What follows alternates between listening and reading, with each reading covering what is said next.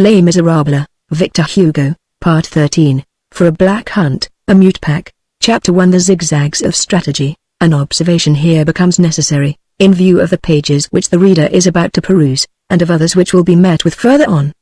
The author of this book, who regrets the necessity of mentioning himself, has been absent from Paris for many years. Paris has been transformed since he quitted it. A new city has arisen, which is, after a fashion, unknown to him. There is no need for him to say that he loves Paris. Paris is his mind's natal city. In consequence of demolitions and reconstructions, the Paris of his youth, that Paris which he bore away religiously in his memory, is now a Paris of days gone by. He must be permitted to speak of that Paris as though it still existed. It is possible that when the author conducts his readers to a spot and says, "In such a street there stands such and such a house," neither street nor house will any longer exist in that locality. Readers may verify the facts if they care to take the trouble. For his own part, he is unacquainted with the new Paris, and he writes with the old Paris before his eyes in an illusion which is precious to him. It is a delight to him to dream that there still lingers behind him something of that which he beheld when he was in his own country, and that all has not vanished. So long as you go and come in your native land, you imagine that those streets are a matter of indifference to you, that those windows, those roofs, and those doors are nothing to you, that those walls are strangers to you, that those trees are merely the first encountered haphazard, that those houses, which you do not enter, are useless to you, that the pavements which you tread are merely stones. Later on, when you are no longer there, you perceive that the streets are dear to you, that you miss those roofs, those doors, and that those walls are necessary to you, those trees are well beloved by you, that you enter those houses which you never entered, every day, and that you have left a part of your heart, of your blood, of your soul, in those pavements.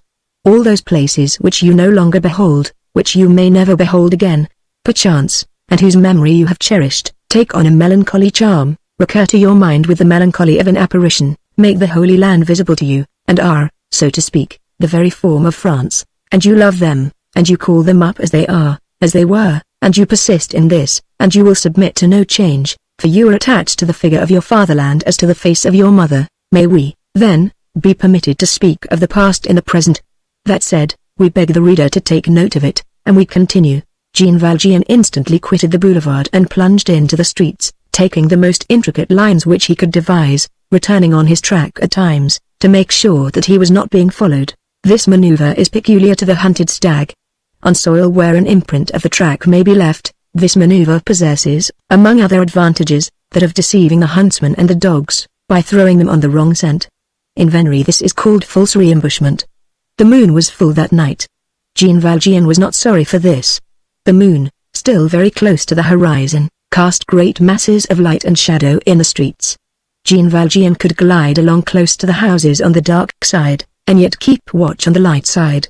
He did not, perhaps, take sufficiently into consideration the fact that the dark side escaped him. Still, in the deserted lanes which lie near the Rue Plover, he thought he felt certain that no one was following him. Cosette walked on without asking any questions. The sufferings of the first 6 years of her life had instilled something passive into her nature. Moreover, and this is a remark to which we shall frequently have occasion to recur, she had grown used, without being herself aware of it, to the peculiarities of this good man and to the freaks of destiny. And then she was with him, and she felt safe. Jean Valjean knew no more where he was going than did Cosette. He trusted in God, as she trusted in him. It seemed as though he also were clinging to the hand of someone greater than himself. He thought he felt a being leading him, though invisible. However, he had no settled idea, no plan, no project. He was not even absolutely sure that it was Javert, and then it might have been Javert, without Javert knowing that he was Jean Valjean. Was not he disguised? Was not he believed to be dead? Still, queer things has been going on for several days. He wanted no more of them. He was determined not to return to the Corb house. Like the wild animal chased from its lair, he was seeking a hole in which he might hide until he could find one where he might dwell. Jean Valjean described many and varied labyrinths in the Mouffetard quarter, which was already asleep, as though the discipline of the Middle Ages and the yoke of the curfew still existed. He combined in various manners, with cunning strategy, the Rue Censier and the Rue Copa, the Rue du Bateau Saint Victor and the Rue du Puits-Lermite. There are lodging houses in this locality, but he did not even enter one, finding nothing which suited him. He had no doubt that if anyone had chanced to be upon his track, they would have lost it. As 11 o'clock struck from Saint-Étienne, Montana, he was traversing the Rue de Pontoise, in front of the office of the Commissary of Police, situated at number 14. A few moments later, the instinct of which we have spoken above made him turn round.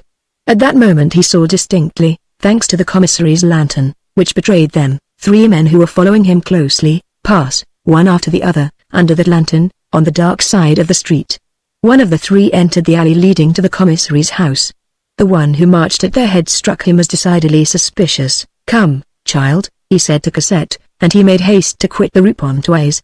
He took a circuit, turned into the Passage des Patriarches, which was closed on account of the hour, strode along the Rue des Petits Bois and the Rue de la Balie, and plunged into the Rue des Postes. At that time there was a square formed by the intersection of streets, where the Collège Rollin stands today, and where the Rue Neuve Sainte-Geneviève turns off. It is understood, of course, that the Rue Neuve Sainte-Geneviève is an old street, and that a posting chaise does not pass through the Rue des Postes once in 10 years. In the 13th century this Rue des Postes was inhabited by potters, and its real name is Rue des Pots. The moon cast a livid light into this open space. Jean Valjean went into ambush in a doorway, calculating that if the men were still following him, he could not fail to get a good look at them, as they traversed this illuminated space. In point of fact, 3 minutes had not elapsed when the men made their appearance. There were 4 of them now. All were tall, dressed in long, brown coats, with round hats, and huge cudgels in their hands. Their great stature and their vast fists rendered them no less alarming than did their sinister stride through the darkness. One would have pronounced them 4 spectres disguised as bourgeois. They halted in the middle of the space and formed a group, like men in consultation. They had an air of indecision. The one who appeared to be their leader turned round and pointed hastily with his right hand in the direction which Jean Valjean had taken. Another seemed to indicate the contrary direction with considerable obstinacy. At the moment when the first man wheeled round, the moon fell full in his face. Jean Valjean recognized Javert perfectly. Chapter 2. It is lucky that the Pont d'Austerlitz bears carriages. Uncertainty was at an end for Jean Valjean. Fortunately it still lasted for the men. He took advantage of their hesitation. It was time lost for them, but gained for him. He slipped from under the gate where he had concealed himself, and went down the Rue des Postes, towards the region of the Jardin des Plantes. Cosette was beginning to be tired. He took her in his arms and carried her. There were no passers-by, and the street lanterns had not been lighted on account of there being a moon. He redoubled his pace. In a few strides he had reached the goblet potteries, on the front of which the moonlight rendered distinctly legible the ancient inscription : De goblet filsque est ici la fabrique, 14, venez choisir des grutches et des bros, des potsifles, des duaux, de labrique. Et out venant le curven des cars. He left behind him the Rue de la Clef, then the Fountain Saint-Victor, skirted the Jardin des Plantes by the lower streets, and reached the quay. There he turned round. The quay was deserted. The streets were deserted. There was no one behind him. He drew a long breath. He gained the Pont d'Austerlitz. Tolls were still collected there at that epoch. He presented himself at the toll office and handed over a sou. "It is 2 sous," said the old soldier in charge of the bridge. "You are carrying a child who can walk. Pay for 2, he paid, vexed that his passage should have aroused remark. Every flight should be an imperceptible slipping away. A heavy cart was crossing the Seine at the same time as himself, and on its way, like him, to the right bank. This was of use to him. He could traverse the bridge in the shadow of the cart. Towards the middle of the bridge, Cosette, whose feet were benumbed, wanted to walk. He set her on the ground and took her hand again. The bridge once crossed, he perceived some timber yards on his right. He directed his course thither. In order to reach them, it was necessary to risk himself in a tolerably large unsheltered and illuminated space. He did not hesitate. Those who were on his track had evidently lost the scent, and Jean Valjean believed himself to be out of danger. Hunted, yes, followed. A little street, the Rue du Chemin Saint-Antoine, opened out between 2 timber yards enclosed in walls. This street was dark and narrow and seemed made expressly for him. Before entering it he cast a glance behind him. From the point where he stood he could see the whole extent of the Pont d'Austerlitz. 4 shadows were just entering on the bridge. These shadows had their backs turned to the Jardin des Plantes and were on their way to the right bank. These 4 shadows were the 4 men. Jean Valjean shuddered like the wild beast which is recaptured. One hope remained to him. It was, that the men had not, perhaps, stepped on the bridge, and had not caught sight of him while he was crossing the large illuminated space, holding Cosette by the hand. In that case, by plunging into the little street before him, he might escape, if he could reach the timber yards, the marshes, the market gardens, the uninhabited ground which was not built upon. It seemed to him that he might commit himself to that silent little street.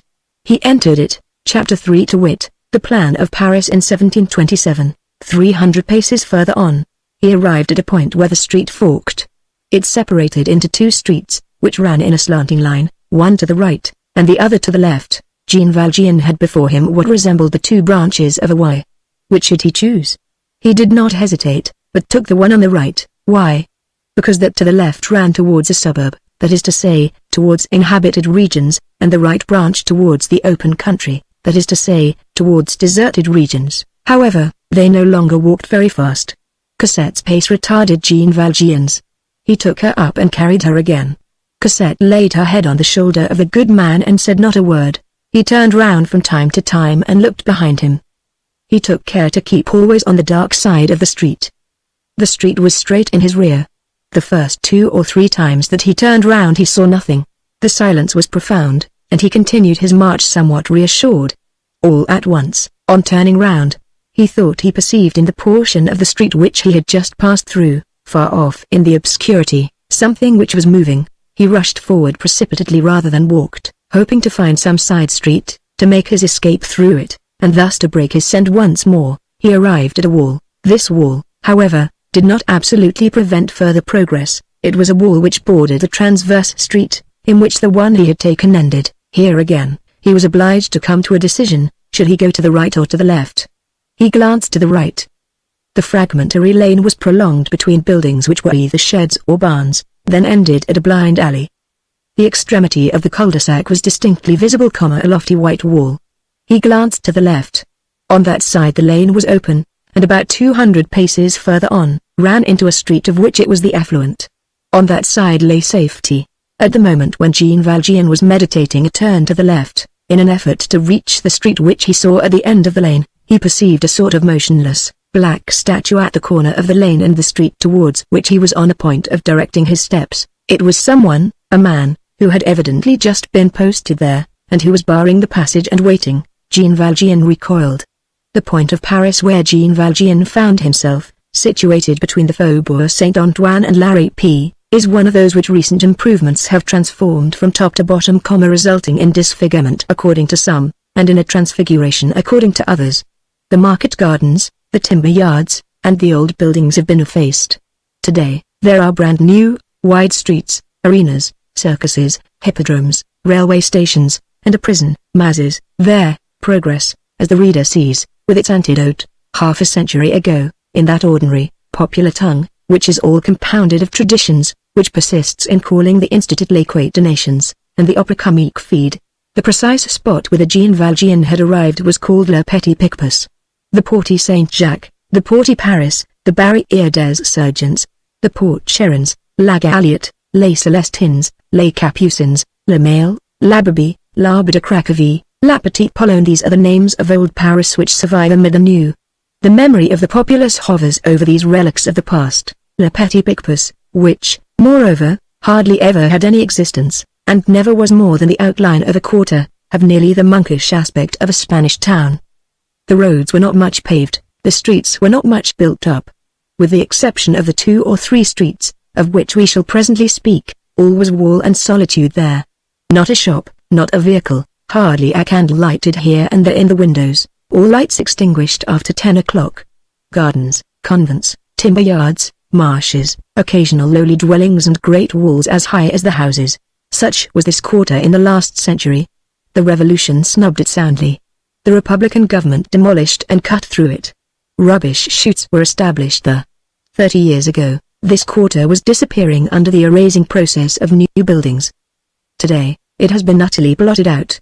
The Petit Picpus, of which no existing plan has preserved a trace, is indicated with sufficient clearness in the plan of 1727, published at Paris by Denis Thierry, Rue Saint-Jacques, opposite the Rue du Plata, and at Lyon, by Jean Guérin, Rue Mercier, at the Sign of Prudence.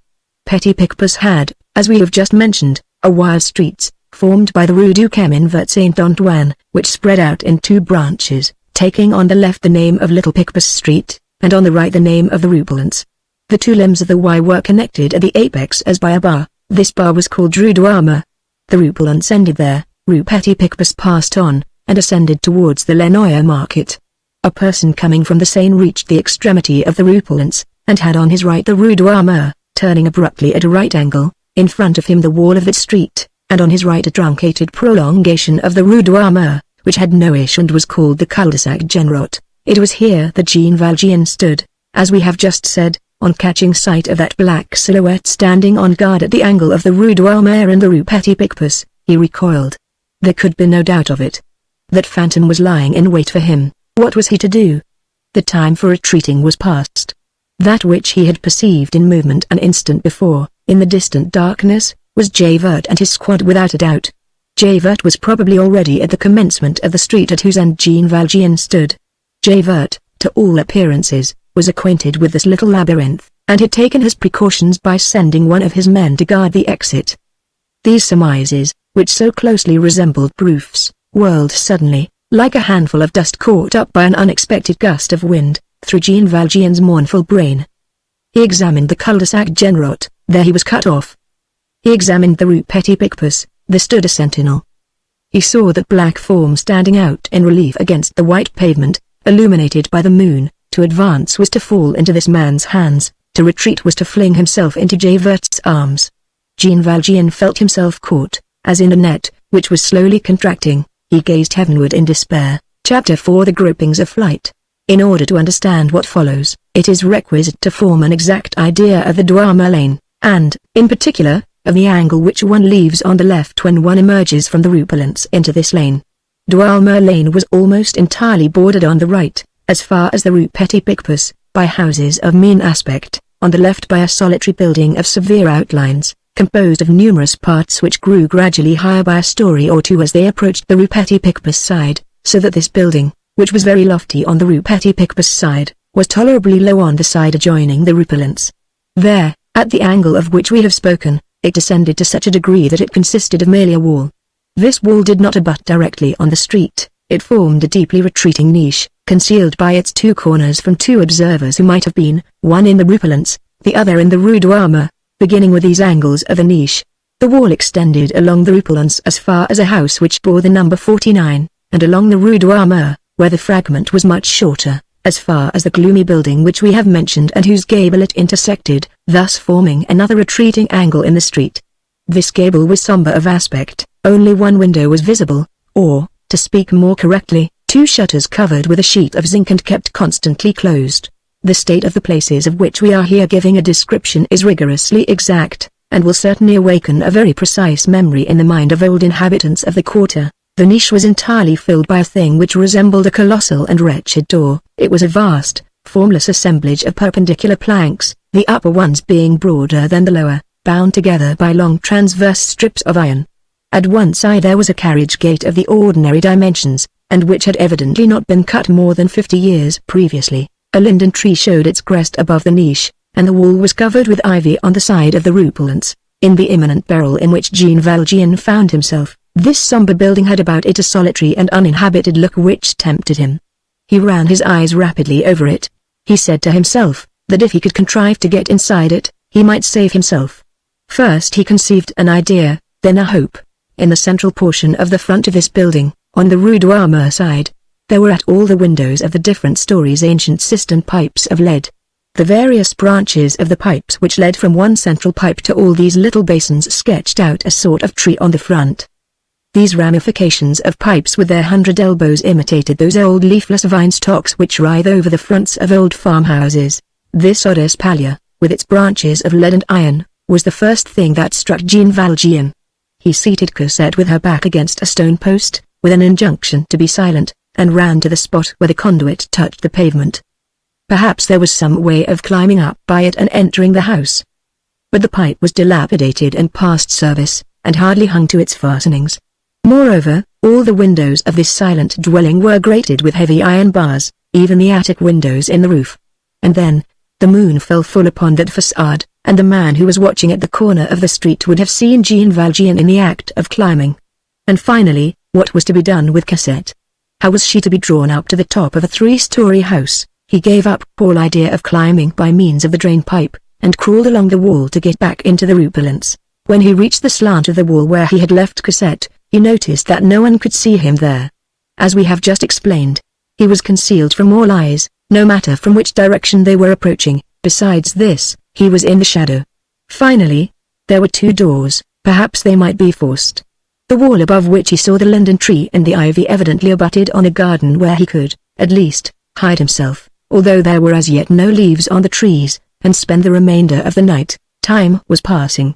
He must act quickly. He felt over the carriage door, and immediately recognized the fact that it was impracticable outside and in. He approached the other door with more hope. It was frightfully decrepit, its very immensity rendered it less solid. The planks were rotten. The iron bands, there were only 3 of them, were rusted. It seemed as though it might be possible to pierce this worm-eaten barrier. On examining it he found that the door was not a door. It had neither hinges, crossbars, lock, nor fissure in the middle. The iron bands traversed it from side to side without any break. Through the crevices in the planks he caught a view of unhewn slabs and blocks of stone roughly cemented together, which passers-by might still have seen there 10 years ago. He was forced to acknowledge with consternation that this apparent door was simply the wooden decoration of a building against which it was placed. It was easy to tear off a plank, but then, one found oneself face to face with a wall. Chapter 5, which would be impossible with gas lanterns. At that moment a heavy and measured sound began to be audible at some distance. Jean Valjean risked a glance round the corner of the street.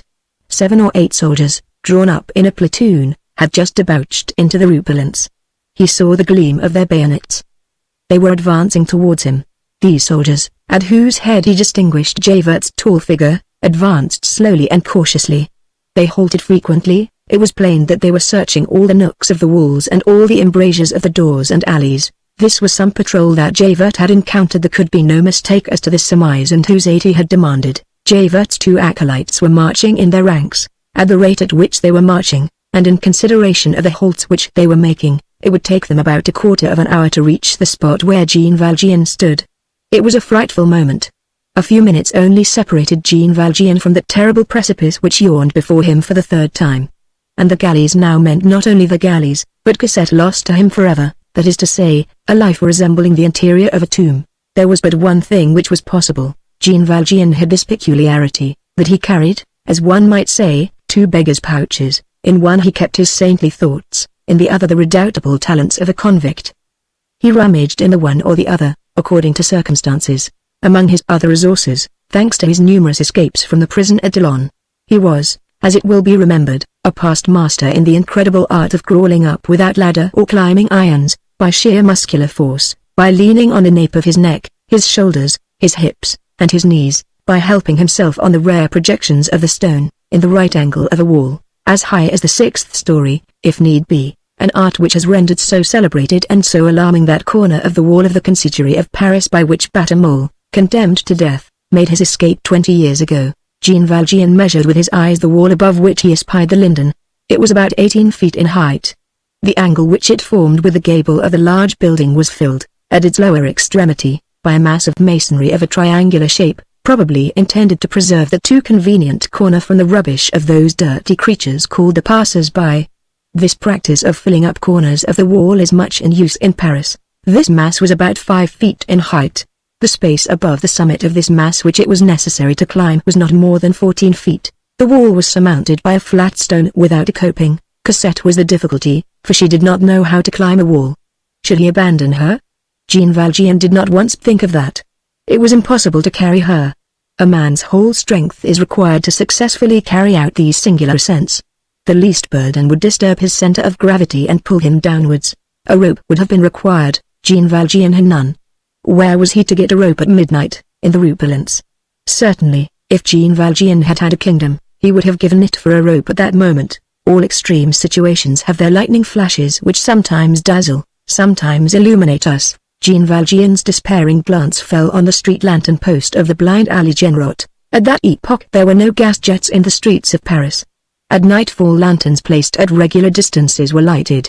They were ascended and descended by means of a rope, which traversed the street from side to side, and was adjusted in a groove of the post. The pulley over which this rope ran was fastened underneath the lantern in a little iron box, the key to which was kept by the lamplighter, and the rope itself was protected by a metal case. Jean Valjean, with the energy of a supreme struggle, crossed the street at one bound, entered the blind alley, broke the latch of the little box with the point of his knife, and an instant later he was beside Cosette once more. He had a rope. These gloomy inventors of expedients work rapidly when they are fighting against fatality. We have already explained that the lanterns had not been lighted that night. The lantern in the cul-de-sac Genrot was thus naturally extinct, like the rest, and one could pass directly under it without even noticing that it was no longer in its place. Nevertheless, the hour, the place, the darkness, Jean Valjean's absorption, his singular gestures, his goings and comings, all had begun to render Cosette uneasy. Any other child than she would have given vent to loud shrieks long before. She contented herself with plucking Jean Valjean by the skirt of his coat. They could hear the sound of the patrol's approach ever more and more distinctly. "Father," said she, in a very low voice, "I am afraid." "Who is coming yonder?" "Hush," replied the unhappy man, "it is Madame Nadia." Cosette shuddered. He added, "Say nothing. Don't interfere with me. If you cry out, if you weep, the Nadia is lying in wait for you. She is coming to take you back." Then, without haste, but without making a useless movement, with firm and curt precision, the more remarkable at a moment when the patrol and Javert might come upon him at any moment, he undid his cravat, passed it round Cosette's body under the armpits, taking care that it should not hurt the child, fastened this cravat to one end of the rope, by means of that knot which seafaring men call a swallow knot, took the other end of the rope in his teeth, pulled off his shoes and stockings, which he threw over the wall, stepped upon the mass of masonry, and began to raise himself in the angle of the wall and the gable with as much solidity and certainty as though he had the rounds of a ladder under his feet and elbows. Half a minute had not elapsed when he was resting on his knees on the wall. Cosette gazed at him in stupid amazement, without uttering a word.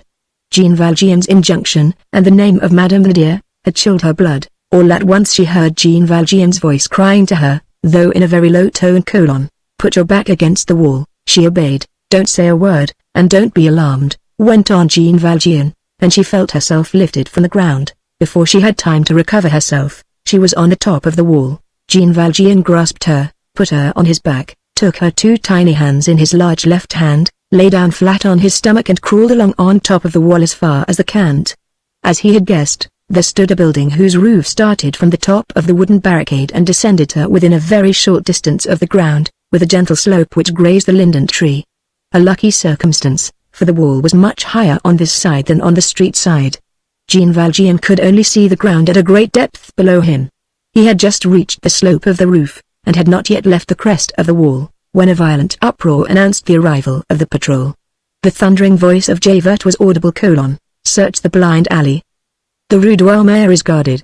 So is the Rue Petit Picpus.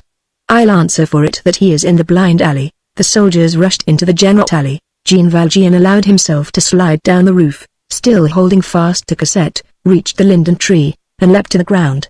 Whether from terror or courage, Cosette had not breathed a sound, though her hands were a little abraded. Chapter 6. The beginning of an enigma. Jean Valjean found himself in a sort of garden which was very vast and of singular aspect, one of those melancholy gardens which seem made to be looked at in winter and at night.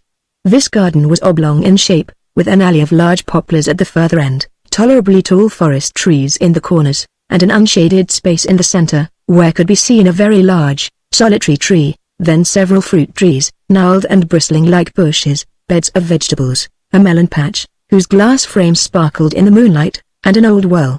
Here and there stood stone benches which seemed black with moss. The alleys were bordered with gloomy and very erect little shrubs. The grass had half taken possession of them, and a green mold covered the rest. Jean Valjean had beside him the building whose roof had served him as a means of descent, a pile of fagots, and, behind the fagots, directly against the wall, a stone statue, whose mutilated face was no longer anything more than a shapeless mask which loomed vaguely through the gloom. The building was a sort of ruin, where dismantled chambers were distinguishable, one of which, much encumbered, seemed to serve as a shed. The large building of the Rue Douarnenez, which had a wing on the Rue Petit Picpus, turned two facades, at right angles, towards this garden. These interior facades were even more tragic than the exterior. All the windows were grated. Not a gleam of light was visible at any one of them. The upper story had scuttles like prisons. One of those facades cast its shadow on the other, which fell over the garden like an immense black pall. No other house was visible. The bottom of the garden was lost in mist and darkness. Nevertheless, walls could be confusedly made out, which intersected as though there were more cultivated land beyond, and the low roofs of the rupulence. Nothing more wild and solitary than this garden could be imagined. There was no one in it, which was quite natural in view of the hour, but it did not seem as though this spot were made for anyone to walk in, even in broad daylight. Jean Valjean's first care had been to get hold of his shoes and put them on again, then to step under the shed with Cosette. A man who is fleeing never thinks himself sufficiently hidden. The child, whose thoughts were still on Nadia, shared his instinct for withdrawing from sight as much as possible. Cosette trembled and pressed close to him. They heard the tumultuous noise of the patrol searching the blind alley and the streets, the blows of their gun stocks against the stones, Javert's appeals to the police spies whom he had posted, and his imprecations mingled with words which could not be distinguished. At the expiration of a quarter of an hour it seemed as though that species of stormy roar were becoming more distant. Jean Valjean held his breath. He had laid his hand lightly on Cosette's mouth. However, the solitude in which he stood was so strangely calm, that this frightful uproar, close and furious as it was, did not disturb him by so much as the shadow of a misgiving. It seemed as though those walls had been built of the deaf stones of which the scriptures speak. All at once, in the midst of this profound calm, a fresh sound arose, a sound as celestial, divine, ineffable, ravishing, as the other had been horrible. It was a hymn which issued from the gloom, a dazzling burst of prayer and harmony in the obscure and alarming silence of the night, women's voices, but voices composed at one and the same time of the pure accents of virgins and the innocent accents of children, voices which are not of the earth, and which resemble those that the newborn infant still hears, and which the dying man hears already. This song proceeded from the gloomy edifice which towered above the garden.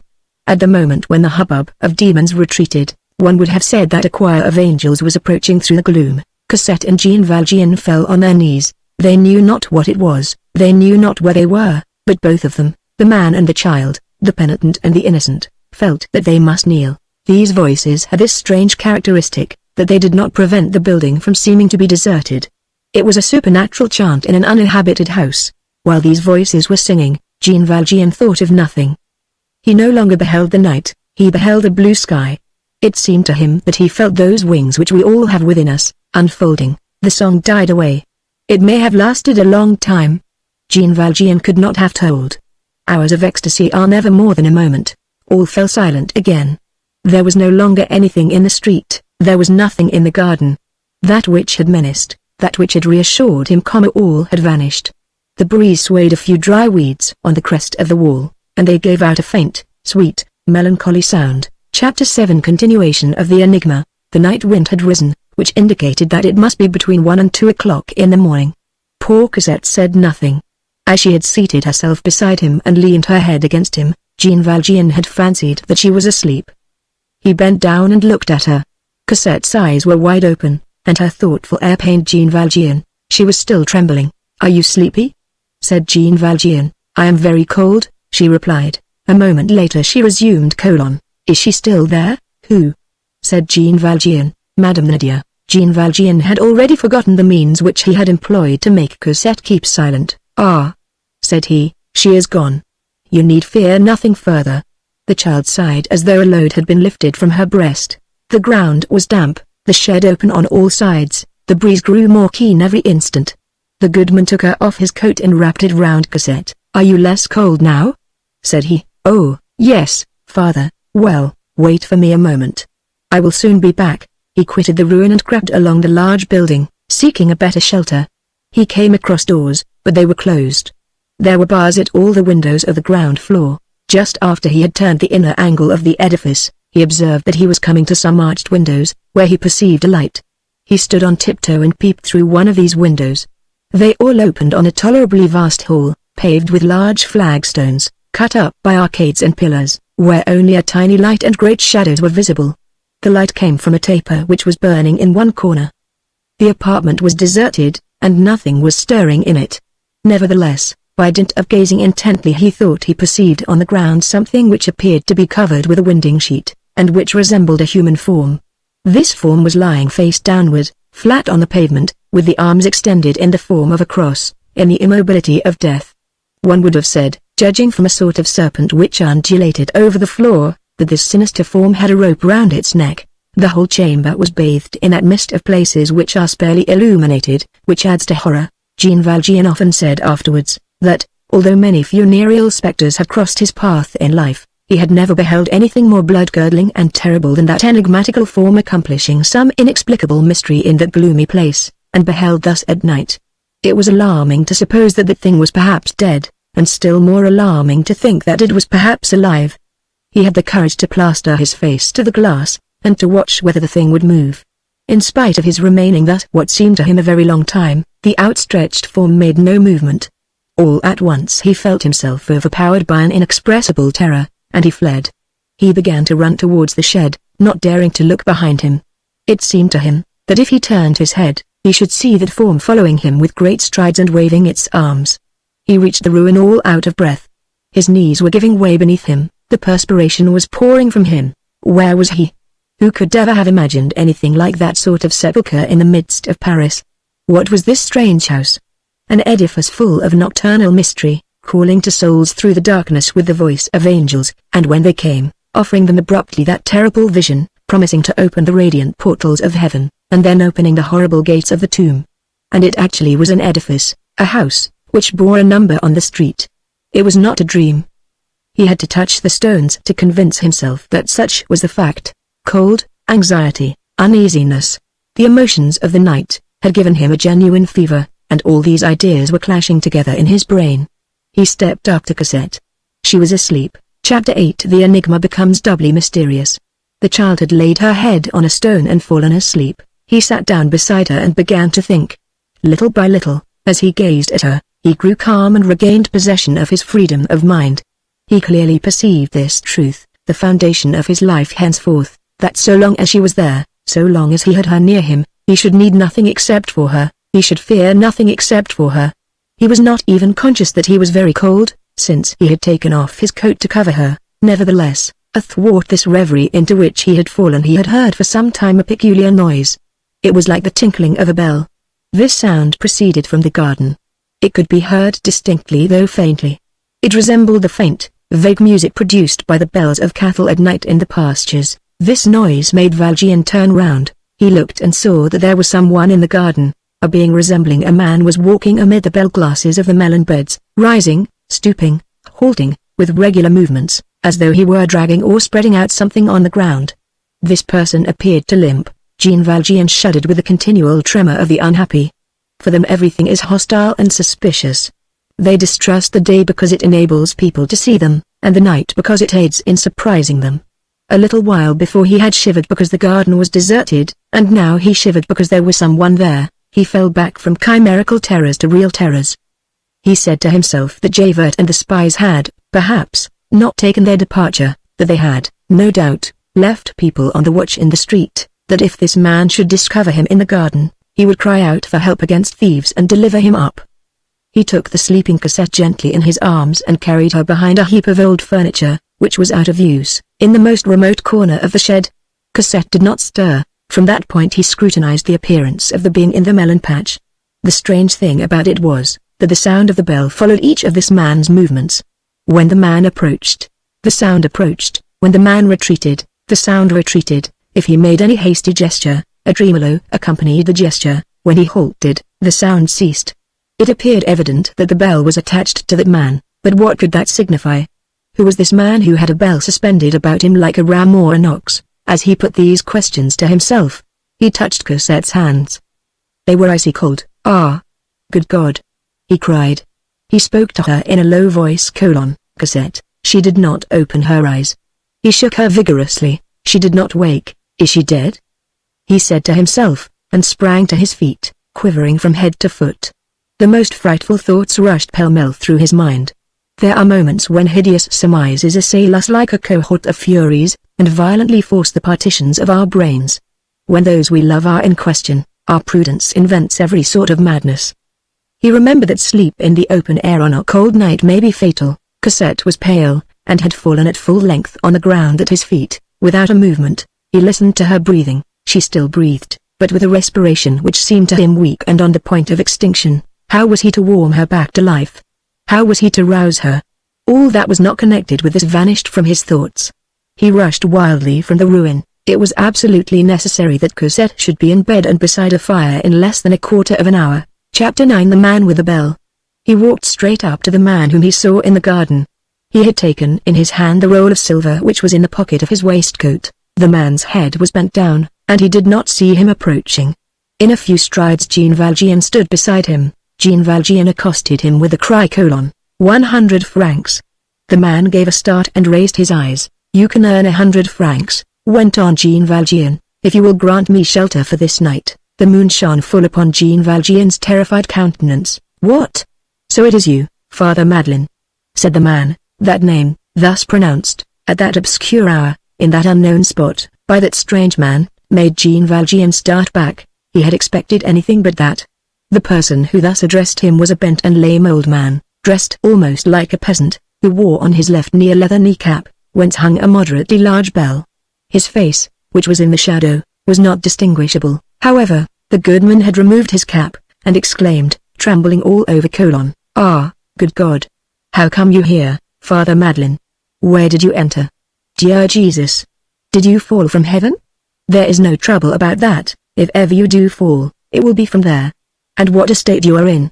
You have no cravat, you have no hat, you have no coat.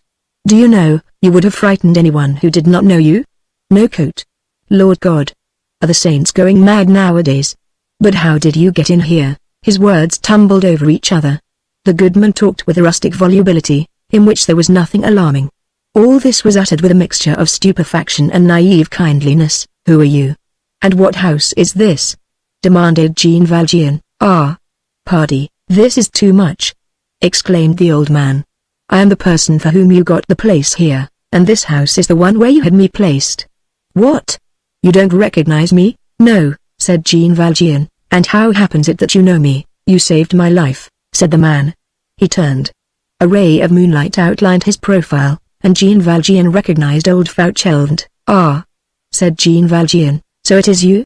Yes, I recollect you. That is very lucky, said the old man, in a reproachful tone. And what are you doing here?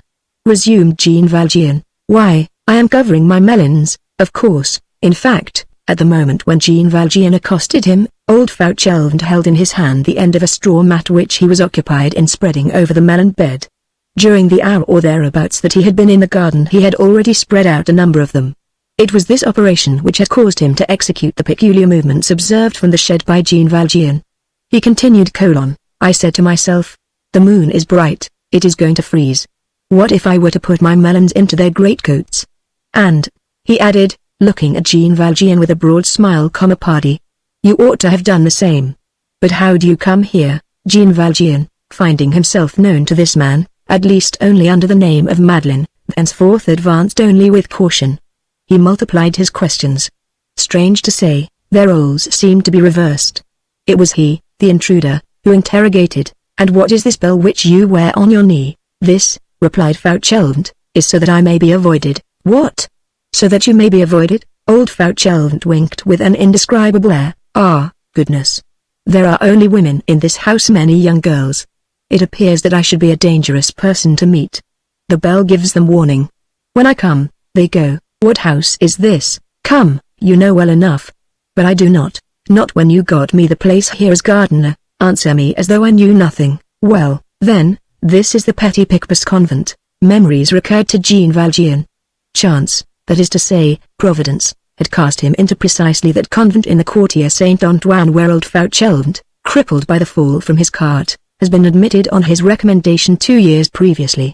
He repeated, as though talking to himself: the Petit Picpus convent, exactly, returned old Fauchelevent. But to come to the point, how the deuce did you manage to get in here, you, Father Madeleine? No matter if you are a saint, you are a man as well, and no man enters here. You certainly are here. There is no one but me. Still, said Jean Valjean, I must stay here. Ah, good God! Cried Fauchelevent. Jean Valjean drew near to the old man, and said to him in a grave voice: Father Fauchelevent, I saved your life. I was the first to recall it, returned Fauchelevent. Well, you can do today for me that which I did for you in the olden days. Fauchelevent took in his aged, trembling, and wrinkled hands Jean Valjean's 2 robust hands, and stood for several minutes as though incapable of speaking. At length he exclaimed: Oh! That would be a blessing from the good God, if I could make you some little return for that. Save your life. Monsieur le Maire, dispose of the old man. A wonderful joy had transfigured this old man. His countenance seemed to emit a ray of light. "What do you wish me to do?" he resumed. "That I will explain to you. You have a chamber? I have an isolated hovel yonder, behind the ruins of the old convent, in a corner which no one ever looks into. There are 3 rooms in it. The hut was, in fact, so well hidden behind the ruins, and so cleverly arranged to prevent it being seen, that Jean Valjean had not perceived it." "Good," said Jean Valjean. "Now I am going to ask 2 things of you." "What are they, Mr. Mayor?" "In the first place, you are not to tell anyone what you know about me. In the second, you are not to try to find out anything more, as you please. I know that you can do nothing that is not honest, that you have always been a man after the good God's heart. And then, moreover, it was who placed me here. That concerns you. I am at your service. That is settled then. Now, come with me. We will go and get the child." "Ah," said Fauchelevent, "so there is a child?" He added not a word further, and followed Jean Valjean as a dog follows his master. Less than half an hour afterwards Cosette, who had grown rosy again before the flame of a good fire, was lying asleep in the old gardener's bed. Jean Valjean had put on his cravat and coat once more. His hat, which he had flung over the wall, had been found and picked up. While Jean Valjean was putting on his coat, Fauchelevent had removed the bell and kneecap, which now hung on a nail beside a vintage basket that adorned the wall. The 2 men were warming themselves with their elbows resting on a table upon which Fauchelevent had placed a bit of cheese, black bread, a bottle of wine, and 2 glasses, and the old man was saying to Jean Valjean, as he laid his hand on the latter's knee, "Ah, Father Madeleine, you did not recognize me immediately. You save people's lives, and then you forget them. That is bad. But they remember you.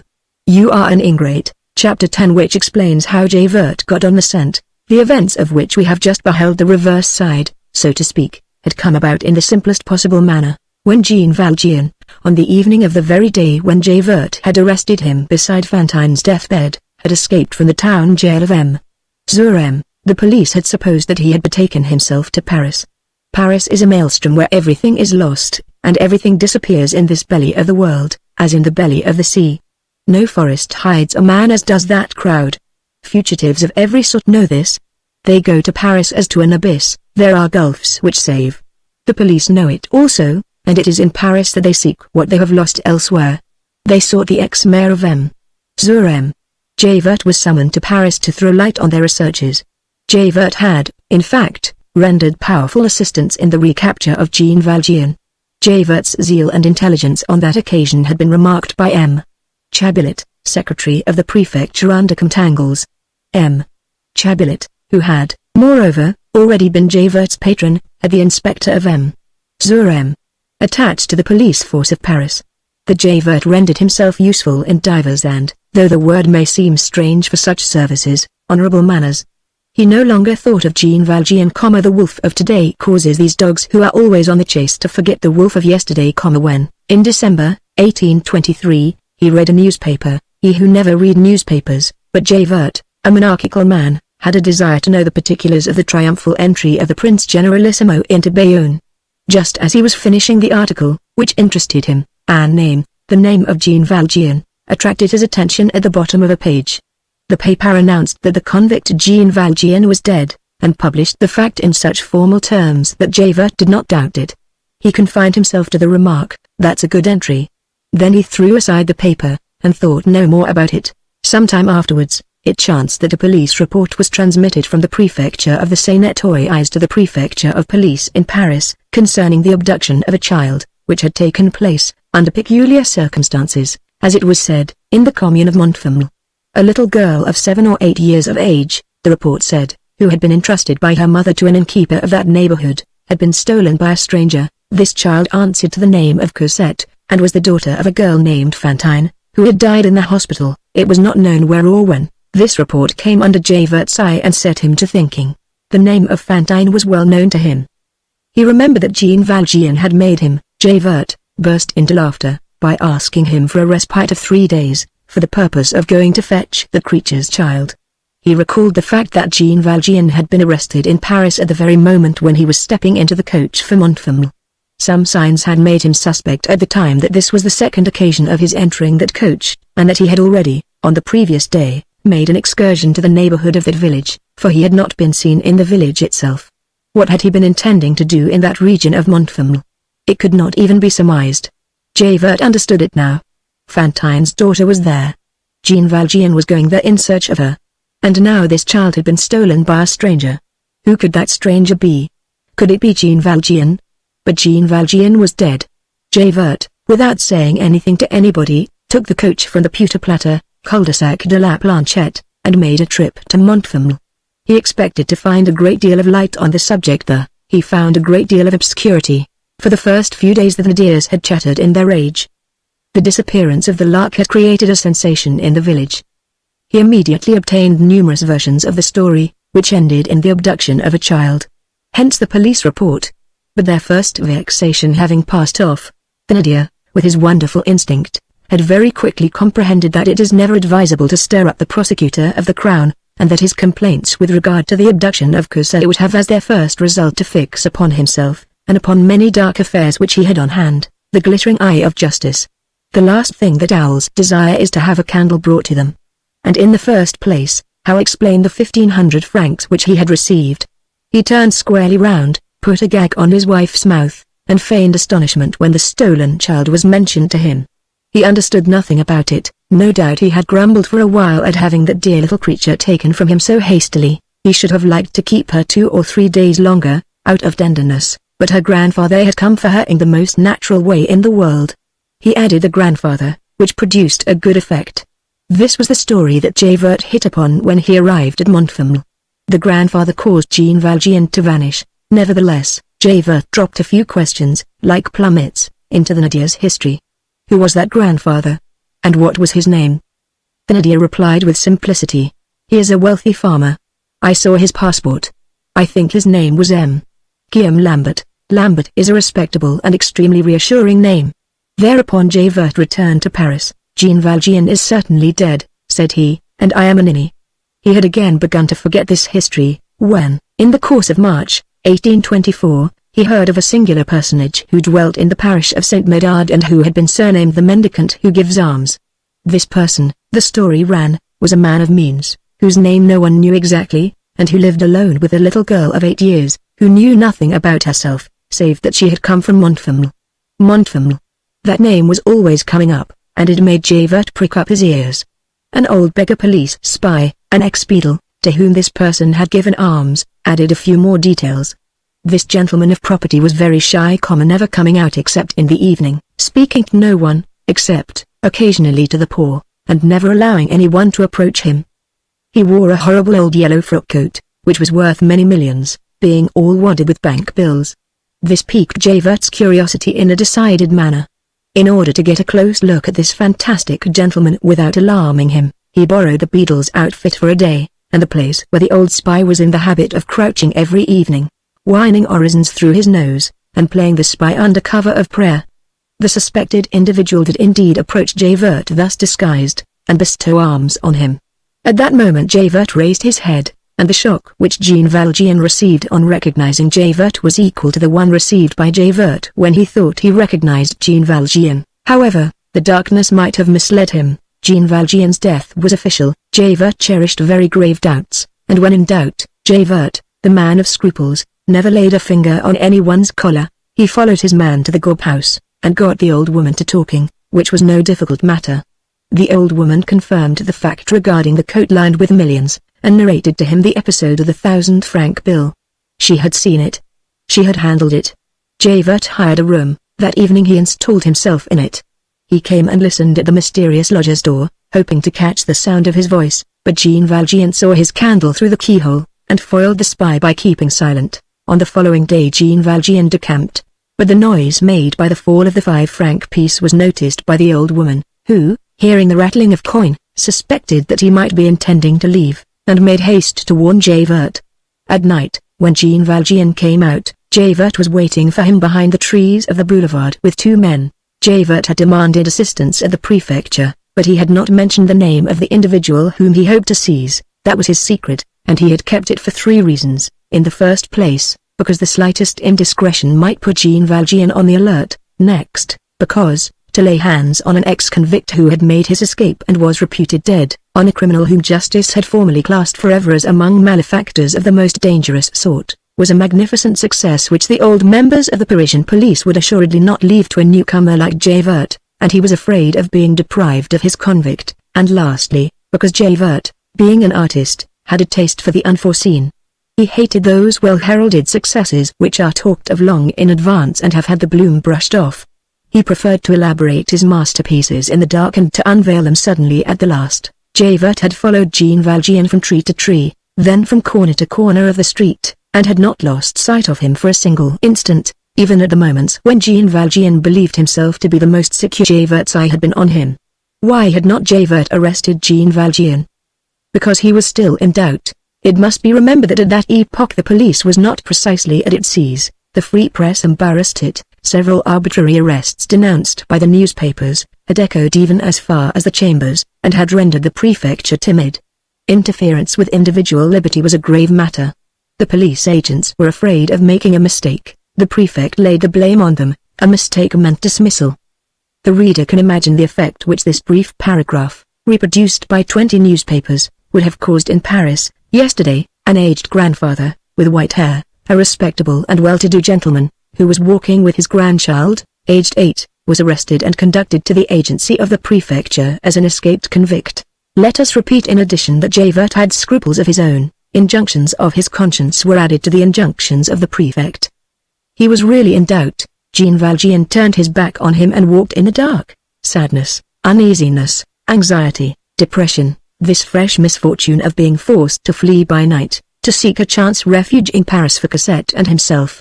The necessity of regulating his pace to the pace of the child, all this, without his being aware of it, had altered Jean Valjean's walk, and impressed on his bearing such senility, that the police themselves, incarnate in the person of Javert, might, and did in fact, make a mistake.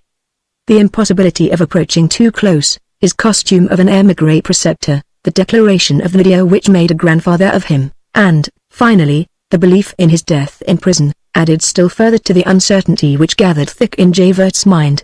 For an instant it occurred to him to make an abrupt demand for his papers, but if the man was not Jean Valjean, and if this man was not a good, honest old fellow living on his income, he was probably some merry blade deeply and cunningly implicated in the obscure web of Parisian misdeeds, some chief of a dangerous band, who gave arms to conceal his other talents, which was an old dodge.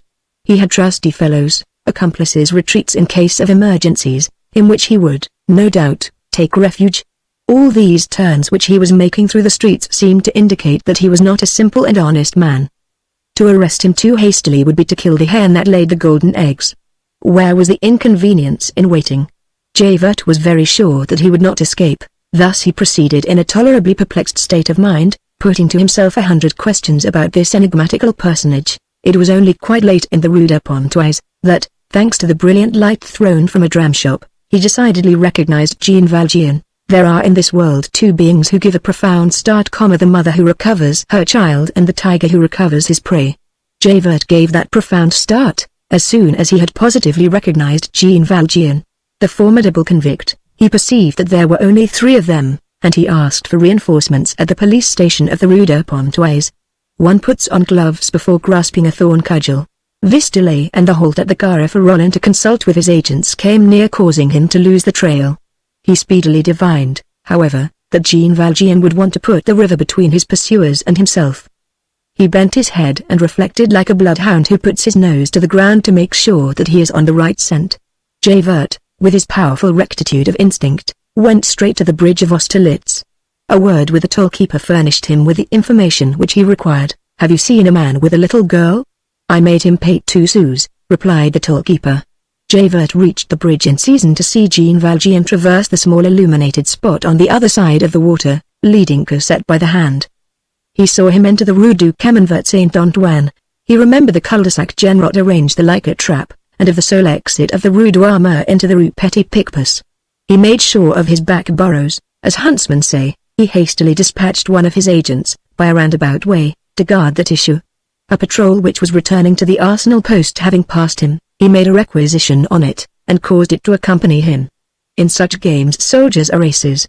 Moreover, the principle is, that in order to get the best of the wild boar, one must employ the science of venery and plenty of dogs. These combinations having been effected, feeling that Jean Valjean was caught between the blind alley Genot on the right, his agent on the left, and himself, Javert, in the rear, he took a pinch of snuff. Then he began the game. He experienced one ecstatic and infernal moment. He allowed his man to go on ahead, knowing that he had him safe, but desirous of postponing the moment of arrest as long as possible, happy at the thought that he was taken and yet at seeing him free, gloating over him with his gaze, with that voluptuousness of the spider which allows the flight to flutter, and of the cat which lets the mouse run. Claws and talons possess a monstrous sensuality, the obscure movements of the creature imprisoned in their pincers. What a delight this strangling is! Javert was enjoying himself. The meshes of his net were stoutly knotted. He was sure of success. All he had to do now was to close his hand, accompanied as he was. The very idea of resistance was impossible, however vigorous, energetic, and desperate Jean Valjean might be. Javert advanced slowly, searching on his way all the nooks of the street like so many pockets of thieves. When he reached the center of the web he found the fly no longer there. His exasperation can be imagined. He interrogated his sentinel of the Rue Douarnenez and Petit Picpus. That agent, who had remained imperturbably at his post, had not seen the man pass. It sometimes happens that a stag is lost head and horns, that is to say, he escapes although he has the pack on his very heels, and then the oldest huntsmen know not what to say. Duvivier, Linneville, and Desprez halt short. In a discomfiture of this sort, Artange exclaims, "It was not a stag, but a sorcerer." Javert would have liked to utter the same cry. His disappointment bordered for a moment on despair and rage. It is certain that Napoleon made mistakes during the war with Russia, that Alexander committed blunders in the war in India, that Caesar made mistakes in the war in Africa, that Cyrus was at fault in the war in Scythia, and that Javert blundered in this campaign against Jean Valjean. He was wrong, perhaps, in hesitating in his recognition of the ex-convict. The first glance should have sufficed him.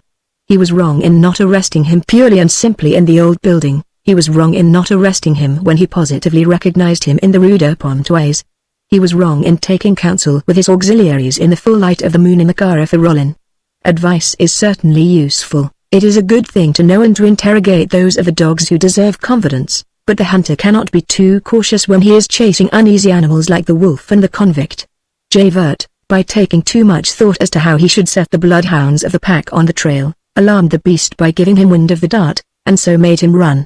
Above all, he was wrong in that after he had picked up the scent again on the bridge of Austerlitz, he played that formidable and puerile game of keeping such a man at the end of a thread. He thought himself stronger than he was, and believed that he could play at the game of the mouse and the lion. At the same time, he reckoned himself as too weak, when he judged it necessary to obtain reinforcement. Fatal precaution, waste of precious time. Javert committed all these blunders, and nonetheless was one of the cleverest and the most correct spies that ever existed. He was, in the full force of the term, what is called in venery a knowing dog. But what is there that is perfect?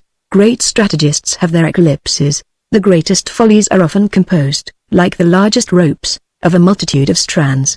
Take the cable thread by thread, take all the petty determining motives separately, and you can break them one after the other, and you say, that is all there is of it. Braid them, twist them together, the result is enormous. It is Hitler hesitating between Marsan on the east and Valentinian on the west. It is Hannibal tarrying at Capua. It is Danton falling asleep at Arcis-sur-Aube. However that may be, even at the moment when he saw that Jean Valjean had escaped him, Javert did not lose his head. Sure that the convict who had broken his ban could not be far off, he established sentinels. He organized traps and ambuscades, and beat the quarter all that night. The first thing he saw was the disorder in the street lantern whose rope had been cut. A precious sign which, however, led him astray, since it caused him to turn all his researches in the direction of the cul-de-sac Genrot. In this blind alley there were tolerably low walls which abutted on gardens whose bounds adjoined the immense stretches of waste land. Jean Valjean evidently must have fled in that direction.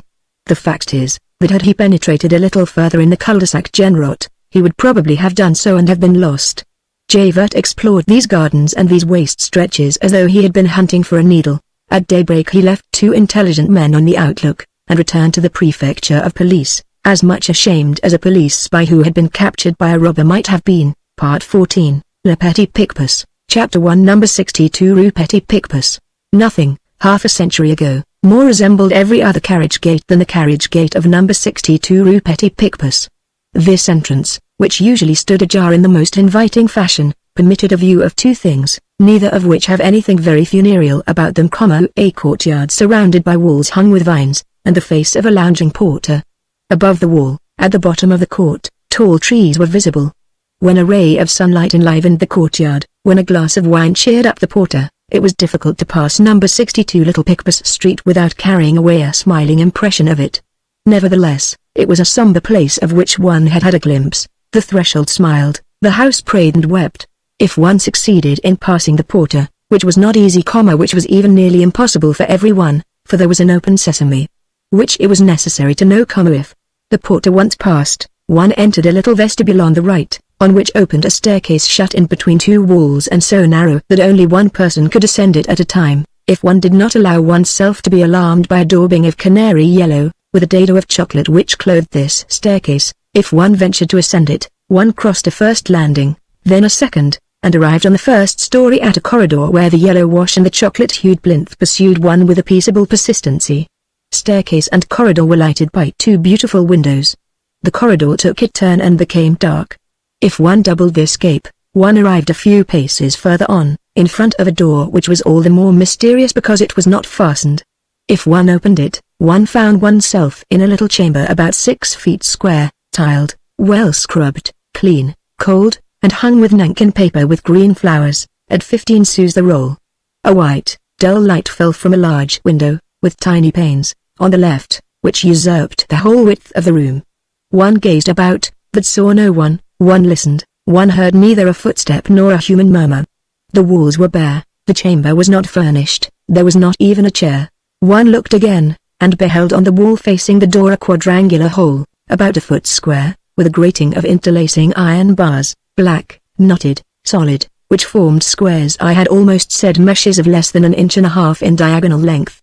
The little green flowers of the nankin paper ran in a calm and orderly manner to those iron bars, without being startled or thrown into confusion by their funereal contact.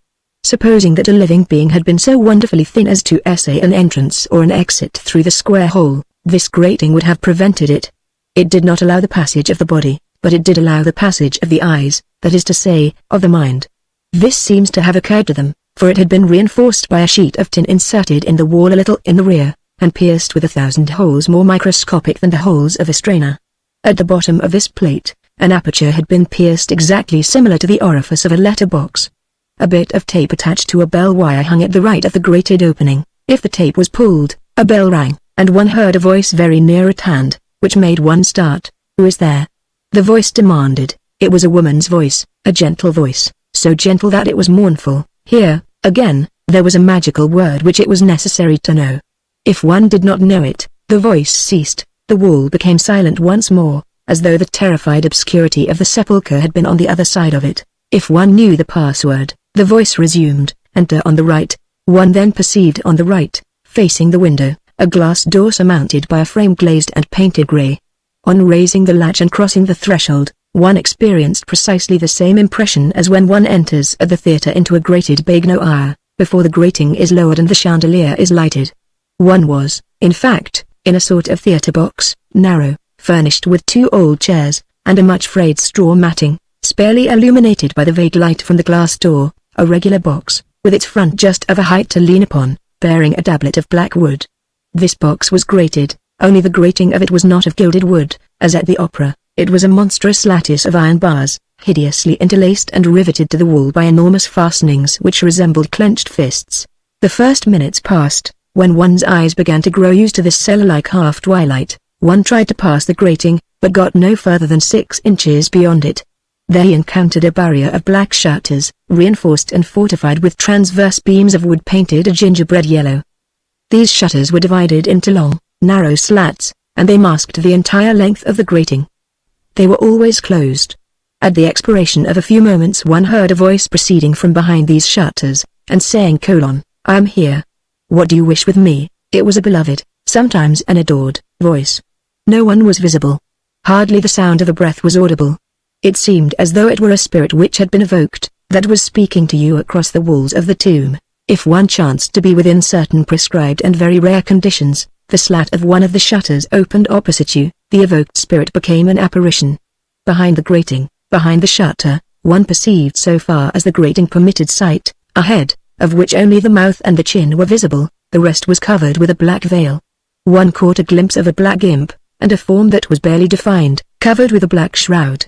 That head spoke with you, but did not look at you and never smiled at you. The light which came from behind you was adjusted in such a manner that you saw her in the white, and she saw you in the black. This light was symbolical, nevertheless, your eyes plunged eagerly through that opening which was made in that place shut off from all glances. A profound vagueness enveloped that form clad in mourning. Your eyes searched that vagueness, and sought to make out the surroundings of the apparition.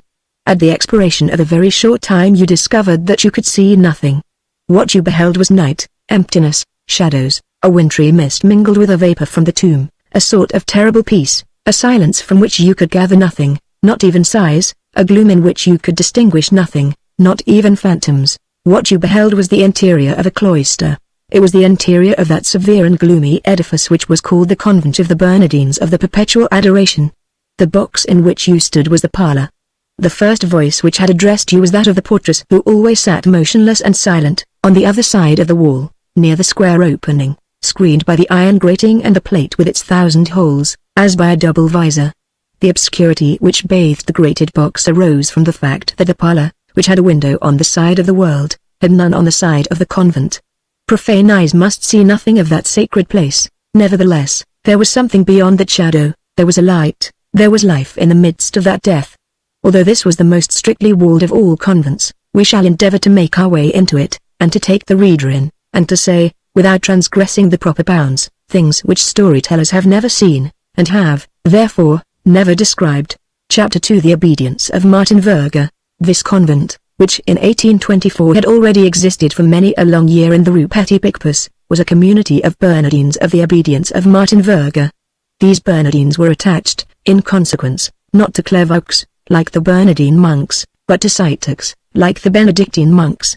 In other words, they were the subjects, not of Saint Bernard, but of Saint Benoit. Anyone who has turned over old folios to any extent knows that Martin Verga founded in 1425 a congregation of Bernardines Benedictines, with Solomonker for the head of the order, and Alcala as the branch establishment. This congregation had sent out branches throughout all the Catholic countries of Europe.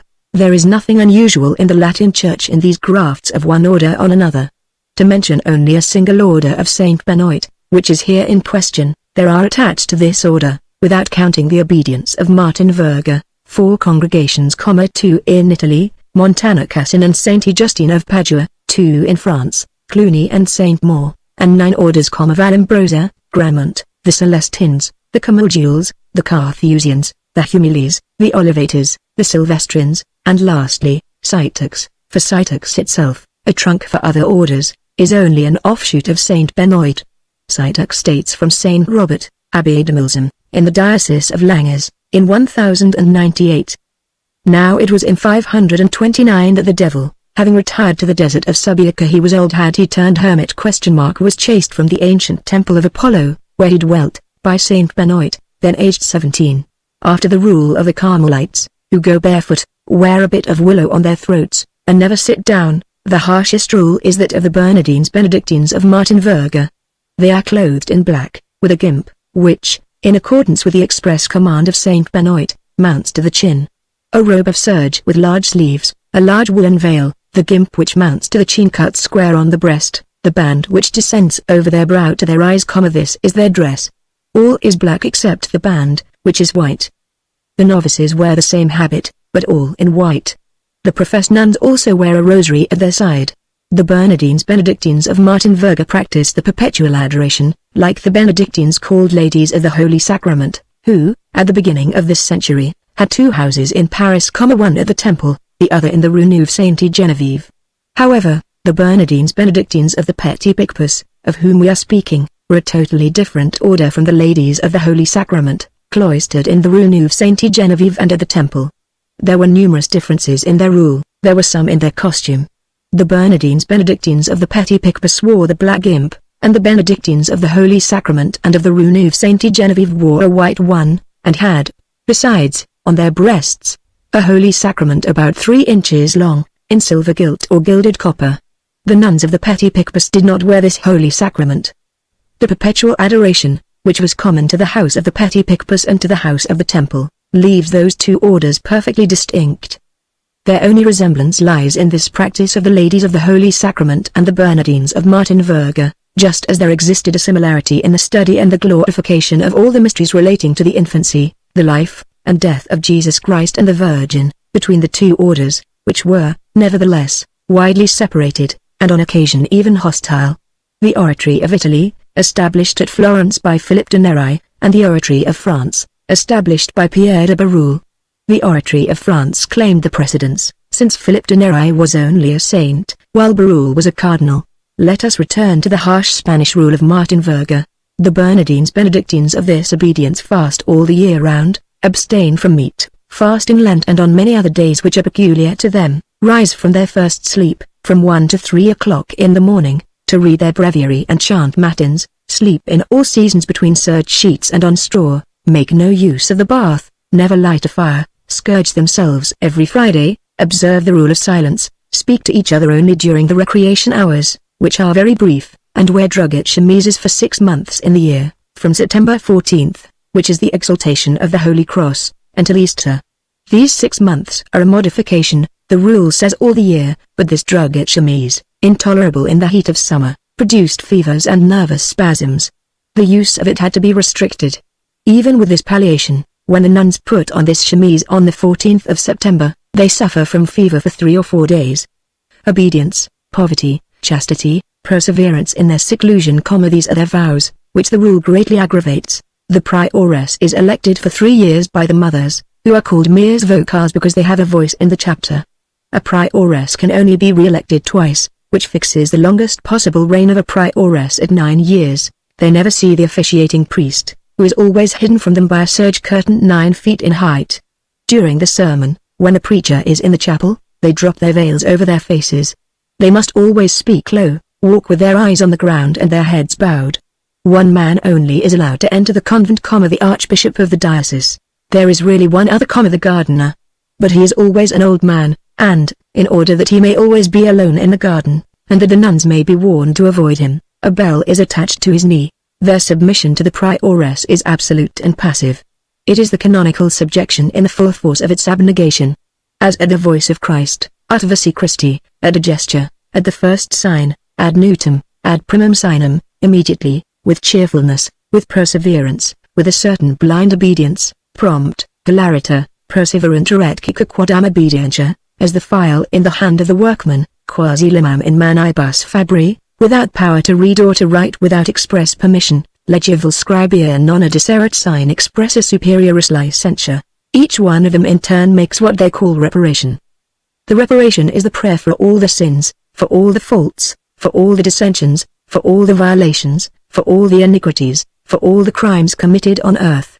For the space of 12 consecutive hours, from 4 o'clock in the afternoon till 4 o'clock in the morning, or from 4 o'clock in the morning until 4 o'clock in the afternoon, the sister who is making reparation remains on her knees on the stone before the Holy Sacrament, with hands clasped, a rope around her neck. When her fatigue becomes unendurable, she prostrates herself flat on her face against the earth, with her arms outstretched in the form of a cross. This is her only relief. In this attitude she prays for all the guilty in the universe. This is greater sublimity. As this act is performed in front of a post on which burns a candle, it is called without distinction, to make reparation or to be at the post. The nuns even prefer, out of humility, this last expression, which contains an idea of torture and abasement. To make reparation is a function in which the whole soul is absorbed. The sister at the post would not turn round were a thunderbolt to fall directly behind her. Besides this, there is always a sister kneeling before the Holy Sacrament. This station lasts an hour. They relieve each other like soldiers on guard. This is the perpetual adoration. The prioresses and the mothers almost always bear names stamped with peculiar solemnity, recalling, not the saints and martyrs, but moments in the life of Jesus Christ, as Mother Nativity, Mother Conception, Mother Presentation, Mother Passion.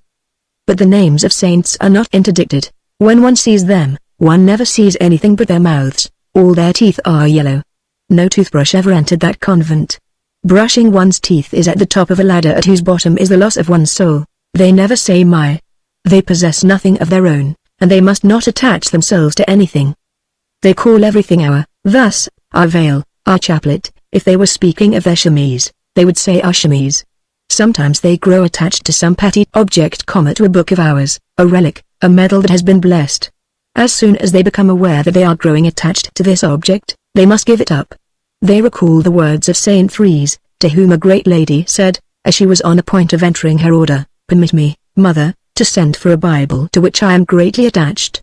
Ah, you are attached to something. In that case, do not enter our order. Every person whatever is forbidden to shut herself up, to have a place of her own, a chamber. They live with their cells open.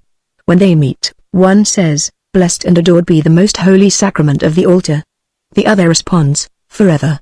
The same ceremony when one taps at the other's door. Hardly has she touched the door when a soft voice on the other side is heard to say hastily, "Forever." Like all practices, this becomes mechanical by force of habit, and one sometimes says forever before the other has had time to say the rather long sentence, "Praised and adored be the most holy sacrament of the altar." Among the visitandines the one who enters says, "Ave Maria," and the one whose cell is entered says, "Gratia plena."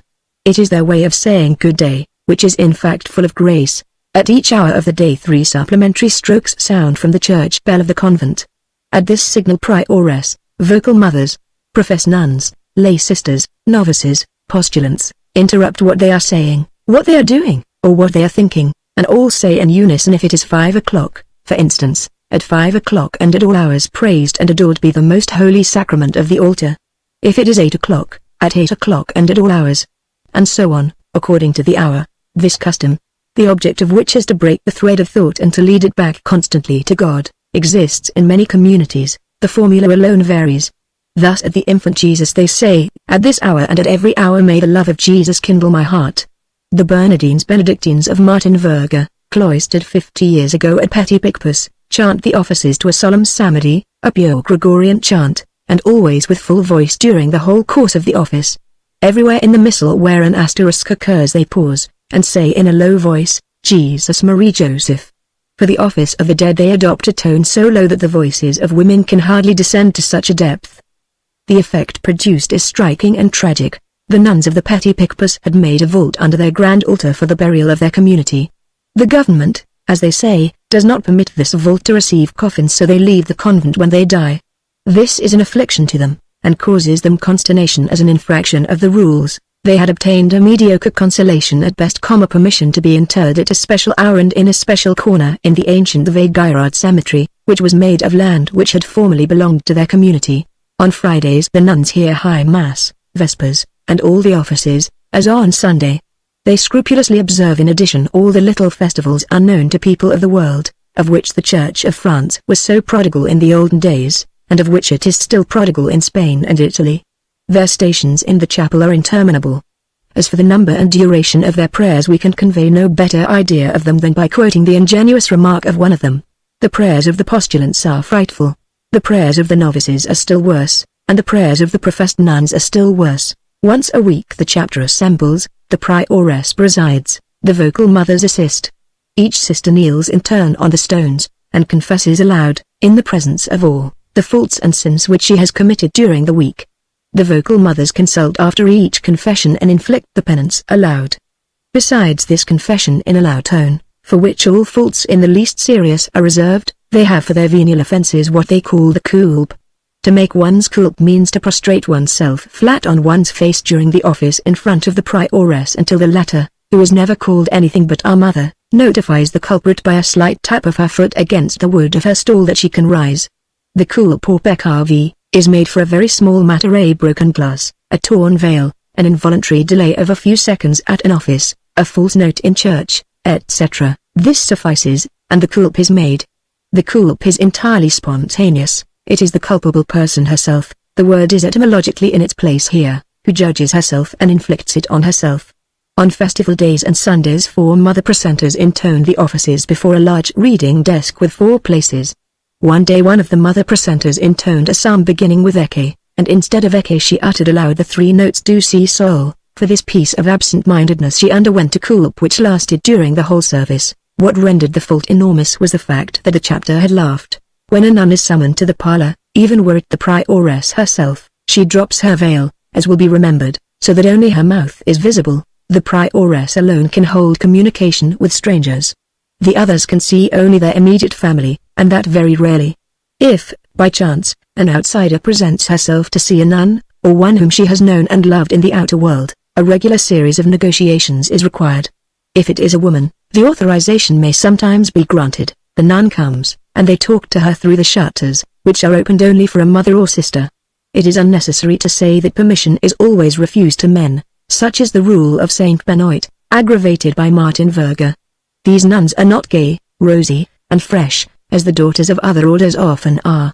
They are pale and grave. Between 1825 and 1833 of them went mad. Chapter 3 Austerities. One is a postulant for 2 years at least, often for 4, a novice for 4. It is rare that the definitive vows can be pronounced earlier than the age of 23 or 24 years. The Bernardines Benedictines of Martin Verga do not admit widows to their order. In their cells, they deliver themselves up to many unknown macerations, of which they must never speak. On the day when a novice makes her profession, she is dressed in her handsomest attire, she is crowned with white roses, her hair is brushed until it shines, and curled. Then she prostrates herself, a great black veil is thrown over her, and the office for the dead is sung. Then the nuns separate into 2 files, one file passes close to her, saying in plaintive accents, "Our sister is dead," and the other file responds in a voice of ecstasy, "Our sister is alive in Jesus Christ." At the epoch when this story takes place, a boarding school was attached to the convent, a boarding school for young girls of noble and mostly wealthy families, among whom could be remarked Mademoiselle de Saint Hilaire and de Burleson, and an English girl bearing the illustrious Catholic name of Talbot. These young girls, reared by these nuns between 4 walls, grew up with a horror of the world and of the age. One of them said to us one day, "The sight of the street pavement made me shudder from head to foot." They were dressed in blue, with a white cap and a Holy Spirit of silver gilt or of copper on their breast. On certain grand festival days, particularly St. Martha's Day, they were permitted, as a high favor and a supreme happiness, to dress themselves as nuns and to carry out the offices and practice of Saint Benoit for a whole day. In the early days the nuns were in the habit of lending them their black garments. This seemed profane, and the prioress forbade it. Only the novices were permitted to lend. It is remarkable that these performances, tolerated and encouraged, no doubt, in the convent out of a secret spirit of proselytism and in order to give these children a foretaste of the holy habit, were a genuine happiness and a real recreation for the scholars. They simply amused themselves with it. It was new, it gave them a change. Candid reasons of childhood, which do not, however, succeed in making us worldlings comprehend the felicity of holding a holy water sprinkler in one's hand and standing for hours together singing hard enough for 4 in front of a reading desk. The pupils conformed, with the exception of the austerities, to all the practices of the convent. There was a certain young woman who entered the world, and who after many years of married life had not succeeded in breaking herself of the habit of saying in great haste whenever anyone knocked at her door, "Forever." Like the nuns, the pupils saw their relatives only in the parlor. Their very mothers did not obtain permission to embrace them. The following illustrates to what a degree severity on that point was carried. One day a young girl received a visit from her mother, who was accompanied by a little sister 3 years of age. The young girl wept, for she wished greatly to embrace her sister. Impossible. She begged that, at least, the child might be permitted to pass her little hand through the bud so that she could kiss it. This was almost indignantly refused. Chapter 4 Gaieties. Nonetheless, these young girls filled this grave house with charming souvenirs. At certain hours childhood sparkled in that cloister. The recreation hour struck. A door swung on its hinges. The birds said, "Good, here come the children." An eruption of youth inundated that garden intersected with a cross like a shroud. Radiant faces, white foreheads, innocent eyes, full of merry light, all sorts of auroras, were scattered about amid these shadows.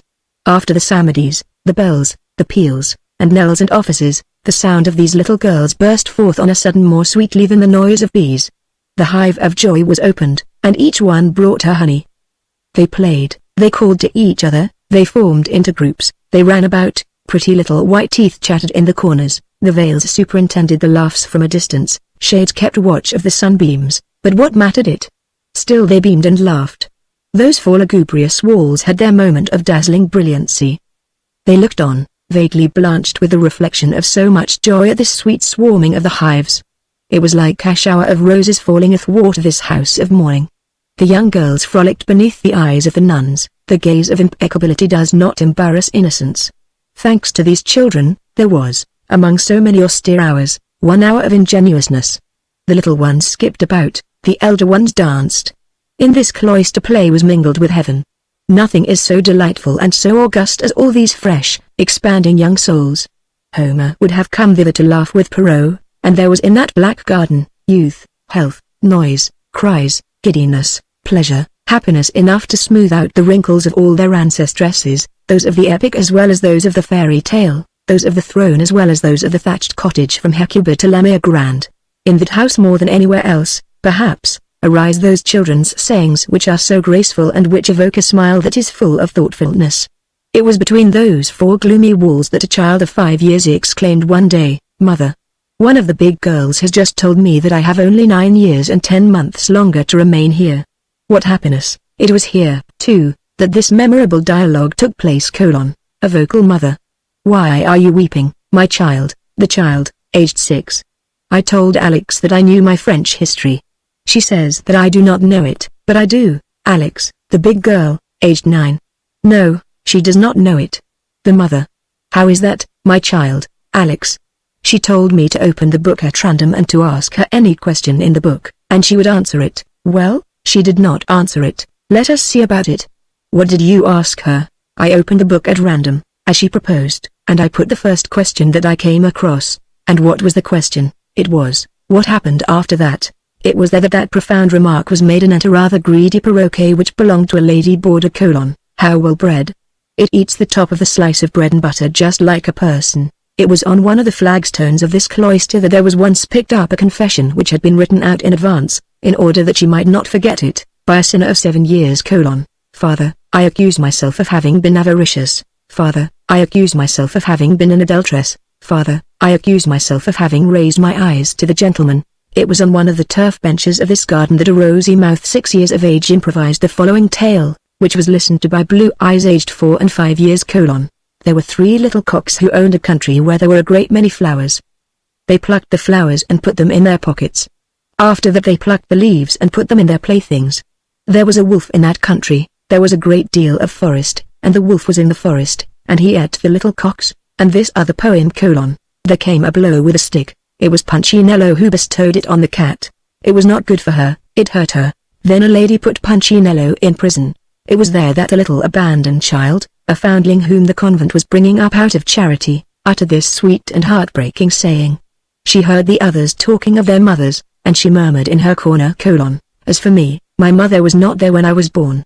There was a stout portress who could always be seen hurrying through the corridors with her bunch of keys, and whose name was Sister Agatha. The big girls, those over 10 years of age, called her Agathocles. The refectory, a large apartment of an oblong square form, which received no light except through a vaulted cloister on a level with the garden, was dark and damp, and, as the children say, full of beasts. All the places round about furnished their contingent of insects. Each of its 4 corners had received, in the language of the pupils, a special and expressive name. There was Spider Corner, Caterpillar Corner, Woodlouse Corner, and Cricket Corner. Cricket Corner was near the kitchen and was highly esteemed. It was not so cold there as elsewhere. From the refectory the names had passed to the boarding school, and they served as in the old college Mazarin to distinguish 4 nations. Every pupil belonged to one of these 4 nations according to the corner of the refectory in which she sat at meals. One day Munson the Archbishop, while making his pastoral visit, saw a pretty little rosy girl with beautiful golden hair enter the classroom through which he was passing. He inquired of another pupil, a charming brunette with rosy cheeks, who stood near him: "Who is that?" "She is a spider, Munson." "Bah! And that one yonder?" "She is a cricket." "And that one?" "She is a caterpillar." "Really? And yourself?" "I am a woodlouse, Munson." Every house of this sort has its own peculiarities. At the beginning of this century Eton was one of those strict and graceful places where young girls pass their childhood in a shadow that is almost august. At Eton, in order to take rank in the procession of the Holy Sacrament, a distinction was made between virgins and florists. There were also the dais and the censors, the first who held the cords of the dais, and the others who carried incense before the Holy Sacrament. The flowers belonged by right to the florists. 4 virgins walked in advance.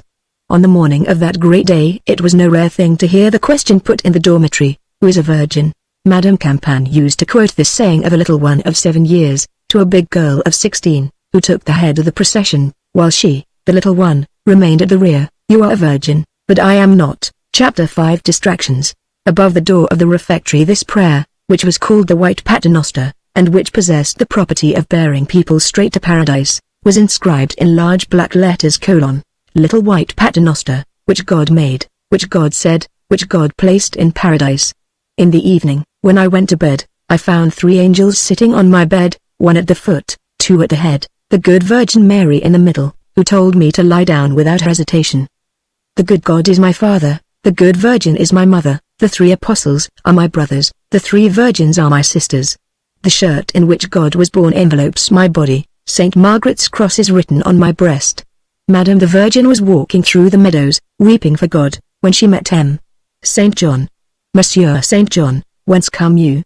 I come from Ave Salus. You have not seen the good God. Where is he? He is on the tree of the cross, his feet hanging, his hands nailed, a little cap of white thorns on his head. Whoever shall say this thrice at eventide, thrice in the morning, shall win paradise at the last. In 1827 this characteristic orison had disappeared from the wall under a triple coating of daubing paint. At the present time it is finally disappearing from the memories of several who were young girls then, and who are old women now. A large crucifix fastened to the wall completed the decoration of this refectory, whose only door, as we think we have mentioned, opened on the garden. 2 narrow tables, each flanked by 2 wooden benches, formed 2 long parallel lines from one end to the other of the refectory. The walls were white, the tables were black. These 2 mourning colors constitute the only variety in convents. The meals were plain, and the food of the children themselves severe.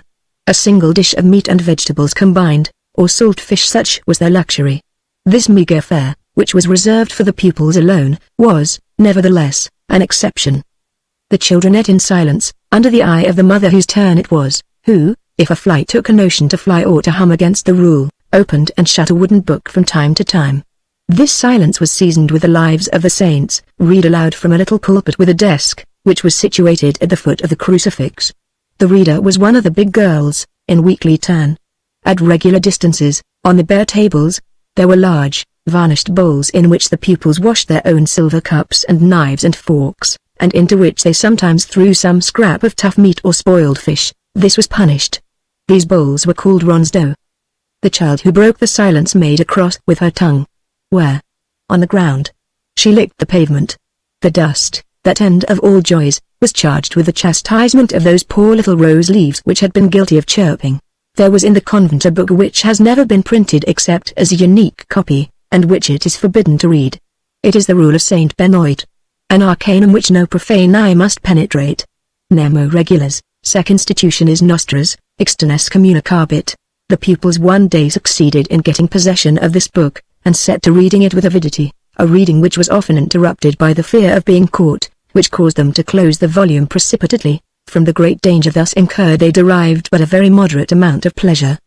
The most interesting thing they found were some unintelligible pages about the sins of young boys. They played in an alley of the garden bordered with a few shabby fruit trees. In spite of the extreme surveillance and the severity of the punishments administered, when the wind had shaken the trees, they sometimes succeeded in picking up a green apple or a spoiled apricot or an inhabited pear on the sly. I will now cede the privilege of speech to a letter which lies before me, a letter written 25 years ago by an old pupil, now Madame la Duchesse de one of the most elegant women in Paris. I quote literally, "One hides one's pear or one's apple as best one may. When one goes upstairs to put the veil on the bed before supper, one stuffs them under one's pillow and at night one eats them in bed, and when one cannot do that, one eats them in the closet." That was one of their greatest luxuries. Once it was at the epoch of the visit from the Archbishop to the convent one of the young girls, Mademoiselle Bouchard, who was connected with the Montmorency family, laid a wager that she would ask for a day's leave of absence, an enormity in so austere a community. The wager was accepted, but not one of those who bet believed that she would do it. When the moment came, as the Archbishop was passing in front of the pupils, Mademoiselle Bouchard, to the indescribable terror of her companions, stepped out of the ranks, and said, "Monsieur, a day's leave of absence." Mademoiselle Bouchard was tall, blooming, with the prettiest little rosy face in the world. M. de Colin smiled and said, "What, my dear child, a day's leave of absence? 3 days if you like. I grant you 3 days." The prioress could do nothing. The Archbishop had spoken. Horror of the convent, but joy of the pupil. The effect may be imagined. This stern cloister was not so well walled off, however, but that the life of the passions of the outside world, drama, and even romance, did not make their way in. To prove this, we will confine ourselves to recording here and to briefly mentioning a real and incontestable fact, which, however, bears no reference in itself to, and is not connected by any thread whatever with the story which we are relating. We mention the fact for the sake of completing the physiognomy of the convent in the reader's mind. About this time there was in the convent a mysterious person who was not a nun, who was treated with great respect, and who was addressed as Madame Albertine. Nothing was known about her, save that she was mad, and that in the world she passed for dead. Beneath this history it was said there lay the arrangements of fortune necessary for a great marriage. This woman, hardly 30 years of age, of dark complexion and tolerably pretty, had a vague look in her large black eyes. Could she see? There was some doubt about this. She glided rather than walked, she never spoke, it was not quite known whether she breathed. Her nostrils were livid and pinched as after yielding up their last sigh. To touch her hand was like touching snow. She possessed a strange spectral grace. Wherever she entered, people felt cold. One day a sister, on seeing her pass, said to another sister, "She passes for a dead woman." "Perhaps she is one," replied the other. 100 tales were told of Madame Albertine. This arose from the eternal curiosity of the pupils. In the chapel there was a gallery called l'œil de Beaulieu. It was in this gallery, which had only a circular bay, an aile de Beaulieu, that Madame Albertine listened to the offices. She always occupied it alone because this gallery, being on the level of the first story, the preacher or the officiating priest could be seen, which was interdicted to the nuns. One day the pulpit was occupied by a young priest of high rank, M.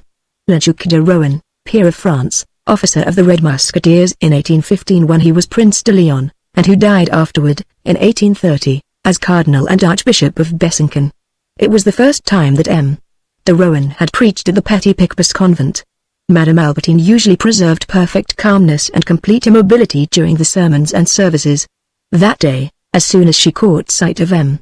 de Rohan, she half rose, and said, in a loud voice, amid the silence of the chapel, "Ah, Auguste." The whole community turned their heads in amazement. The preacher raised his eyes, but Madame Albertine had relapsed into her immobility. A breath from the outer world, a flash of life, had passed for an instant across that cold and lifeless face and had then vanished, and the madwoman had become a corpse again. Those two words, however, had set everyone in the convent who had the privilege of speech to chattering. How many things were contained in that "Ah, Auguste"? What revelations! M. de Rohan's name really was Auguste. It was evident that Madame Albertine belonged to the very highest society, since she knew M. de Rohan, and that her own rank there was of the highest, since she spoke thus familiarly of so great a lord, and that there existed between them some connection, of relationship, perhaps, but a very close one in any case, since she knew his pet name. Two very severe duchesses, Mesdames de Choiseul and de Serent, often visited the community, whither they penetrated, no doubt, in virtue of the privilege magnate's muley ears, and caused great consternation in the boarding school. When these two old ladies passed by, all the poor young girls trembled and dropped their eyes. Moreover, M. de Rohan, quite unknown to himself, was an object of attention to the schoolgirls. At that epoch he had just been made, while waiting for the episcopate, Vicar General of the Archbishop of Paris. It was one of his habits to come tolerably often to celebrate the offices in the chapel of the nuns of the Petit Picpus. Not one of the young recluses could see him, because of the serge curtain, but he had a sweet and rather shrill voice, which they had come to know and to distinguish. He had been a mousquetaire, and then, he was said to be very coquettish, that his handsome brown hair was very well dressed in a roll around his head, and that he had a broad girdle of magnificent moire, and that his black cassock was of the most elegant cut in the world. He held a great place in all these imaginations of 16 years. Not a sound from without made its way into the convent. But there was one year when the sound of a flute penetrated there. This was an event, and the girls who were at school there at the time still recall it. It was a flute which was played in the neighborhood. This flute always played the same air, an air which is very far away nowadays, my zet albi, come rain or my soul, and it was heard 2 or 3 times a day. The young girls passed hours in listening to it, the vocal mothers were upset by it, brains were busy, punishments descended in showers. This lasted for several months. The girls were all more or less in love with the unknown musician. Each one dreamed that she was Zetulbi. The sound of the flute proceeded from the direction of the Rue d'Armor, and they would have given anything, compromised everything, attempted anything for the sake of seeing, of catching a glance, if only for a second, of the young man who played that flute so deliciously, and who, no doubt, played on all these souls at the same time. There were some who made their escape by a back door, and ascended to the third story on the Rue d'Armor side, in order to attempt to catch a glimpse through the gaps. Impossible. One even went so far as to thrust her arm through the grating, and to wave her white handkerchief. Two were still bolder. They found means to climb on a roof, and risked their lives there, and succeeded at last in seeing the young man. He was an old émigré gentleman, blind and penniless, who was playing his flute in his attic, in order to pass the time. Chapter 6 The Little Convent. In this enclosure of the Petit Picpus there were three perfectly distinct buildings, the great convent, inhabited by the nuns, the boarding school, where the scholars were lodged, and lastly, what was called the Little Convent. It was a building with a garden, in which lived all sorts of aged nuns of various orders, the relics of cloisters destroyed in the Revolution, a reunion of all the black, grey, and white medleys of all communities and all possible varieties, what might be called, if such a coupling of words is permissible, a sort of Harlequin convent. When the empire was established, all these poor old dispersed and exiled women had been accorded permission to come and take shelter under the wings of the Bernardines Benedictines. The government paid them a small pension. The ladies of the Petit Picpus received them cordially. It was a singular pell-mell. Each followed her own rule. Sometimes the pupils of the boarding school were allowed, as a great recreation, to pay them a visit. The result is, that all those young memories have retained among other souvenirs that of Mother Sainte Beauzile, Mother Sainte Scholastique, and Mother Jacob. One of these refugees found herself almost at home. She was a nun of Saint Oyer, the only one of her order who had survived. The ancient convent of the Ladies of Saint Oyer occupied, at the beginning of the 18th century, this very house of the Petit Picpus, which belonged later to the Benedictines of Martin Verga. This holy woman, too poor to wear the magnificent habit of her order, which was a white robe with a scarlet scapulary, had piously put it on a little mannequin, which she exhibited with complacency and which she bequeathed to the house at her death. In 1824, only one nun of this order remained. Today, there remains only a doll. In addition to these worthy mothers, some old society women had obtained permission of the prioress, like Madame Albertine, to retire into the little convent. Among the number were Madame Beaufort de Hautpoul and Marquise Dufresne. Another was never known in the convent except by the formidable noise which she made when she blew her nose. The pupils called her Madame Vacarmony, hubbub. About 1820 or 1821, Madame de Genlis, who was at that time editing a little periodical publication called L'Intrépide, asked to be allowed to enter the convent of the Petit Picpus as lady resident. The Duc d'Orléans recommended her. Uproar in the hive, the vocal mothers were all in a flutter. Madame de Genlis had made romances, but she declared that she was the first to detest them, and then, she had reached her fierce stage of devotion.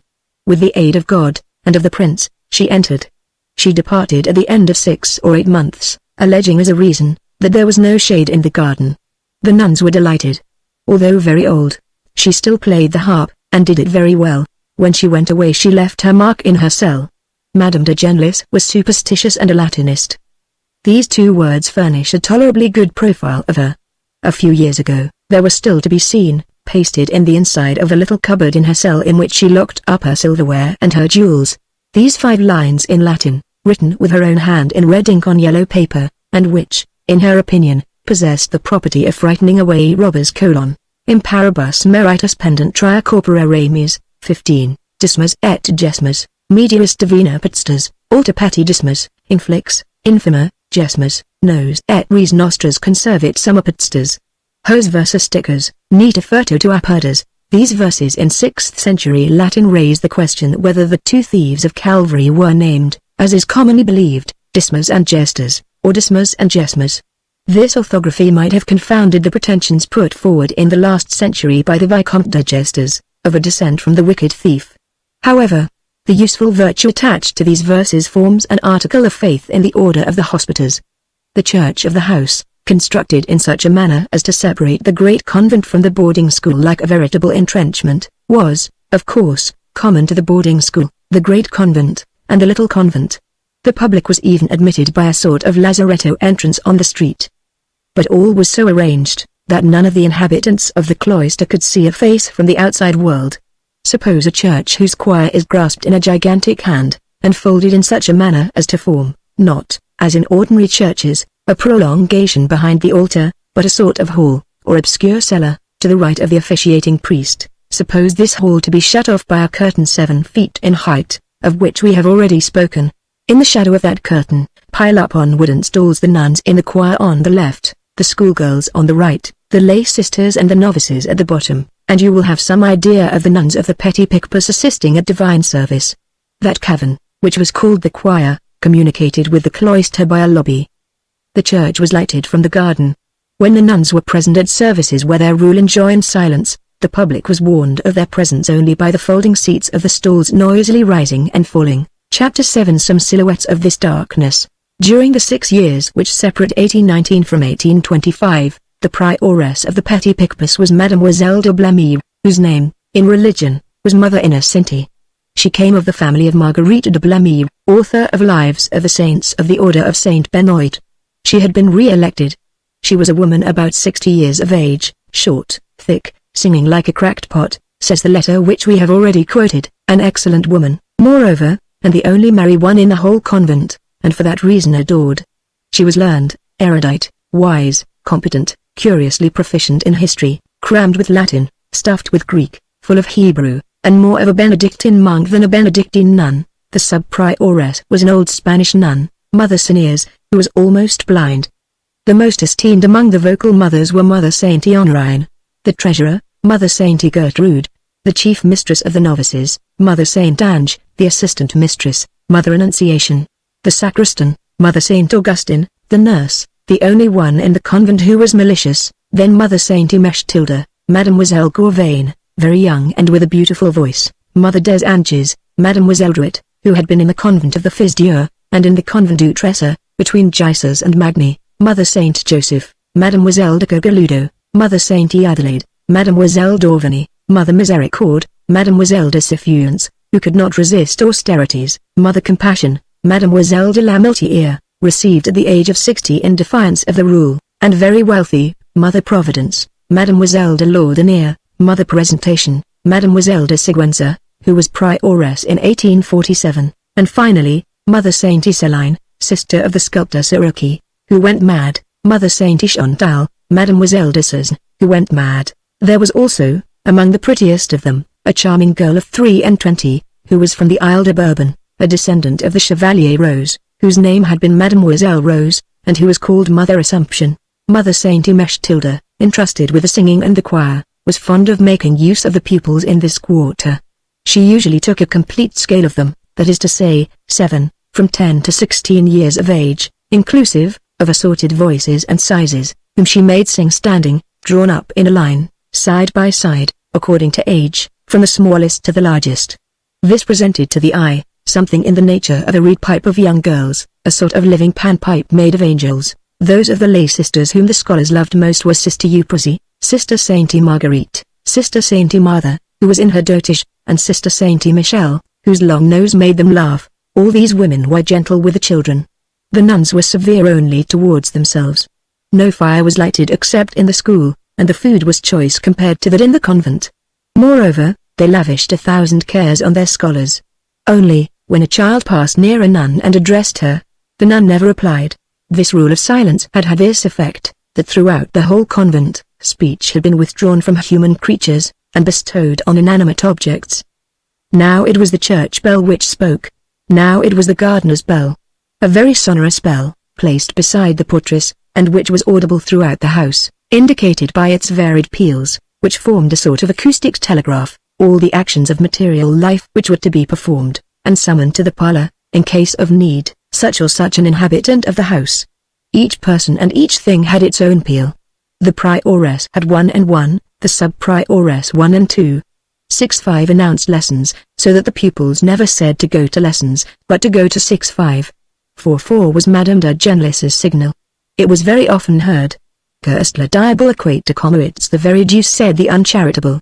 10 strokes announced a great event. It was the opening of the door of seclusion, a frightful sheet of iron bristling with bolts which only turned on its hinges in the presence of the archbishop. With the exception of the archbishop and the gardener, no man entered the convent, as we have already said. The schoolgirls saw 2 others, one, the chaplain, the Abbé Baines, old and ugly, whom they were permitted to contemplate in the choir, through a grating. The other the drawing master, M. Anzaux, whom the letter, of which we have perused a few lines, calls M. Ancient, and describes as a frightful old hunchback. It will be seen that all these men were carefully chosen. Such was this curious house. Chapter 8 Post-Corda Lapids. After having sketched its moral face, it will not prove unprofitable to point out, in a few words, its material configuration. The reader already has some idea of it. The convent of the Petit Picpus Saint-Antoine filled almost the whole of the vast trapezium which resulted from the intersection of the Rue Polence, the Rue Douarnenez, the Rue Petit Picpus, and the unused lane, called Rue aux Marais on old plans. These 4 streets surrounded this trapezium like a moat.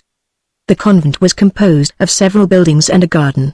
The principal building, taken in its entirety, was a juxtaposition of hybrid constructions which, viewed from a bird's eye view, outlined, with considerable exactness, a gibbet laid flat on the ground.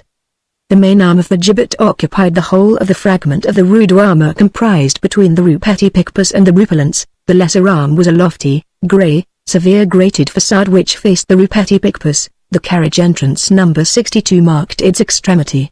Towards the centre of this façade was a low, arched door, whitened with dust and ashes, where the spiders wove their webs, and which was open only for an hour or two on Sundays, and on rare occasions, when the coffin of a nun left the convent. This was the public entrance of the church. The elbow of the gibbet was a square hall which was used as the servants' hall, and which the nuns called the buttery. In the main arm were the cells of the mothers, the sisters, and the novices. In the lesser arm lay the kitchens, the refectory, backed up by the cloisters and the church. Between the door number 62 and the corner of the closed lane or Marais, was the school, which was not visible from without. The remainder of the trapezium formed the garden, which was much lower than the level of the Rue Polence, which caused the walls to be very much higher on the inside than on the outside. The garden, which was slightly arched, had in its centre, on the summit of a hillock, a fine pointed and conical fir tree, whence ran, as from the peaked boss of a shield, 4 grand alleys, and, ranged by 2s in between the branchings of these, 8 small ones, so that, if the enclosure had been circular, the geometrical plan of the alleys would have resembled a cross superposed on a wheel. As the alleys all ended in the very irregular walls of the garden, they were of unequal length. They were bordered with currant bushes. At the bottom, an alley of tall poplars ran from the ruins of the old convent, which was at the angle of the Rue Douarnenez, to the house of the little convent, which was at the angle of the Aux Marais lane. In front of the little convent was what was called the little garden. To this whole, let the reader add a courtyard, all sorts of varied angles formed by the interior buildings, prison walls, the long black line of roofs which border the other side of the Rue Polence for its sole perspective and neighborhood, and he will be able to form for himself a complete image of what the house of the Bernardines of the Petit Picpus was 40 years ago. This holy house had been built on the precise site of a famous tennis ground of the 14th to the 16th century, which was called the tennis ground of the 11,000 devils. All these streets, moreover, were more ancient than Paris. These names, Douarnenez and Aux Marais, are very ancient. The streets which bear them are very much more ancient still. Aux Marais lane was called Magout lane, the Rue Douarnenez was called the Rue des Eglantes, for God opened flowers before man cut stones. Chapter 9 A century under a gimp.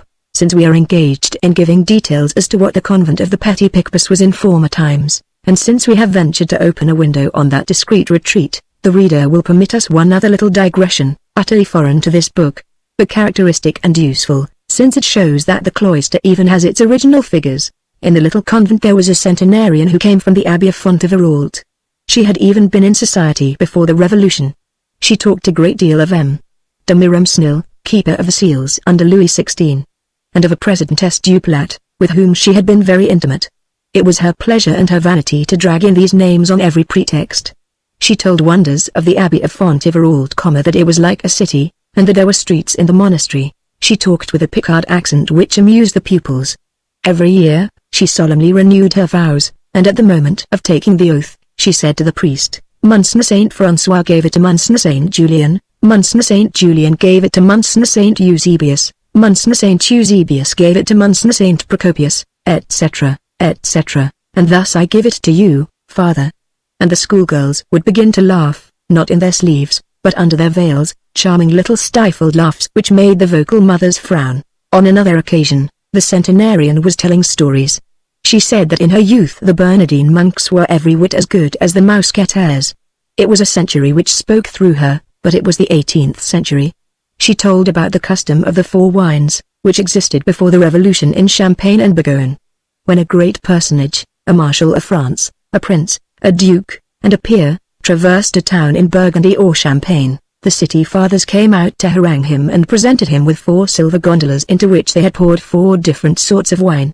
On the first goblet this inscription could be read, monkey wine; on the second, lion wine; on the third, sheep wine; on the fourth, hog wine. These 4 legends express the 4 stages descended by the drunkard: the first, intoxication, which enlivens; the second, that which irritates; the third, that which dulls; and the fourth, that which brutalizes. In a cupboard, under lock and key, she kept a mysterious object of which she thought a great deal. The rule of Fontevraud did not forbid this. She would not show this object to anyone. She shut herself up, which her rule allowed her to do, and hid herself, every time that she desired to contemplate it. If she heard a footstep in the corridor, she closed the cupboard again as hastily as it was possible with her aged hands. As soon as it was mentioned to her, she became silent, she who was so fond of talking. The most curious were baffled by her silence and the most tenacious by her obstinacy. Thus it furnished a subject of comment for all those who were unoccupied or bored in the convent. What could that treasure of the centenarian be, which was so precious and so secret? Some holy book, no doubt? Some unique chaplet? Some authentic relic? They lost themselves in conjectures. When the poor old woman died, they rushed to her cupboard more hastily than was fitting, perhaps, and opened it. They found the object beneath a triple linen cloth, like some consecrated paten. It was a fencer platter representing little loves flitting away pursued by apothecary lads armed with enormous syringes. The chase abounds in grimaces and in comical postures. One of the charming little loves is already fairly spitted. He is resisting, fluttering his tiny wings, and still making an effort to fly, but the dancer is laughing with a satanical air. Moral: love conquered by the colic. This platter, which is very curious, and which had, possibly, the honor of furnishing Molière with an idea, was still in existence in September, 1845. It was for sale by a bric-a-brac merchant in the Boulevard Marquise. This good old woman would not receive any visits from outside because, said she, the parlor is too gloomy. Chapter 10 Origin of the Perpetual Adoration. However, this almost sepulchral parlor, of which we have sought to convey an idea, is a purely local trait which is not reproduced with the same severity in other convents. At the convent of the Rue du Temple, in particular, which belonged, in truth, to another order, the black shutters were replaced by brown curtains, and the parlor itself was a salon with a polished wood floor, whose windows were draped in white muslin curtains and whose walls admitted all sorts of frames, a portrait of a Benedictine nun with unveiled face, painted bouquets, and even the head of a Turk. It is in that garden of the Temple convent, that stood that famous chestnut tree which was renowned as the finest and the largest in France, and which bore the reputation among the good people of the 18th century of being the father of all the chestnut trees of the realm. As we have said, this convent of the Temple was occupied by Benedictines of the Perpetual Adoration, Benedictines quite different from those who depended on Citeaux. This order of the Perpetual Adoration is not very ancient and does not go back more than 200 years. In 1649 the Holy Sacrament was profaned on 2 occasions a few days apart, in 2 churches in Paris, at St. Sulpice and at St. Jean-en-Grève, a rare and frightful sacrilege which set the whole town in an uproar. The prior and vicar general of St. Germain-des-Prés ordered a solemn procession of all his clergy, in which the Pope's nuncio officiated. But this expiation did not satisfy 2 sainted women, Madame Courtin, Marquise de Bux, and the Comtesse de Chateaufoux. This outrage committed on the most holy sacrament of the order, though but temporary, would not depart from these holy souls, and it seemed to them that it could only be extenuated by a perpetual adoration in some female monastery. Both of them, one in 1652, the other in 1653, made donations of notable sums to Mother Catherine de Bar, called of the Holy Sacrament, a Benedictine nun, for the purpose of founding, to this pious end, a monastery of the Order of Saint Benoit. The first permission for this foundation was given to Mother Catherine de Bar by M. de Metz, Abbé of Saint Germain, on condition that no woman could be received unless she contributed 300 livres income, which amounts to 6,000 livres, to the principal. After the Abbey of Saint Germain, the king accorded letters patent, and all the rest, abbatial charter, and royal letters, was confirmed in 1654 by the Chamber of Accounts and the Parliament. Such is the origin of the legal consecration of the establishment of the Benedictines of the perpetual adoration of the Holy Sacrament at Paris. Their first convent was a new building in the Rue Cossette, out of the contributions of MagneonBooks and audiobooks. This order, as it will be seen, was not to be confounded with the Benedictine nuns of Citeaux. It mounted back to the Abbey of Saint-Germain-des-Prés, in the same manner that the Ladies of the Sacred Heart go back to the General of the Jesuits, and the Sisters of Charity to the General of the Lazarists. It was also totally different from the Bernardines of the Petit Picpus, whose interior we have just shown. In 1657, Pope Alexander VII had authorized, by a special brief, the Bernardines of the Rue Petit Picpus, to practice the perpetual adoration like the Benedictine nuns of the Holy Sacrament. But the two orders remained distinct nonetheless. Chapter 11 End of the Petit Picpus. At the beginning of the Restoration, the convent of the Petit Picpus was in its decay. This forms a part of the general death of the order, which, after the 18th century, has been disappearing like all the religious orders.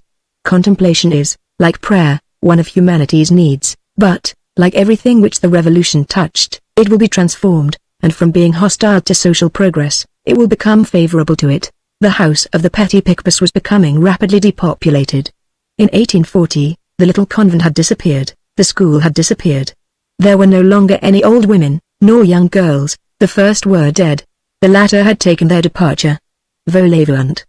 The rule of the perpetual adoration is so rigid in its nature that it alarms. Vocations recoil before it. The order receives no recruits.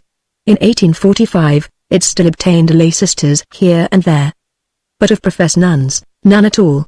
40 years ago, the nuns numbered nearly 100. 15 years ago there were not more than 28 of them. How many are there today? In 1847, the prioress was young, a sign that the circle of choice was restricted. She was not 40 years old. In proportion as the number diminishes, the fatigue increases, the service of each becomes more painful. The moment could then be seen drawing near when there would be but a dozen bent and aching shoulders to bear the heavy rule of Saint Benoit. The burden is implacable, and remains the same for the few as for the many. It weighs down, it crushes. Thus they die. At the period when the author of this book still lived in Paris, two died.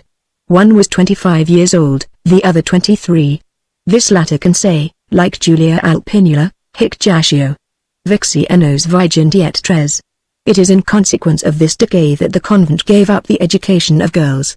We have not felt able to pass before this extraordinary house without entering it, and without introducing the minds which accompany us, and which are listening to our tale, to the profit of some, perchance, of the melancholy history of Jean Valjean. We have penetrated into this community, full of those old practices which seem so novel today. It is the closed garden, hortus conclusus. We have spoken of this singular place in detail, but with respect, in so far, at least, as detail and respect are compatible. We do not understand all, but we insult nothing. We are equally far removed from the hosanna of Joseph de Maistre, who wound up by anointing the executioner, and from the sneer of Voltaire, who even goes so far as to ridicule the cross, an illogical act on Voltaire's part, we may remark, by the way, for Voltaire would have defended Jesus as he defended killers, and even for those who deny superhuman incarnations, what does the crucifix represent? The assassinated sage. In this 19th century, the religious idea is undergoing a crisis. People are unlearning certain things, and they do well, provided that, while unlearning them they learn this: there is no vacuum in the human heart. Certain demolitions take place, and it is well that they do, but on condition that they are followed by reconstructions. In the meantime, let us study things which are no more. It is necessary to know them, if only for the purpose of avoiding them. The counterfeits of the past assume false names, and gladly call themselves the future. This spectre, this past, is given to falsifying its own passport. Let us inform ourselves of the trap. Let us be on our guard. The past has a visage, superstition, and a mask, hypocrisy. Let us denounce the visage and let us tear off the mask. As for convents, they present a complex problem, a question of civilization, which condemns them, a question of liberty, which protects them. Part 15, parenthesis, Chapter 1. The convent as an abstract idea. This book is a drama, whose leading personage is the infinite, man is the second. Such being the case, and a convent having happened to be on our road, it has been our duty to enter it. Why? Because the convent, which is common to the Orient as well as to the Occident, to antiquity as well as to modern times, to paganism, to Buddhism, to Mahometanism, as well as to Christianity, is one of the optical apparatuses applied by man to the infinite. This is not the place for enlarging disproportionately on certain ideas. Nevertheless, while absolutely maintaining our reserves, our restrictions, and even our indignations, we must say that every time we encounter man in the infinite, either well or ill understood, we feel ourselves overpowered with respect. There is, in the synagogue, in the mosque, in the pagoda, in the wigwam, a hideous side which we execrate, and a sublime side, which we adore. What a contemplation for the mind, and what endless food for thought, is the reverberation of God upon the human wall. Chapter 2. The convent as an historical fact. From the point of view of history, of reason, and of truth, monasticism is condemned. Monasteries, when they abound in a nation, are clogs in its circulation, cumbrous establishments, centers of idleness where centers of labor should exist. Monastic communities are to the great social community what the mistletoe is to the oak, what the wart is to the human body. Their prosperity and their fatness mean the impoverishment of the country. The monastic regime, good at the beginning of civilization, useful in the reduction of the brutal by the spiritual, is bad when peoples have reached their manhood. Moreover, when it becomes relaxed, and when it enters into its period of disorder, it becomes bad for the very reasons which rendered it salutary in its period of purity, because it still continues to set the example. Claustration has had its day. Cloisters, useful in the early education of modern civilization, have embarrassed its growth, and are injurious to its development. So far as institution and formation with relation to man are concerned, monasteries, which were good in the 10th century, questionable in the 15th, are detestable in the 19th. The leprosy of monasticism has gnawed nearly to a skeleton two wonderful nations, Italy and Spain, the one the light, the other the splendor of Europe for centuries, and, at the present day, these two illustrious peoples are but just beginning to convalesce, thanks to the healthy and vigorous hygiene of 1789 alone. The convent, the ancient female convent in particular, such as it still presents itself on the threshold of this century, in Italy, in Austria, in Spain, is one of the most somber concretions of the Middle Ages. The cloister, that cloister, is the point of intersection of horrors. The Catholic cloister, properly speaking, is wholly filled with the black radiance of death. The Spanish convent is the most funereal of all.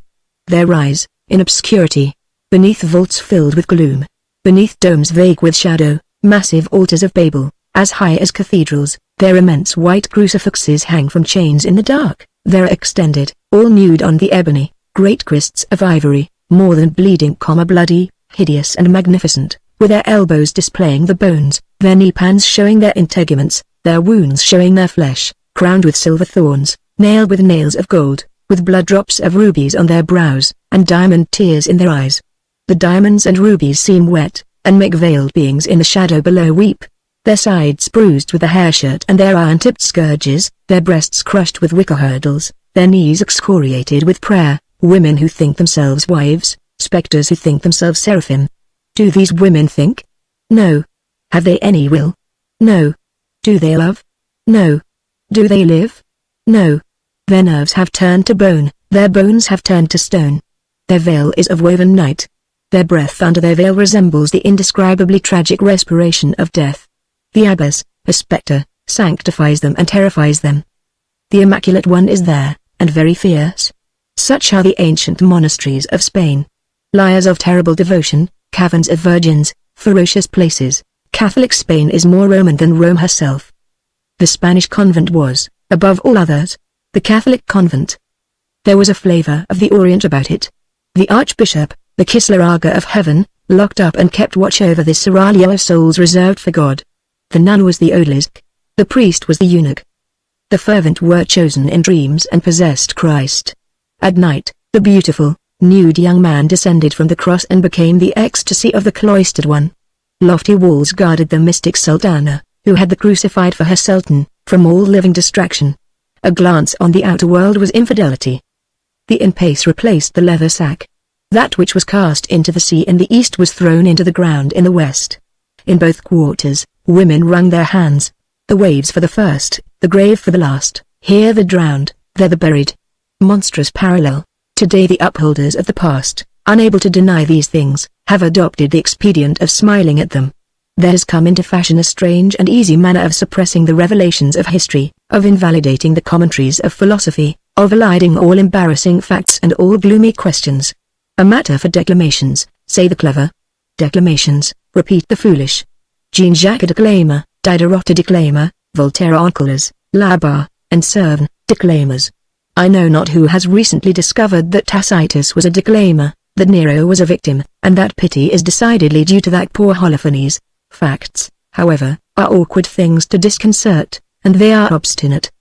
The author of this book has seen, with his own eyes, 8 leagues distant from Brussels, there are relics of the Middle Ages, the which are attainable for everybody, at the Abbey of Villers, the hall of the Oubliettes, in the middle of the field which was formerly the courtyard of the cloister, and on the banks of the Thill, 4 stone dungeons, half underground, half under the water.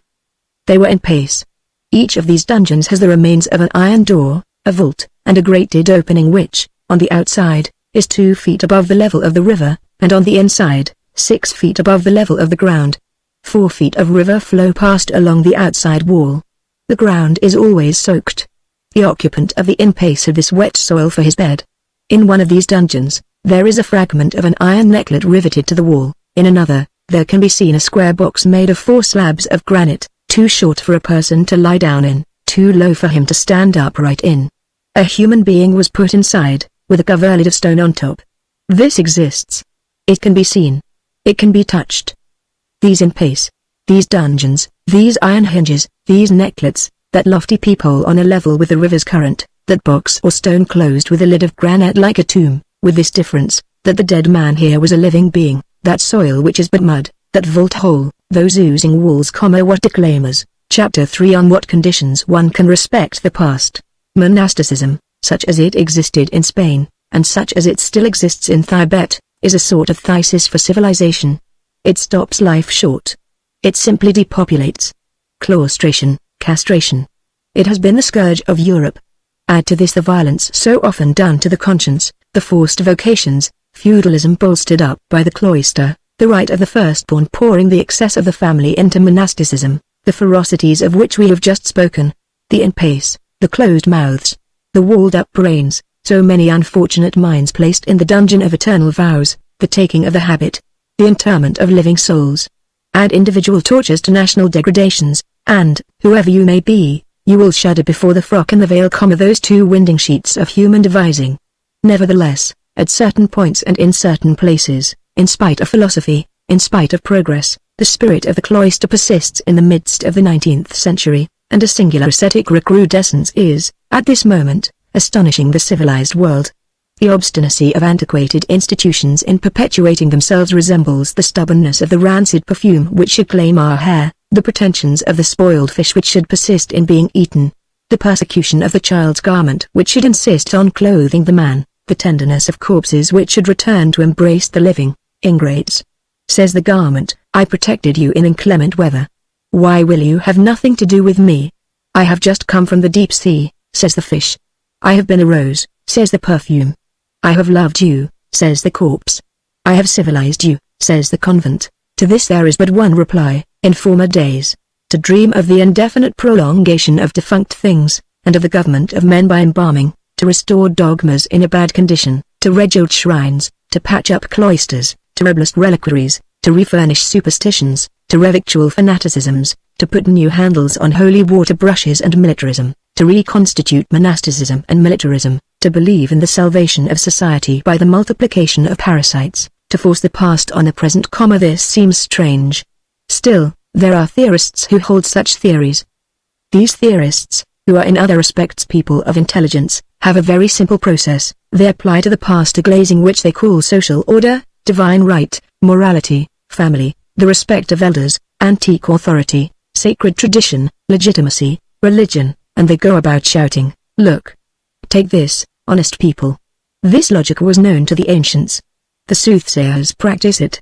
They rubbed a black heifer over with chalk, and said, she is white, bos cretatus. As for us, we respect the past here and there, and we spare it, above all, provided that it consents to be dead.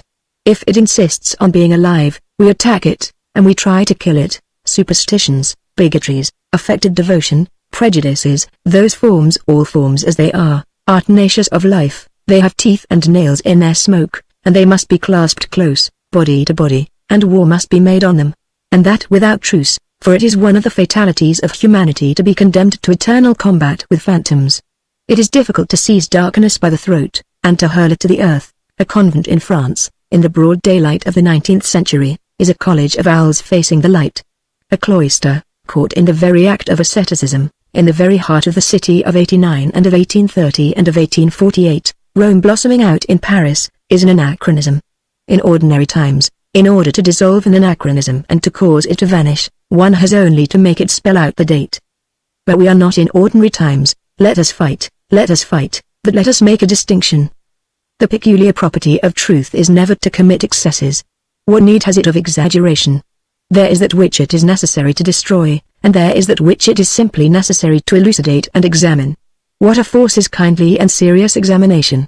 Let us not apply a flame where only a light is required. So, given the 19th century, we are opposed, as a general proposition, and among all peoples, in Asia as well as in Europe, in India as well as in Turkey, to ascetic claustration. Whoever says cloister, says marsh. Their putrescence is evident. Their stagnation is unhealthy, their fermentation infects people with fever, and etiolates them, their multiplication becomes a plague of Egypt. We cannot think without affright of those lands where fakirs, bonzes, santons, Greek monks, marabouts, talapoins, and dervishes multiply even like swarms of vermin. This said, the religious question remains.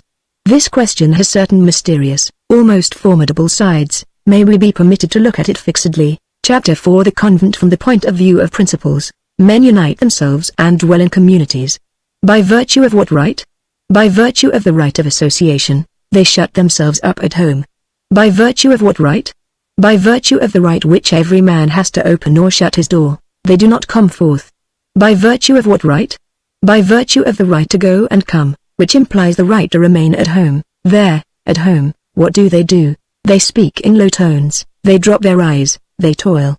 They renounce the world, towns, sensualities, pleasures, vanities, pride, interests. They are clothed in coarse woolen or coarse linen.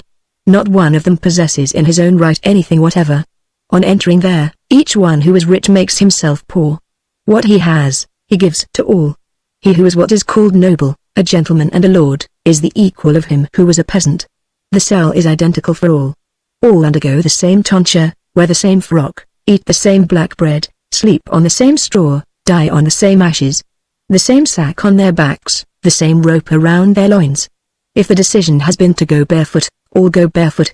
There may be a prince among them, that prince is the same shadow as the rest. No titles. Even family names have disappeared. They bear only first names. All are bowed beneath the equality of baptismal names. They have dissolved the carnal family, and constituted in their community a spiritual family. They have no other relatives than all men. They succor the poor, they care for the sick. They elect those whom they obey. They call each other my brother. You stop me and exclaim, but that is the ideal convent. It is sufficient that it may be the possible convent, that I should take notice of it. Thence it results that, in the preceding book, I have spoken of a convent with respectful accents. The Middle Ages cast aside, Asia cast aside, the historical and political question held in reserve, from the purely philosophical point of view, outside the requirements of militant policy, on condition that the monastery shall be absolutely a voluntary matter and shall contain only consenting parties, I shall always consider a cloistered community with a certain attentive, and, in some respects, a deferential gravity. Wherever there is a community, there is a commune. Where there is a commune, there is right. The monastery is the product of the formula, equality, fraternity. Oh, how grand is liberty! And what a splendid transfiguration!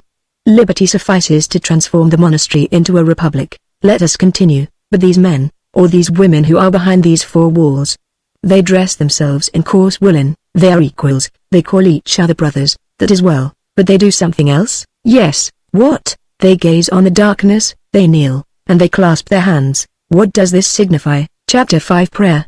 They pray. To whom? To God. To pray to God, what is the meaning of these words? Is there an infinite beyond us? Is that infinite there, inherent, permanent, necessarily substantial, since it is infinite, and because, if it lacked matter it would be bounded, necessarily intelligent, since it is infinite, and because, if it lacked intelligence, it would end there? Does this infinite awaken in us the idea of essence, while we can attribute to ourselves only the idea of existence? In other terms, is it not the absolute, of which we are only the relative? At the same time that there is an infinite without us, is there not an infinite within us? And not these two infinites, what an alarming plural, superposed, the one upon the other.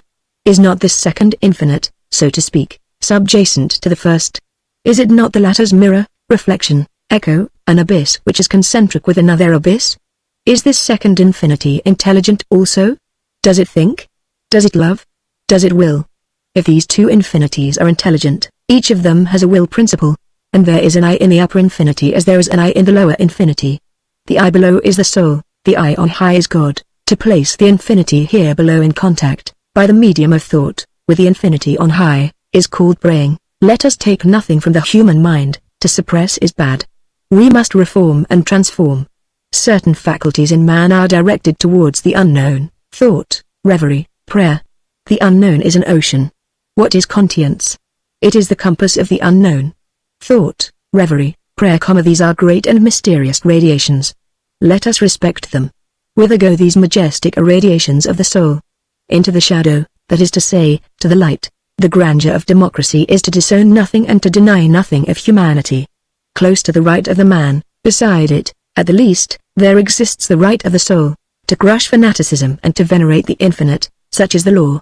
Let us not confine ourselves to prostrating ourselves before the tree of creation, and to the contemplation of its branches full of stars. We have a duty to labor over the human soul, to defend the mystery against the miracle, to adore the incomprehensible and reject the absurd, to admit, as an inexplicable fact, only what is necessary, to purify belief, to remove superstitions from above religion, to clear God of caterpillars. Chapter 6 The Absolute Goodness of Prayer. With regard to the modes of prayer, all are good, provided that they are sincere. Turn your book upside down and be in the infinite. There is, as we know, a philosophy which denies the infinite. There is also a philosophy, pathologically classified, which denies the sun. This philosophy is called blindness. To erect a sense which we lack into a source of truth, is a fine blind man's self-sufficiency. The curious thing is the haughty, superior, and compassionate airs which this groping philosophy assumes towards the philosophy which beholds God.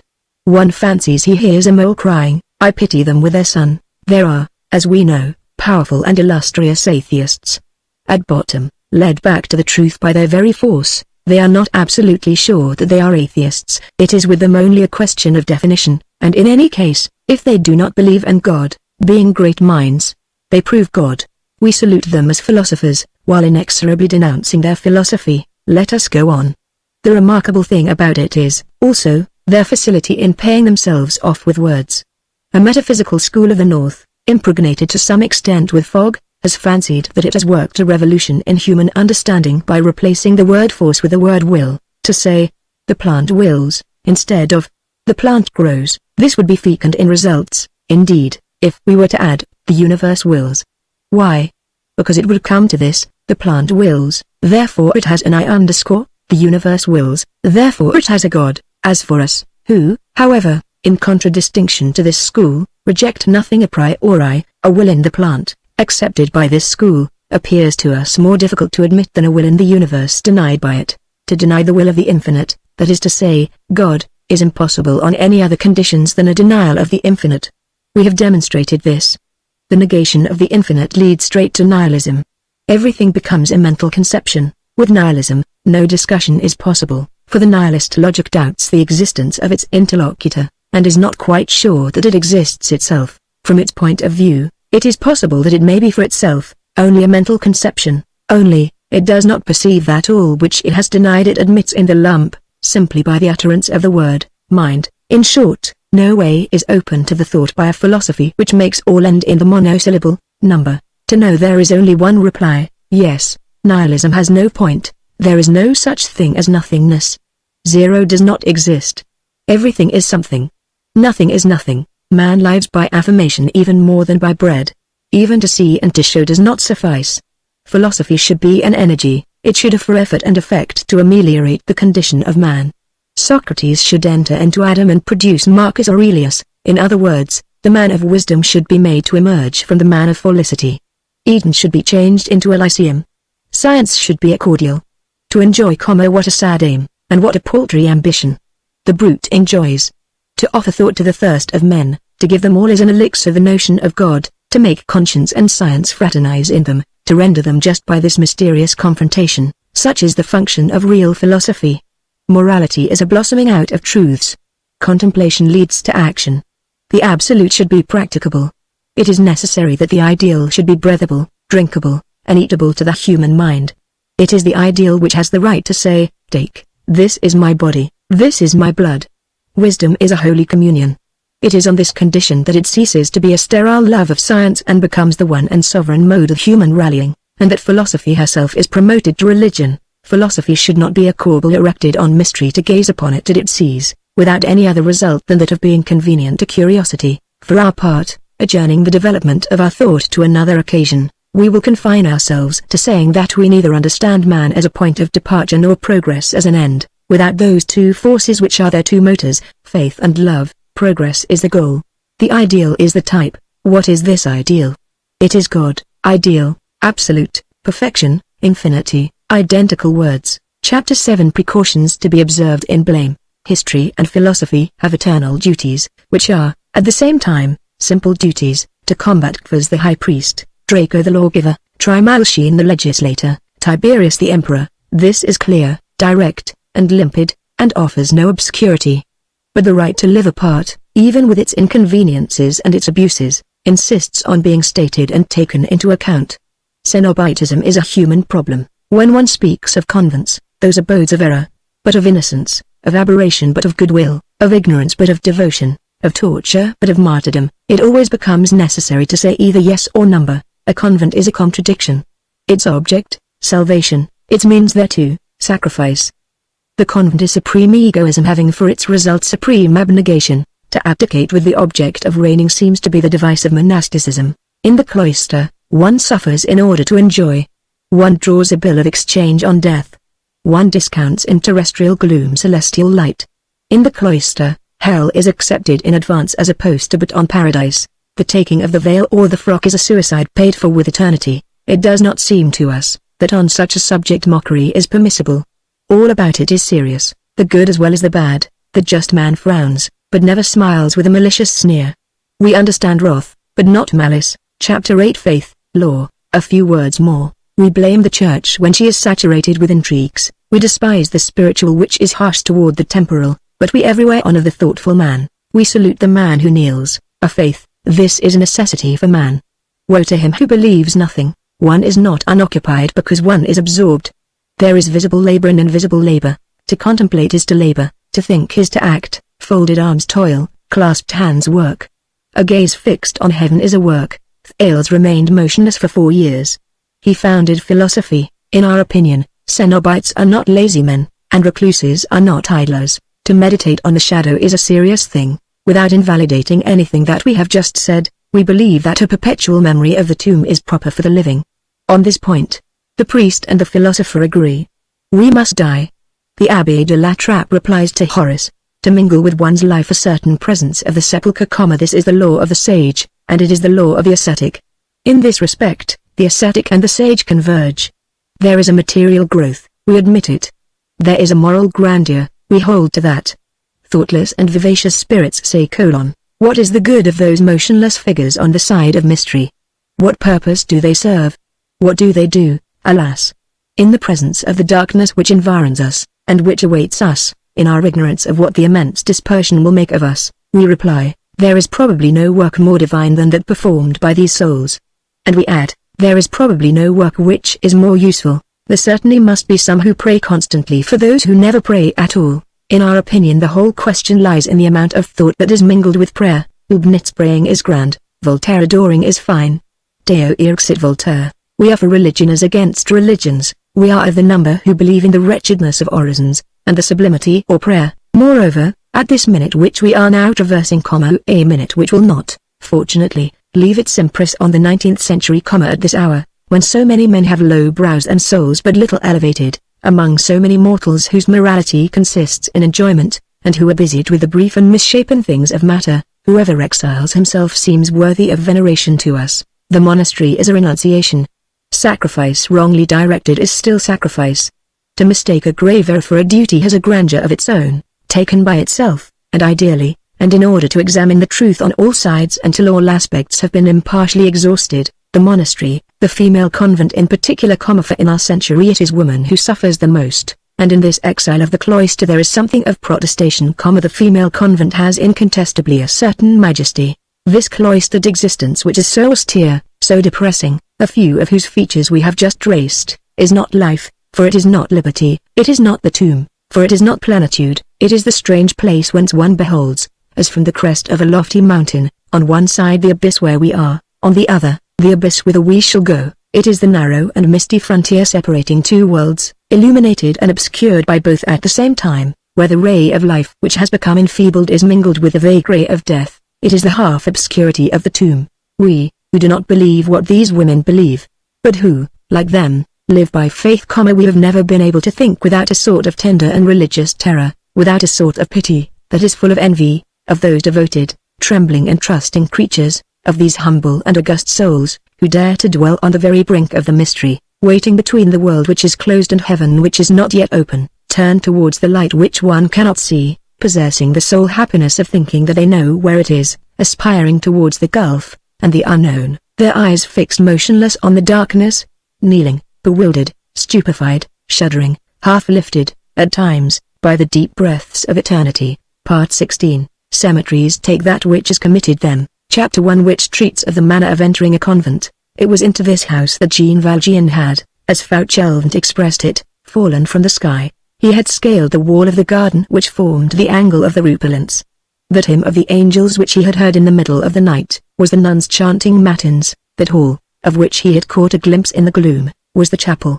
That phantom which he had seen stretched on the ground was the sister who was making reparation. That bell, the sound of which had so strangely surprised him, was the gardener's bell attached to the knee of Father Fauchelevent. Cosette once put to bed, Jean Valjean and Fauchelevent had, as we have already seen, supped on a glass of wine and a bit of cheese before a good, crackling fire. Then, the only bed in the hut being occupied by Cosette, each threw himself on a truss of straw. Before he shut his eyes, Jean Valjean said, "I must remain here henceforth." This remark trotted through Fauchelevent's head all night long. To tell the truth, neither of them slept. Jean Valjean, feeling that he was discovered and that Javert was on his scent, understood that he and Cosette were lost if they returned to Paris. Then the new storm which had just burst upon him had stranded him in this cloister. Jean Valjean had, henceforth, but one thought, to remain there. Now, for an unfortunate man in his position, this convent was both the safest and the most dangerous of places. The most dangerous, because, as no men might enter there, if he were discovered, it was a flagrant offense, and Jean Valjean would find but one step intervening between the convent and prison. The safest, because, if he could manage to get himself accepted there and remain there, who would ever seek him in such a place? To dwell in an impossible place was safety. On his side, Fauchelevent was cudgelling his brains. He began by declaring to himself that he understood nothing of the matter. How had Madeleine got there, when the walls were what they were? Cloister walls are not to be stepped over. How did he get there with a child? One cannot scale a perpendicular wall with a child in one's arms. Who was that child? Where did they both come from? Since Fauchelevent had lived in the convent, he had heard nothing of Zurem, and he knew nothing of what had taken place there. Father Madeleine had an air which discouraged questions, and besides, Fauchelevent said to himself, one does not question a saint.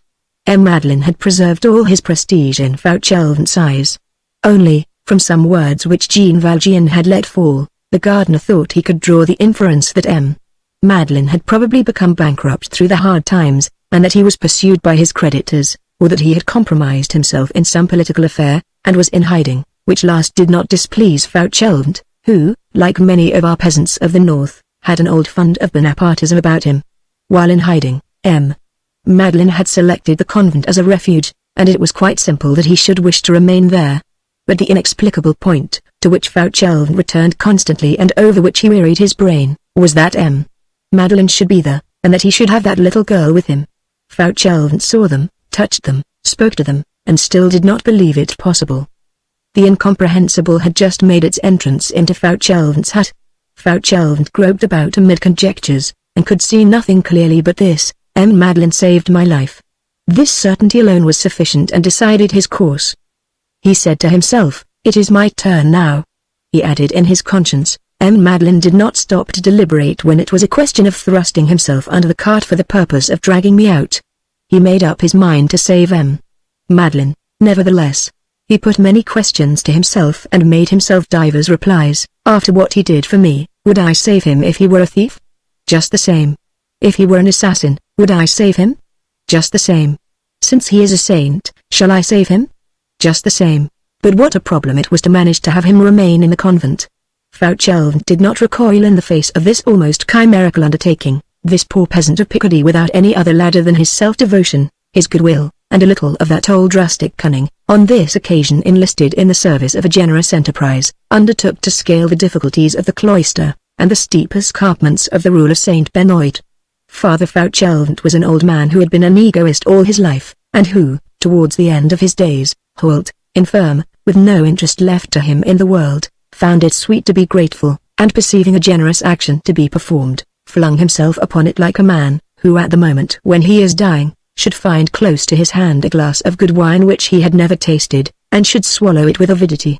We may add, that the air which he had breathed for many years in this convent had destroyed all personality in him, and had ended by rendering a good action of some kind absolutely necessary to him, so he took his resolve, to devote himself to Madeline. We have just called him a poor peasant of Picardy.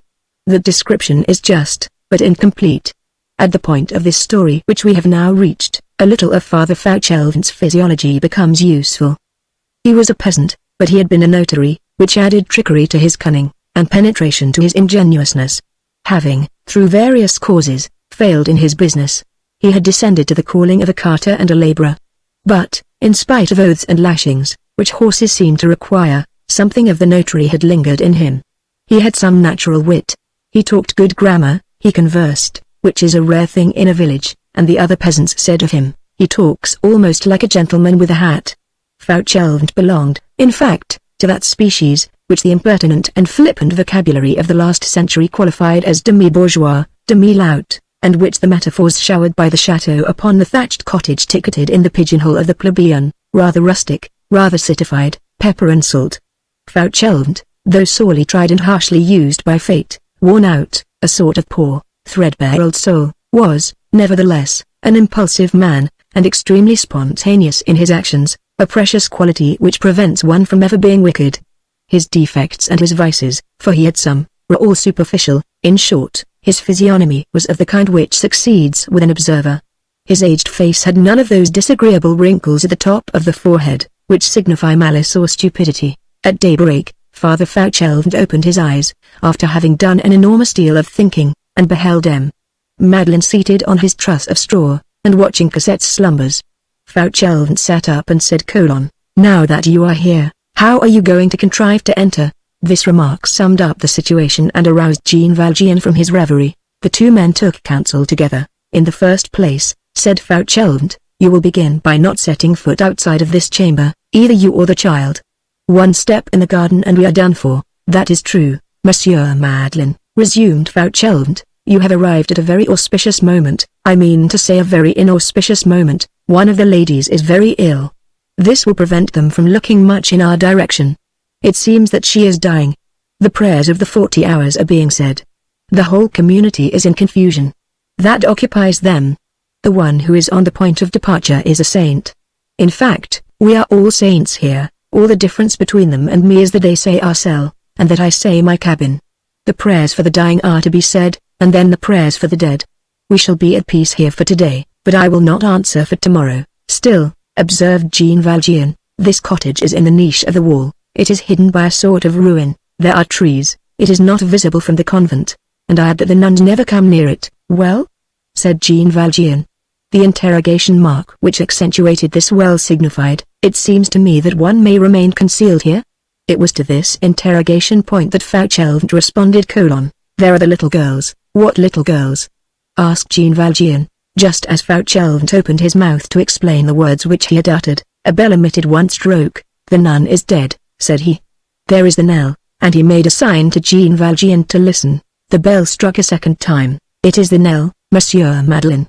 The bell will continue to strike once a minute for 24 hours, until the body is taken from the church. You see, they play. At recreation hours it suffices to have a ball roller side, to send them all hither, in spite of prohibitions, to hunt and rummage for it all about here.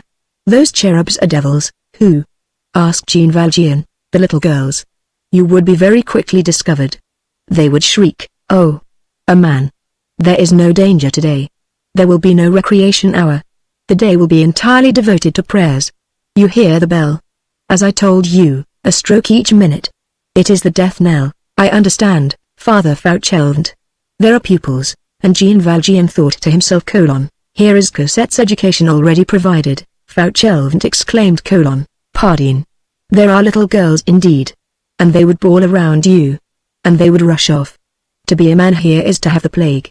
You see how they fasten a belt to my paw as though I were a wild beast." Jean Valjean fell into more and more profound thought. "This convent would be our salvation," he murmured. Then he raised his voice: "Yes, the difficulty is to remain here." "No," said Fauchelevent, "the difficulty is to get out." Jean Valjean felt the blood rush back to his heart. "To get out?" "Yes, Monsieur Madeleine. In order to return here it is first necessary to get out." And after waiting until another stroke of the knell had sounded, Fauchelevent went on: "You must not be found here in this fashion. Whence come you? For me, you fall from heaven, because I know you, but the nuns require one to enter by the door." All at once they heard a rather complicated pealing from another bell. "Ah," said Fauchelevent, "they are ringing up the vocal mothers. They are going to the chapter.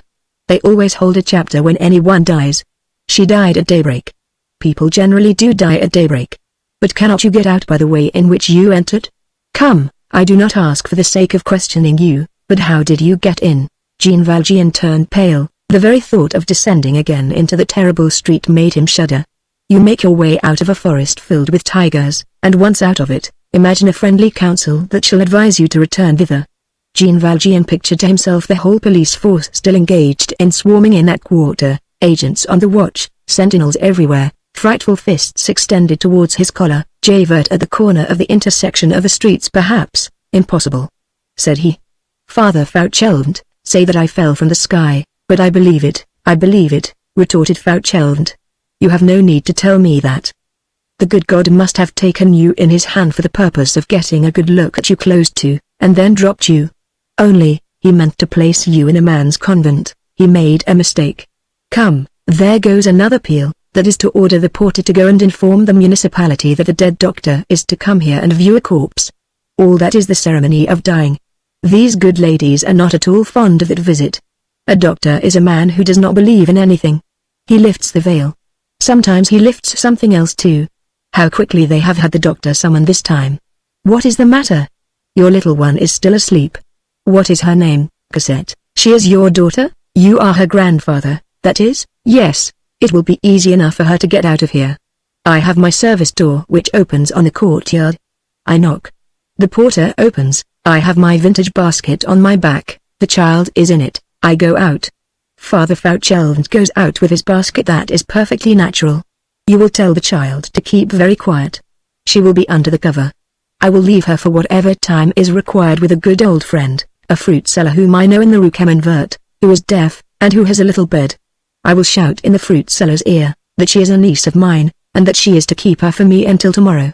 Then the little one will re-enter with you, for I will contrive to have you re-enter. It must be done.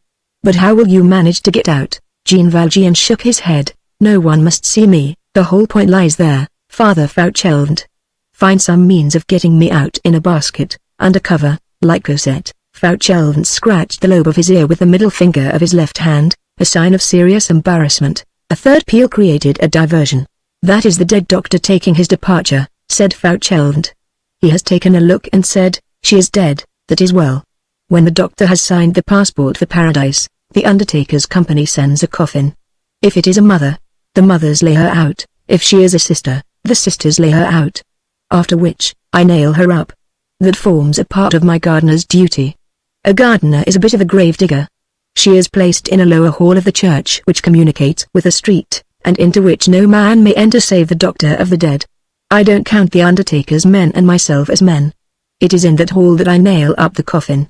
The undertaker's men come and get it, and whip up, coachman. That's the way one goes to heaven. They fetch a box with nothing in it, they take it away again with something in it. That's what a burial is like. De profundis. A horizontal ray of sunshine lightly touched the face of the sleeping Cosette, who lay with her mouth vaguely open, and had the air of an angel drinking in the light.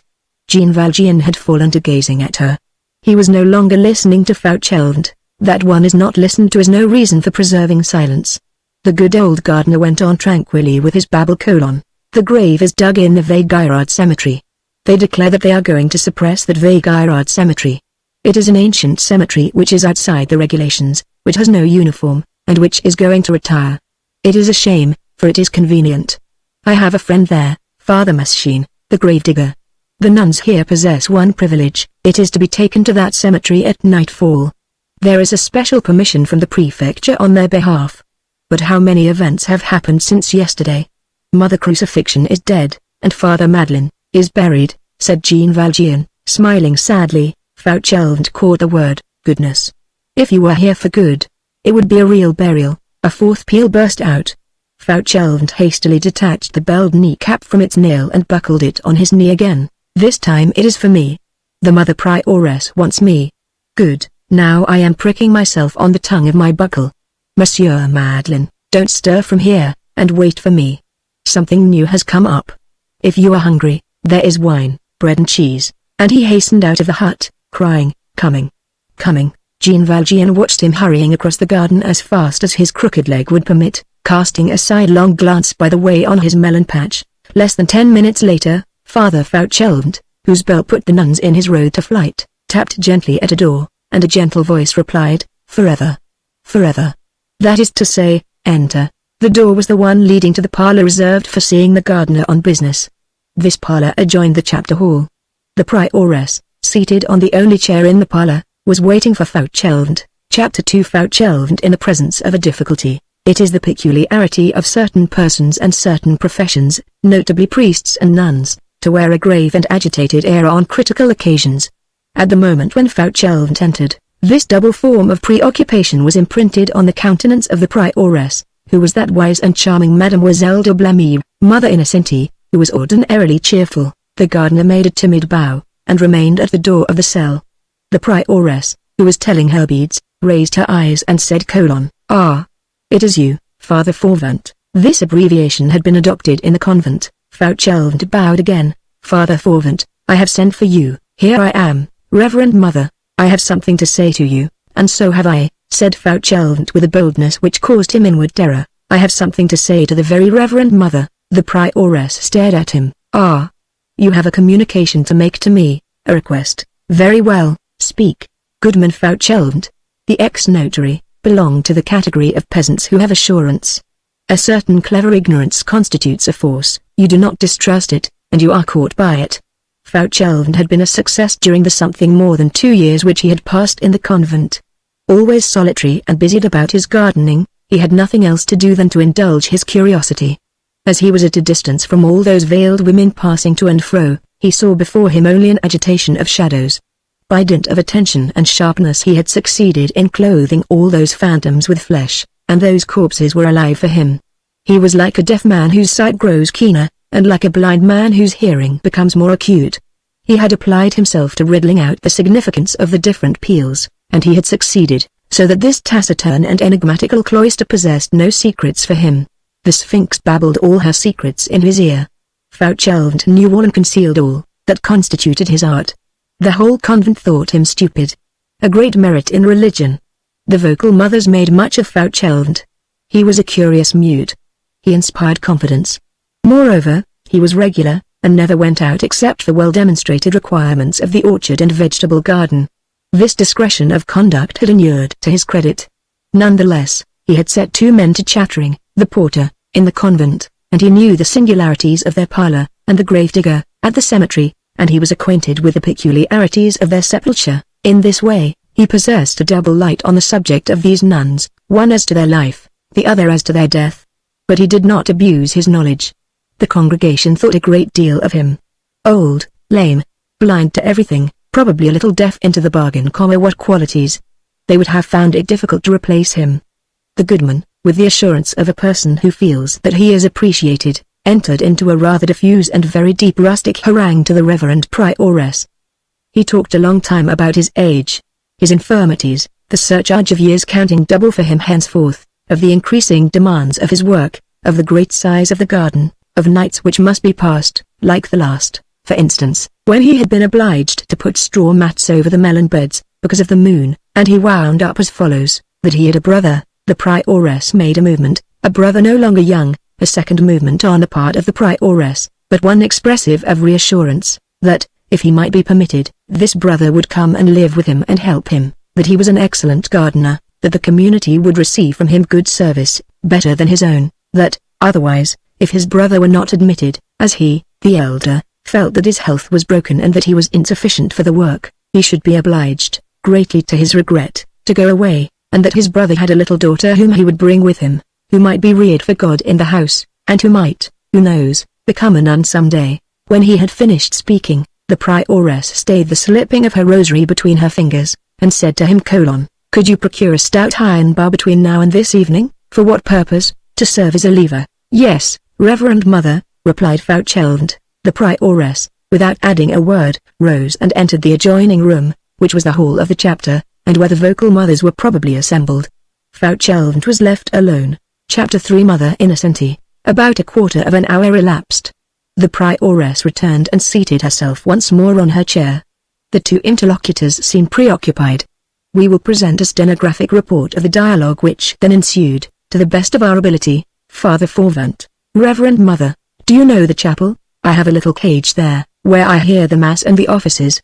And you have been in the choir in pursuance of your duties, 2 or 3 times. There is a stone to be raised, heavy, the slab of the pavement which is at the side of the altar. The slab which closes the vault. Yes, it would be a good thing to have 2 men for it. Mother Ascension, who is as strong as a man, will help you. A woman is never a man. We have only a woman here to help you. Each one does what he can.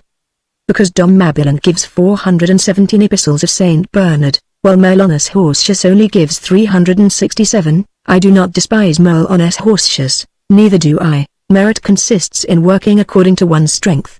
A cloister is not a dockyard, and a woman is not a man. But my brother is the strong one, though, and can you get a lever? That is the only sort of key that fits that sort of door. There is a ring in the stone. I will put the lever through it, and the stone is so arranged that it swings on a pivot. That is good, Reverend Mother. I will open the vault, and the 4 mother precentors will help you. And when the vault is open, it must be closed again. Will that be all? No. Give me your orders, very Reverend Mother. Fauvent, we have confidence in you. I am here to do anything you wish, and to hold your peace about everything. Yes, Reverend Mother, when the vault is open, I will close it again, but before that, what, Reverend Mother? Something must be lowered into it. A silence ensued. The prioress, after a pout of the underlip which resembled hesitation, broke it. Father Fauvent: Reverend Mother, you know that a mother died this morning? No.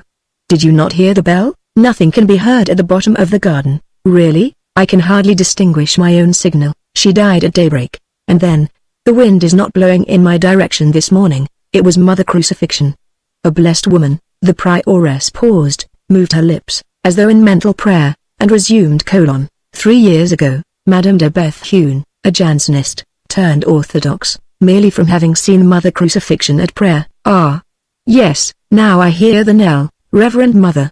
The mothers have taken her to the dead room, which opens on the church. I know, no other man than you can or must enter that chamber. See to that.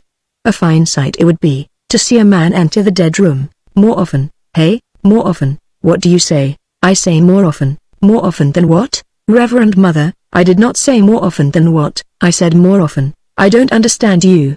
Why do you say more often? In order to speak like you, Reverend Mother, but I did not say more often. At that moment, 9 o'clock struck. At 9 o'clock in the morning and at all hours, praised and adored be the most holy sacrament of the altar, said the prioress. Amen, said Fauchelevent. The clock struck opportunely. It cut more often short. It is probable, that had it not been for this, the prioress and Fauchelevent would never have unravelled that skein. Fauchelevent mopped his forehead. The prioress indulged in another little inward murmur, probably sacred, then raised her voice: In her lifetime, Mother Crucifixion made converts. After her death, she will perform miracles. She will, replied Father Fauchelevent, falling into step, and striving not to flinch again. Father Fauvent, the community has been blessed in Mother Crucifixion. No doubt, it is not granted to everyone to die, like Cardinal de Berulle, while saying the Holy Mass, and to breathe forth their souls to God, while pronouncing these words, Hanc Ejai Oblationem. But without attaining to such happiness, Mother Crucifixion's death was very precious. She retained her consciousness to the very last moment. She spoke to us, then she spoke to the angels. She gave us her last commands. If you had a little more faith, and if you could have been in her cell, she would have cured your leg merely by touching it. She smiled. We felt that she was regaining her life in God. There was something of paradise in that death. Fauchelevent thought that it was an orison which she was finishing. Amen, said he. Father Fauvent, what the dead wish must be done. The prioress took off several beads of her chaplet. Fauchelevent held his peace. She went on: I have consulted upon this point many ecclesiastics laboring in our Lord, who occupy themselves in the exercises of the clerical life, and who bear wonderful fruit. Reverend Mother, you can hear the knell much better here than in the garden. Besides, she is more than a dead woman, she is a saint, like yourself, Reverend Mother. She slept in her coffin for 20 years, by express permission of our Holy Father, Pius VII. The one who crowned the Imp Bonaparte. For a clever man like Fauchelevent, this allusion was an awkward one. Fortunately, the prioress, completely absorbed in her own thoughts, did not hear it. She continued: Father Fauvent, Reverend Mother, Saint Diodorus, Archbishop of Cappadocia, desired that this single word might be inscribed on his tomb, Acaris, which signifies, a worm of the earth. This was done. Is this true? Yes, Reverend Mother. The blessed Matsocan, Abbot of Aquila, wished to be buried beneath the gallows. This was done. That is true. Saint Terentius, Bishop of Port, where the mouth of the Tiber empties into the sea, requested that on his tomb might be engraved the sign which was placed on the graves of parricides, in the hope that passers-by would spit on his tomb. This was done.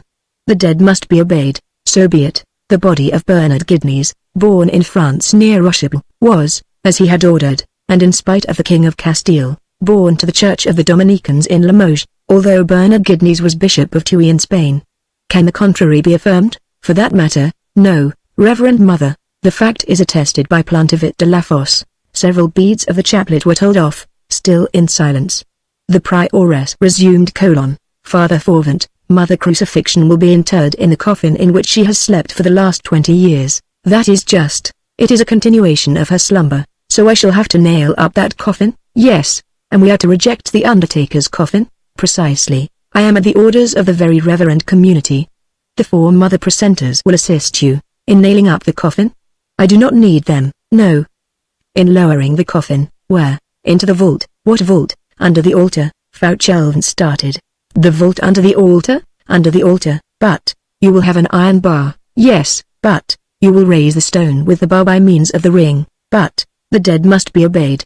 To be buried in the vault under the altar of the chapel, not to go to profane earth, to remain there in death where she prayed while living, such was the last wish of Mother Crucifixion.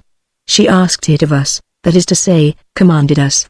But it is forbidden, forbidden by men, enjoined by God. What if it became known? We have confidence in you. Oh, I am a stone in your walls. The chapter assembled. The vocal mothers, whom I have just consulted again, and who are now deliberating, have decided that Mother Crucifixion shall be buried, according to her wish, in her own coffin, under our altar. Think, Father Fauvent, if she were to work miracles here. What a glory of God for the community. And miracles issue from tombs. But, Reverend Mother, if the agent of the Sanitary Commission, Saint Benoit too, in the matter of sepulture, resisted Constantine Pogonatus, but the commissary of police, Chonard Mayer, one of the 7 German kings who entered among the Gauls under the empire of Constantius, expressly recognized the right of nuns to be buried in religion, that is to say, beneath the altar, but the inspector from the prefecture, the world is nothing in the presence of the cross.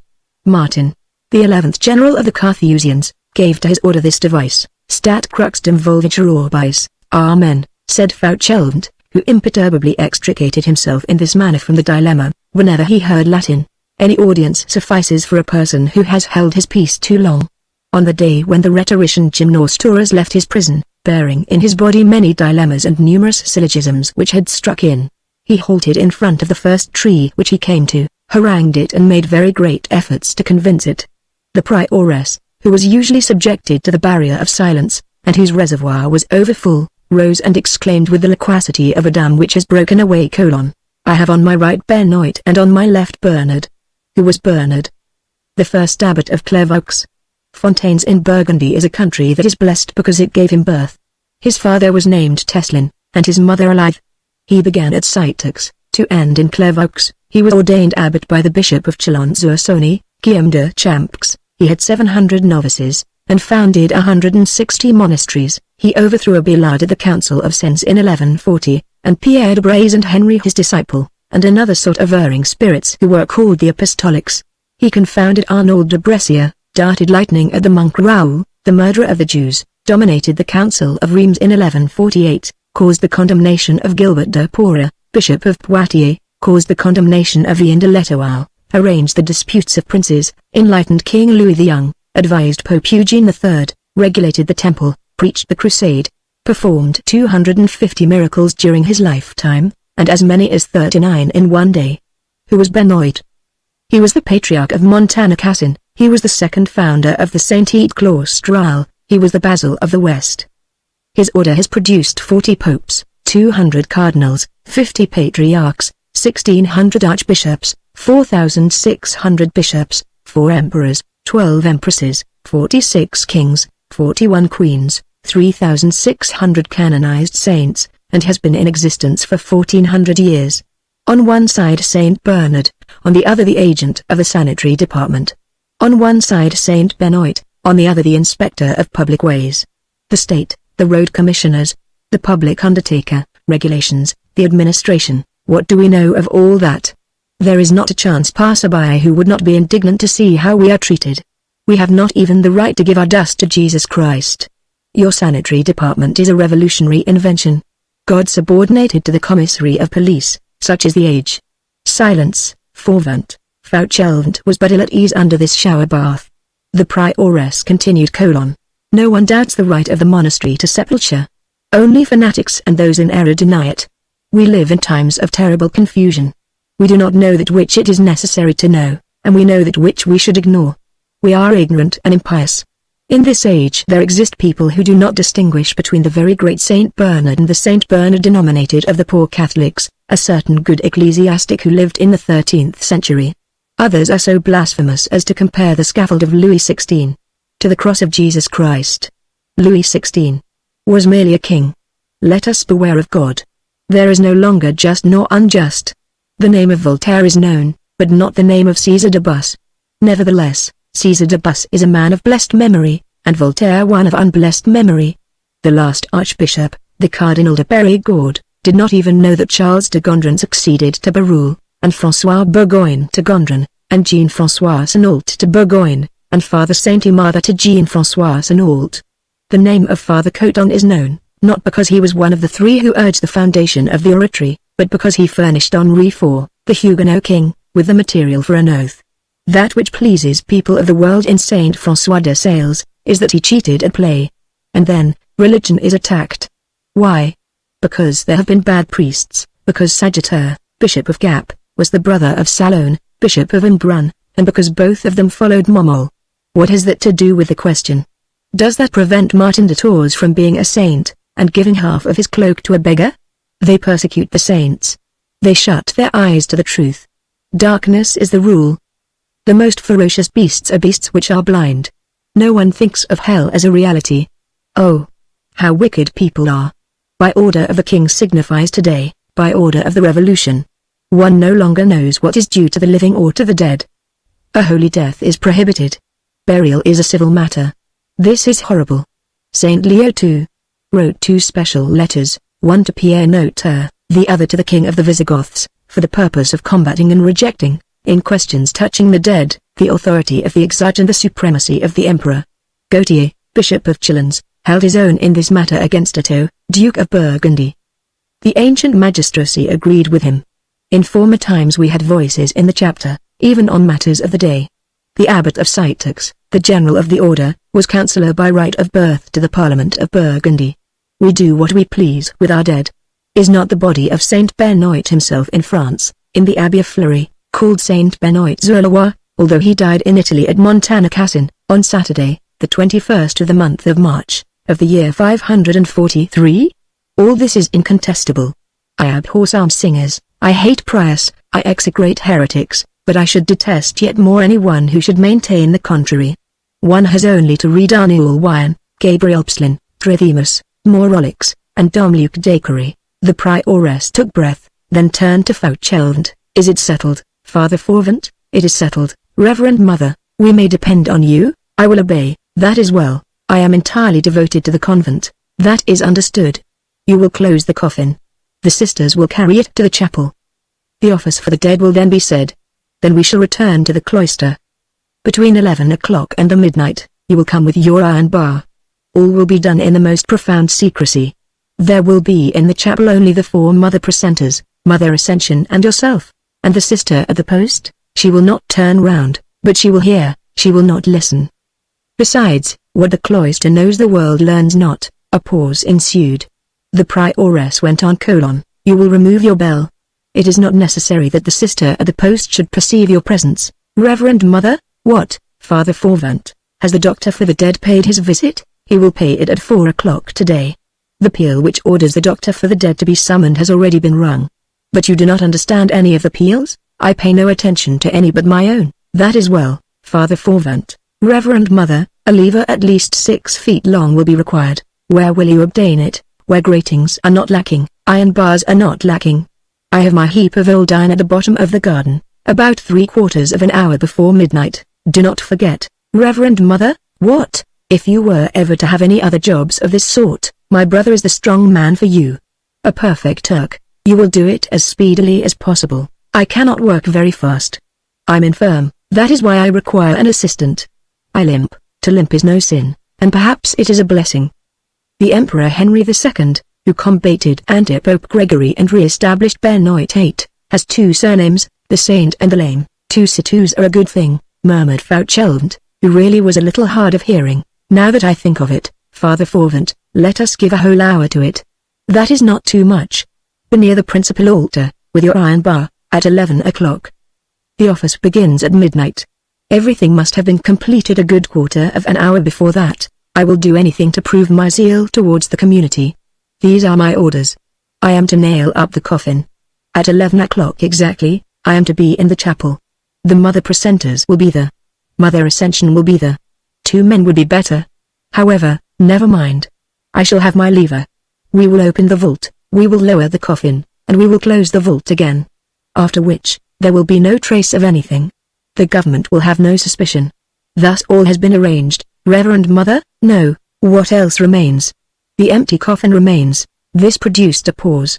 Fouchelvent meditated. The prioress meditated. What is to be done with that coffin, Father Forvent? It will be given to the earth, empty. Another silence. Fouchelvent made, with his left hand, that sort of a gesture which dismisses a troublesome subject. Reverend Mother, I am the one who is to nail up the coffin in the basement of the church, and no one can enter there but myself, and I will cover the coffin with the pall. Yes, but the bearers, when they place it in the hearse and lower it into the grave, will be sure to feel that there is nothing in it. Ah! Thither! Exclaimed Fouchelvent. The prioress began to make the sign of the cross, and looked fixedly at the gardener. The veil stuck fast in his throat. He made haste to improvise an expedient to make her forget the oath. I will put earth in the coffin, Reverend Mother. That will produce the effect of a corpse. You are right. Earth, that is the same thing as man. So you will manage the empty coffin? I will make that my special business. The prioress's face, up to that moment troubled and clouded, grew serene once more. She made the sign of a superior dismissing an inferior to him. Fouchelvent went towards the door. As he was on the point of passing out, the prioress raised her voice gently: I am pleased with you, Father Forvent. Bring your brother to me tomorrow, after the burial, and tell him to fetch his daughter. Chapter 4, in which Jean Valjean has quite the air of having read Austin Castillo. The strides of a lame man are like the ogling glances of a one-eyed man, they do not reach their goal very promptly. Moreover, Fouchelvent was in a dilemma. He took nearly a quarter of an hour to return to his cottage in the garden. Cosette had waked up. Jean Valjean had placed her near the fire.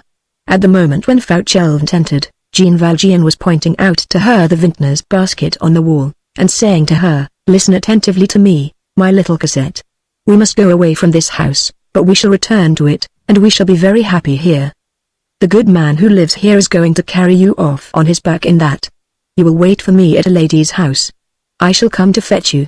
Obey, and say nothing, above all things, unless you want Madame Nadia to get you again. Cosette nodded gravely. Jean Valjean turned round at the noise made by Fauchelevent opening the door. "Well, everything is arranged, and nothing is," said Fauchelevent.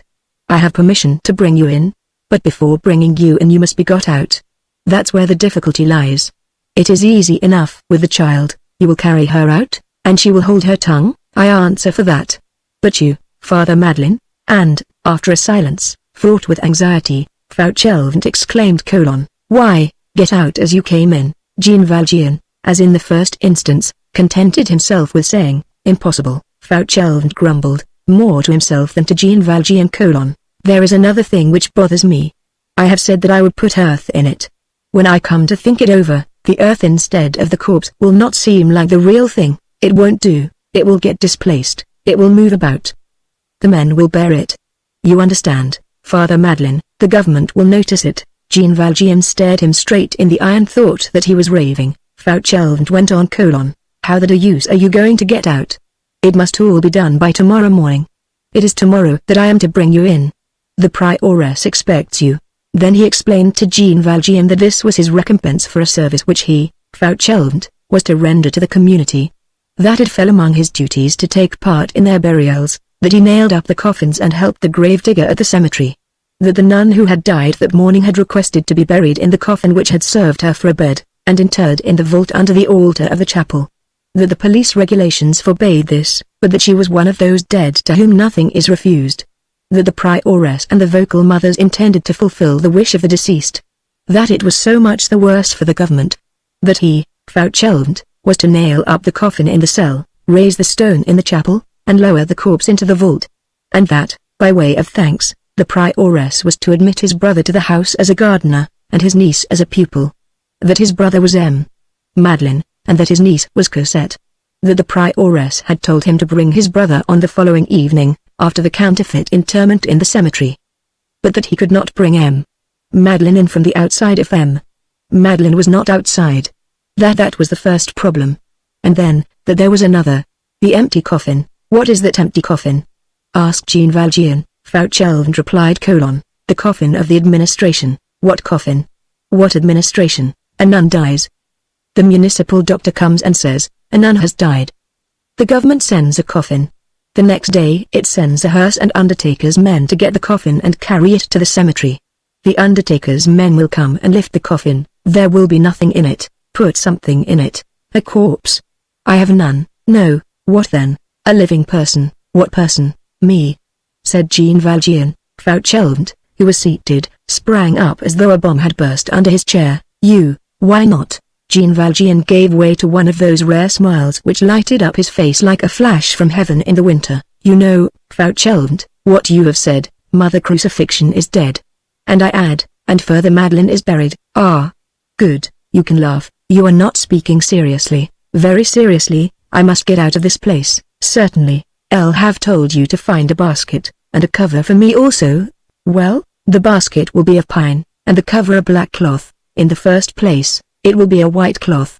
Nuns are buried in white. Let it be a white cloth. Then, you are not like other men, Father Madeleine, to behold such devices, which are nothing else than the savage and daring inventions of the galleys, spring forth from the peaceable things which surrounded him, and mingle with what he called the petty course of life in the convent." Caused Fauchelevent as much amazement as a gull fishing in the gutter of the Rue Saint-Denis would inspire in a passer-by. Jean Valjean went on: "The problem is to get out of here without being seen.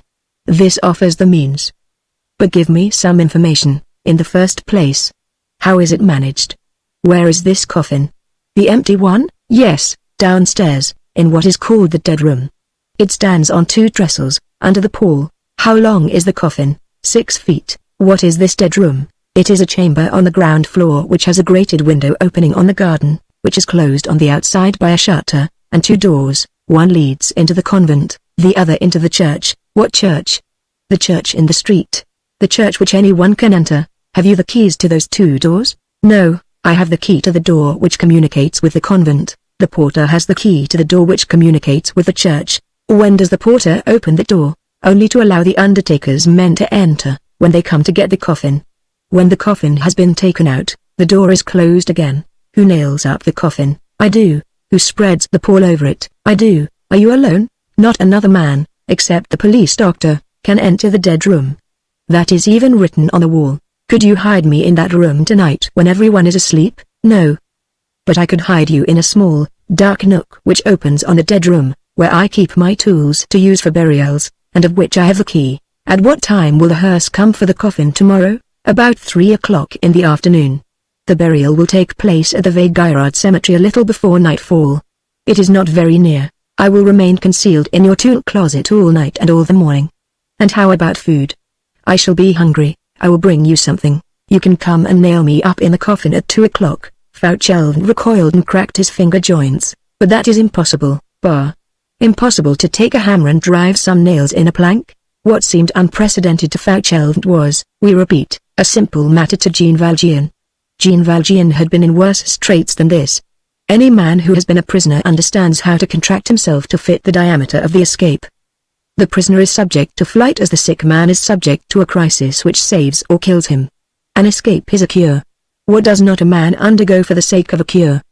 To have himself nailed up in a case and carried off like a bale of goods, to live for a long time in a box, to find air where there is none, to economize his breath for hours, to know how to stifle without dying, this was one of Jean Valjean's gloomy talents. Moreover, a coffin containing a living being, the convict's expedient, is also an imperial expedient. If we are to credit the monk Austin Castor, this was the means employed by Charles V.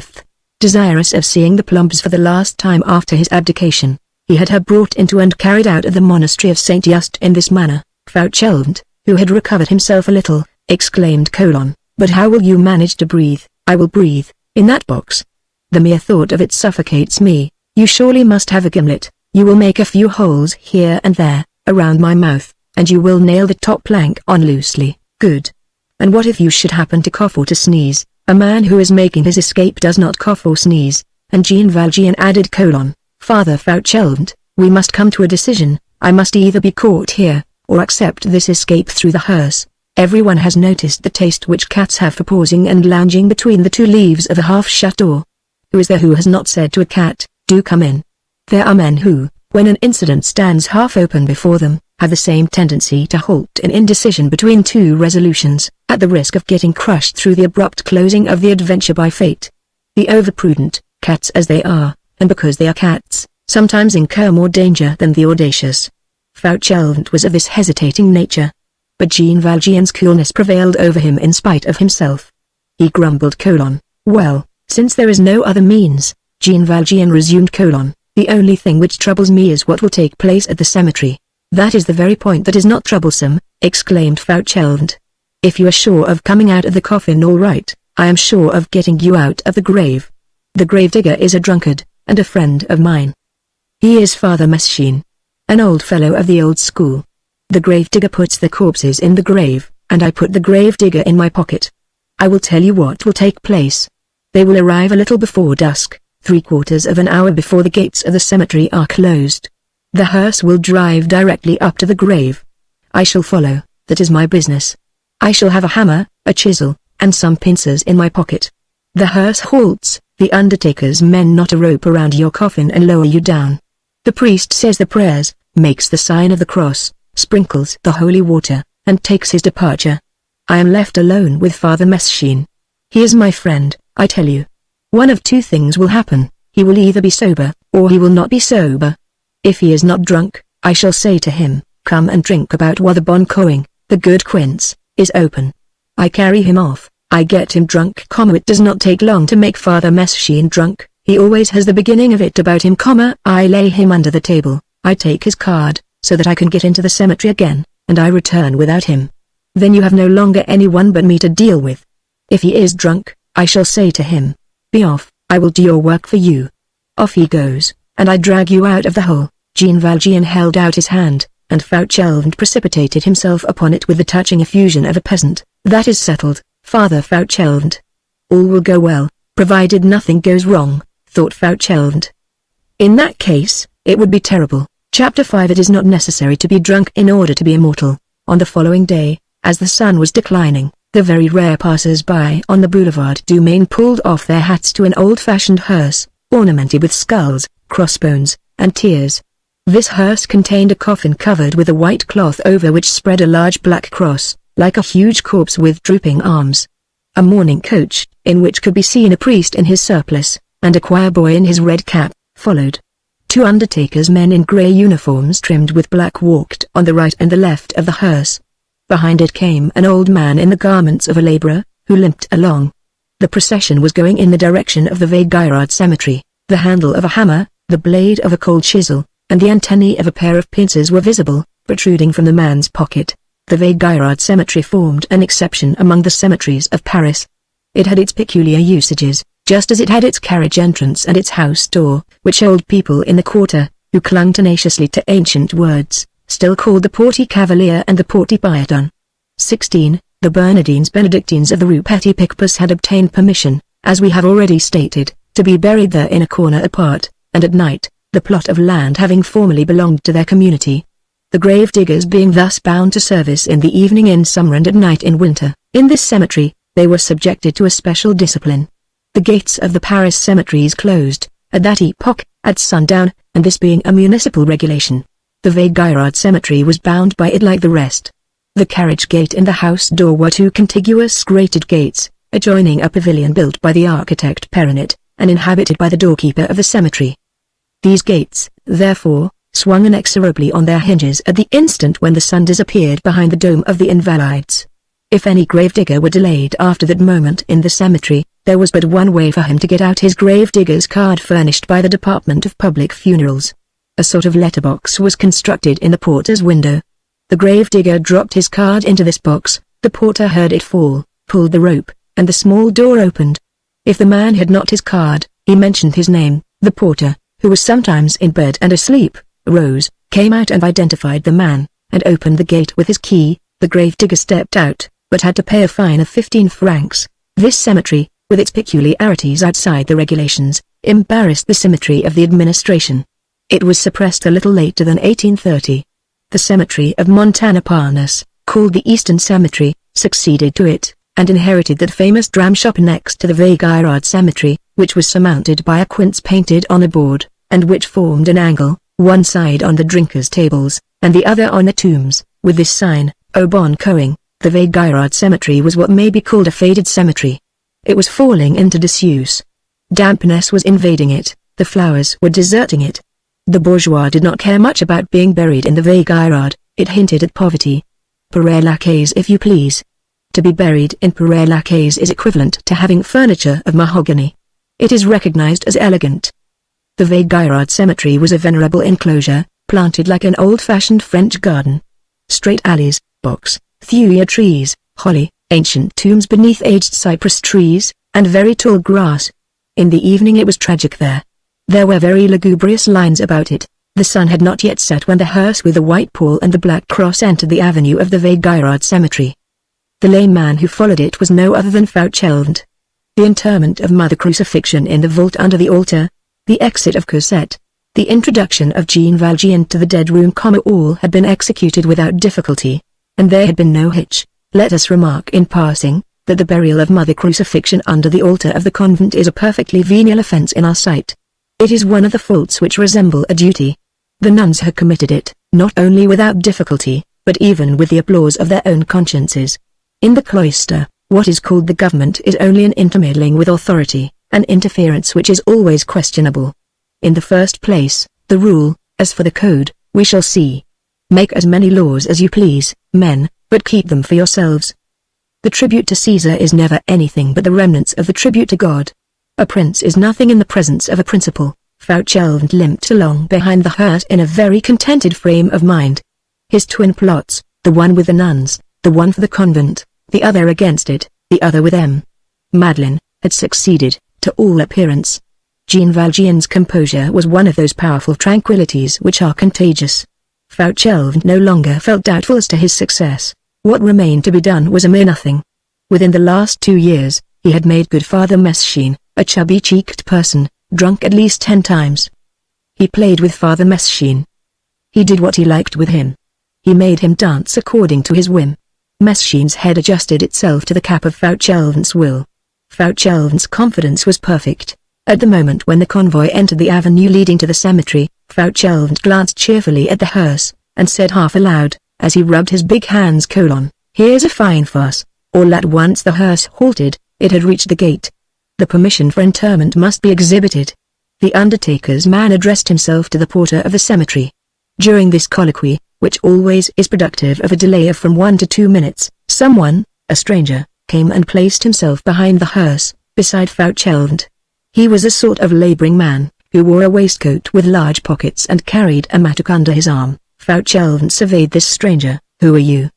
he demanded. The man replied: "The gravedigger." If a man could survive the blow of a cannonball full in the breast, he would make the same face that Fauchelevent made. "The gravedigger?" "Yes, you." "I, Father Messine is the gravedigger." "He was." "What?" "He was. He is dead." Fauchelevent had expected anything but this, that a gravedigger could die. It is true, nevertheless, that gravediggers do die themselves. By dint of excavating graves for other people, one hollows out one's own. Fauchelevent stood there with his mouth wide open. He had hardly the strength to stammer: "But it is not possible, it is so." "But," he persisted feebly, "Father Messine is the gravedigger, after Napoleon, Louis XVIII. After Messine, Gribier." "Peasant, my name is Gribier." Fauchelevent, who was deadly pale, stared at this Gribier. He was a tall, thin, livid, utterly funereal man. He had the air of an unsuccessful doctor who had turned gravedigger. Fauchelevent burst out laughing. "Ah," said he, "what queer things do happen. Father Messine is dead, but long live little Father Lenoir. Do you know who little Father Lenoir is? He is a jug of red wine. It is a jug of Chine, Morbigue. Of real Paris Chine. Ah. So old Messine is dead. I am sorry for it. He was a jolly fellow. But you're a jolly fellow, too. Are you not, comrade? We'll go and have a drink together presently." The man replied: "I have been a student. I passed my 4th examination. I never drink." The hearse had set out again, and was rolling up the grand alley of the cemetery. Fauchelevent had slackened his pace. He limped more out of anxiety than from infirmity. The gravedigger walked on in front of him. Fauchelevent passed the unexpected Gribier once more in review. He was one of those men who, though very young, have the air of age, and who, though slender, are extremely strong. "Comrade!" cried Fauchelevent. The man turned round. "I am the convent gravedigger, my colleague," said the man. Fauchelevent, who was illiterate but very sharp, understood that he had to deal with a formidable species of man, with a fine talker. He muttered: "So Father Messine is dead." The man replied: "Completely." The good God consulted his notebook, which shows when the time is up. It was Father Messine's turn. "Father Messine died," Fauchelevent repeated mechanically. "The good God." "The good God," said the man authoritatively. "According to the philosophers, the Eternal Father, according to the Jacobins, the Supreme Being, shall we not make each other's acquaintance?" stammered Fauchelevent. "It is made. You are a peasant, I am a Parisian. People do not know each other until they have drunk together. He who empties his glass empties his heart. You must come and have a drink with me. Such a thing cannot be refused. Business first." Fauchelevent thought, "I am lost." They were only a few turns of the wheel distant from the small alley leading to the nun's corner. The gravedigger resumed: "Peasant, I have 7 small children who must be fed. As they must eat, I cannot drink." And he added, with the satisfaction of a serious man who is turning a phrase well: "Their hunger is the enemy of my thirst." The hearse skirted a clump of cypress trees, quitted the grand alley, turned into a narrow one, entered the wasteland, and plunged into a thicket. This indicated the immediate proximity of the place of sepulture. Fauchelevent slackened his pace, but he could not detain the hearse.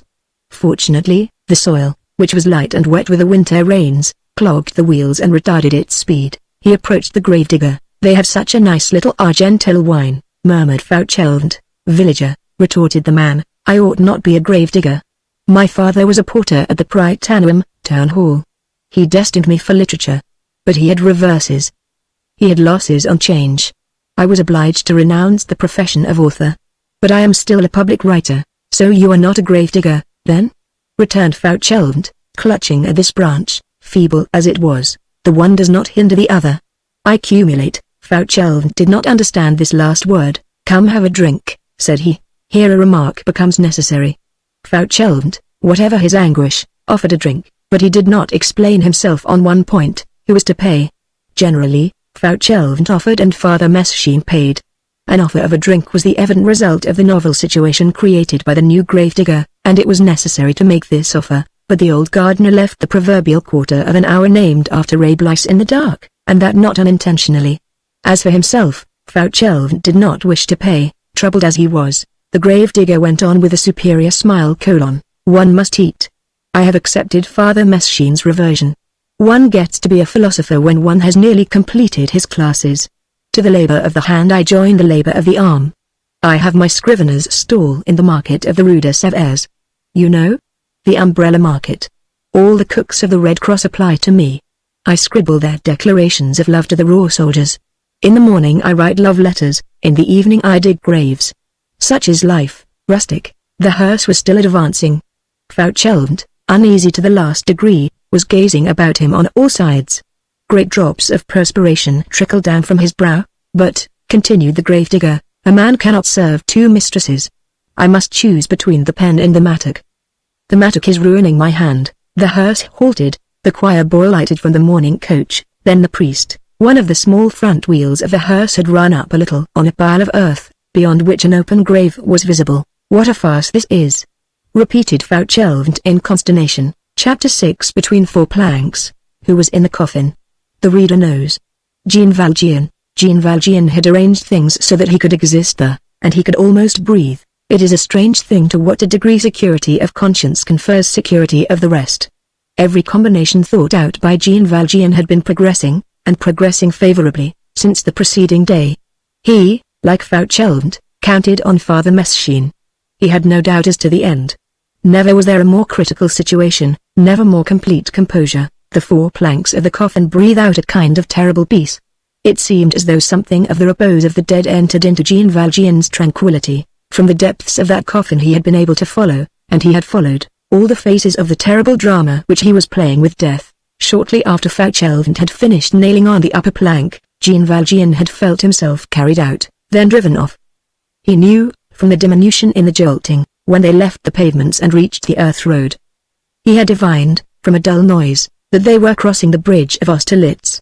At the first halt, he had understood that they were entering the cemetery. At the second halt, he said to himself: "Here is the grave." Suddenly, he felt hands seize the coffin, then a harsh grating against the planks. He explained it to himself as the rope which was being fastened round the casket in order to lower it into the cavity. Then he experienced a giddiness. The undertaker's man and the gravedigger had probably allowed the coffin to lose its balance, and had lowered the head before the foot.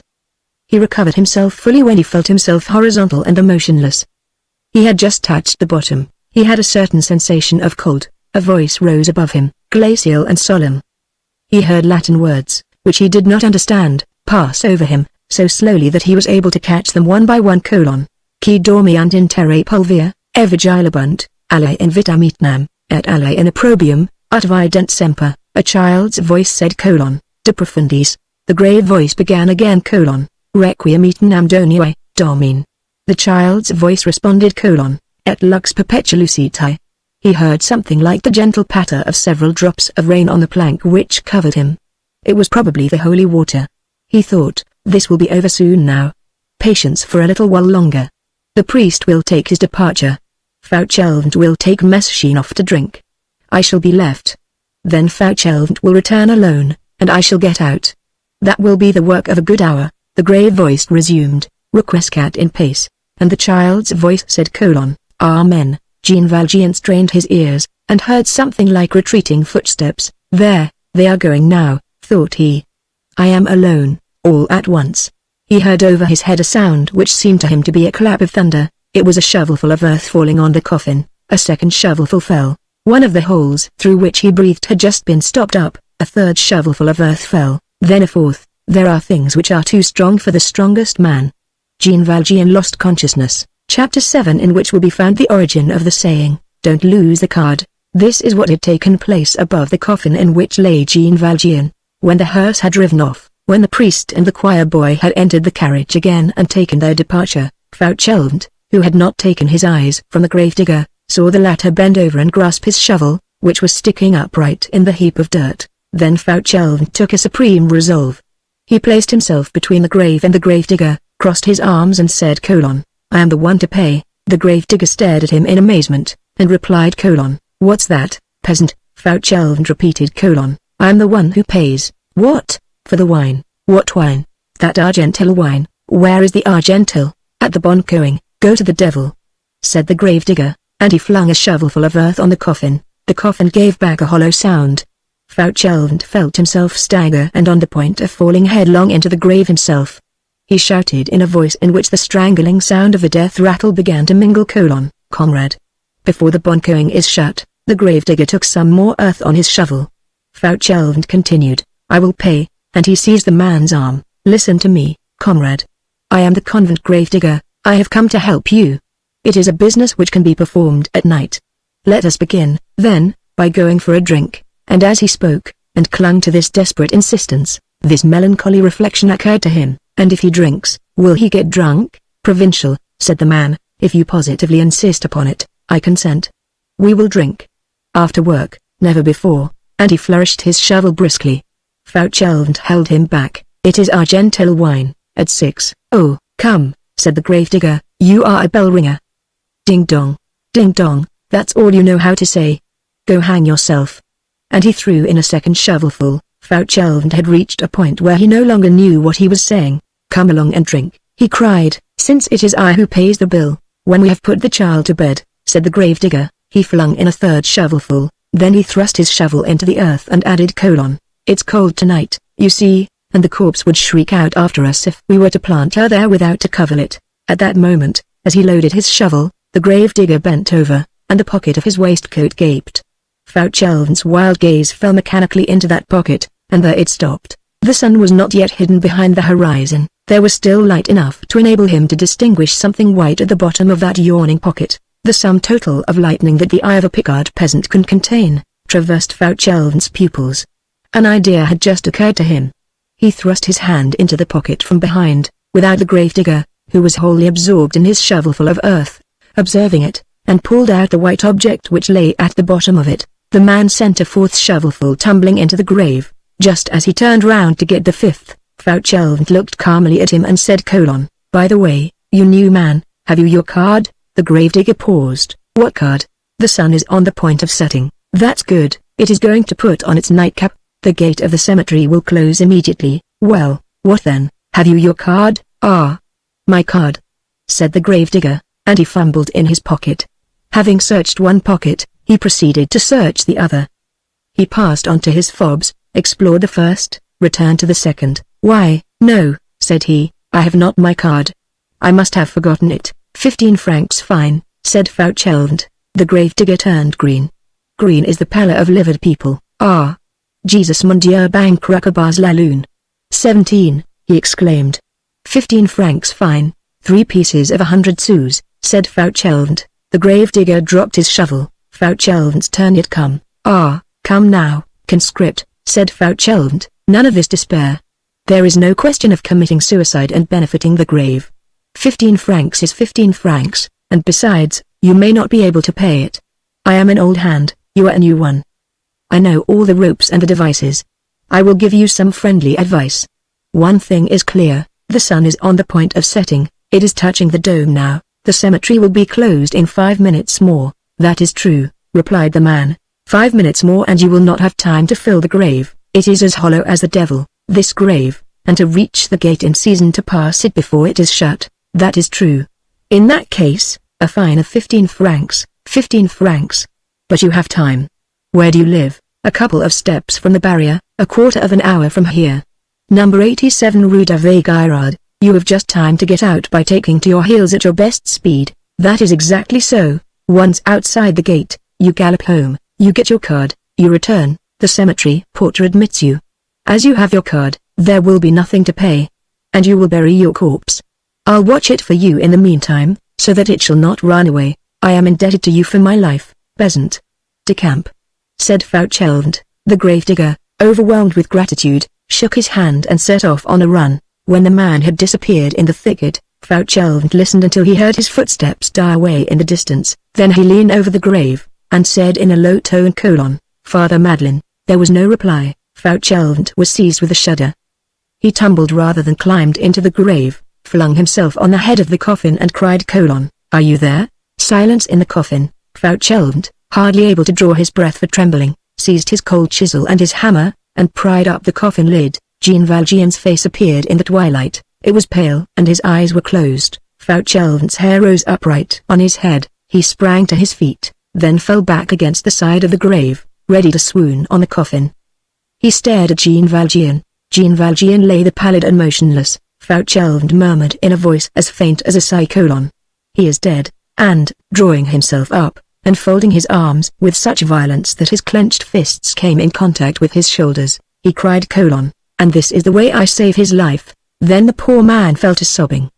He soliloquized the while, for it is an error to suppose that the soliloquy is unnatural.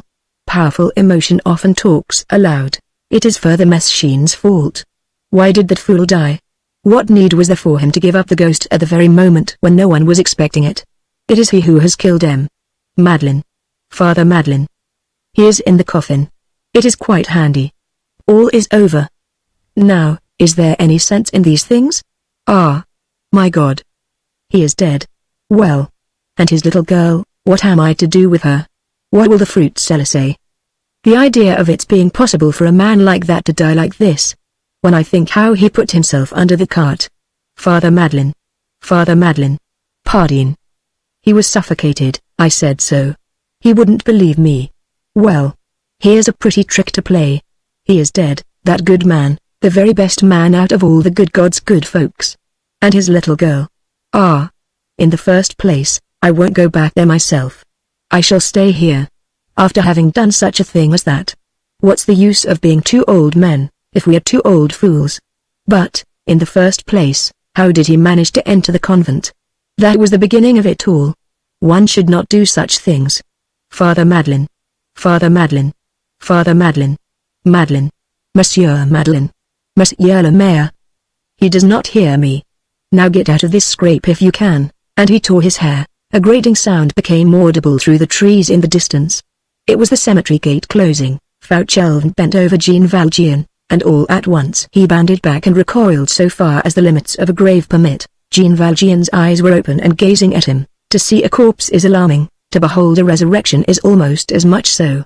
Fauchelevent became like stone, pale, haggard, overwhelmed by all these excesses of emotion, not knowing whether he had to do with a living man or a dead one, and staring at Jean Valjean, who was gazing at him. "I fell asleep," said Jean Valjean, and he raised himself to a sitting posture. Fauchelevent fell on his knees. "Just, good Virgin. How you frightened me." Then he sprang to his feet and cried, "Thanks, Father Madeleine." Jean Valjean had merely fainted. The fresh air had revived him. Joy is the ebb of terror. Fauchelevent found almost as much difficulty in recovering himself as Jean Valjean had. "So you are not dead? Oh, how wise you are. I called you so much that you came back. When I saw your eyes shut, I said, good. There he is, stifled. I should have gone raving mad, mad enough for a straitjacket. They would have put me in Bicêtre. What do you suppose I should have done if you had been dead? And your little girl? There's that fruit seller, she would never have understood it. The child is thrust into your arms, and then the grandfather is dead. What a story. Good saints of paradise, what a tale. Ah, you are alive, that's the best of it. I am cold, said Jean Valjean. This remark recalled Fauchelevent thoroughly to reality, and there was pressing need of it. The souls of these two men were troubled even when they had recovered themselves, although they did not realize it, and there was about them something uncanny, which was the sinister bewilderment inspired by the place. Let us get out of here quickly, exclaimed Fauchelevent. He fumbled in his pocket, and pulled out a gourd with which he had provided himself. But first, take a drop, said he. The flask finished what the fresh air had begun. Jean Valjean swallowed a mouthful of brandy, and regained full possession of his faculties. He got out of the coffin, and helped Fauchelevent to nail on the lid again. 3 minutes later they were out of the grave. Moreover, Fauchelevent was perfectly composed. He took his time. The cemetery was closed. The arrival of the gravedigger Gribier was not to be apprehended. That conscript was at home busily engaged in looking for his card, and had some difficulty in finding it in his lodgings, since it was in Fauchelevent's pocket.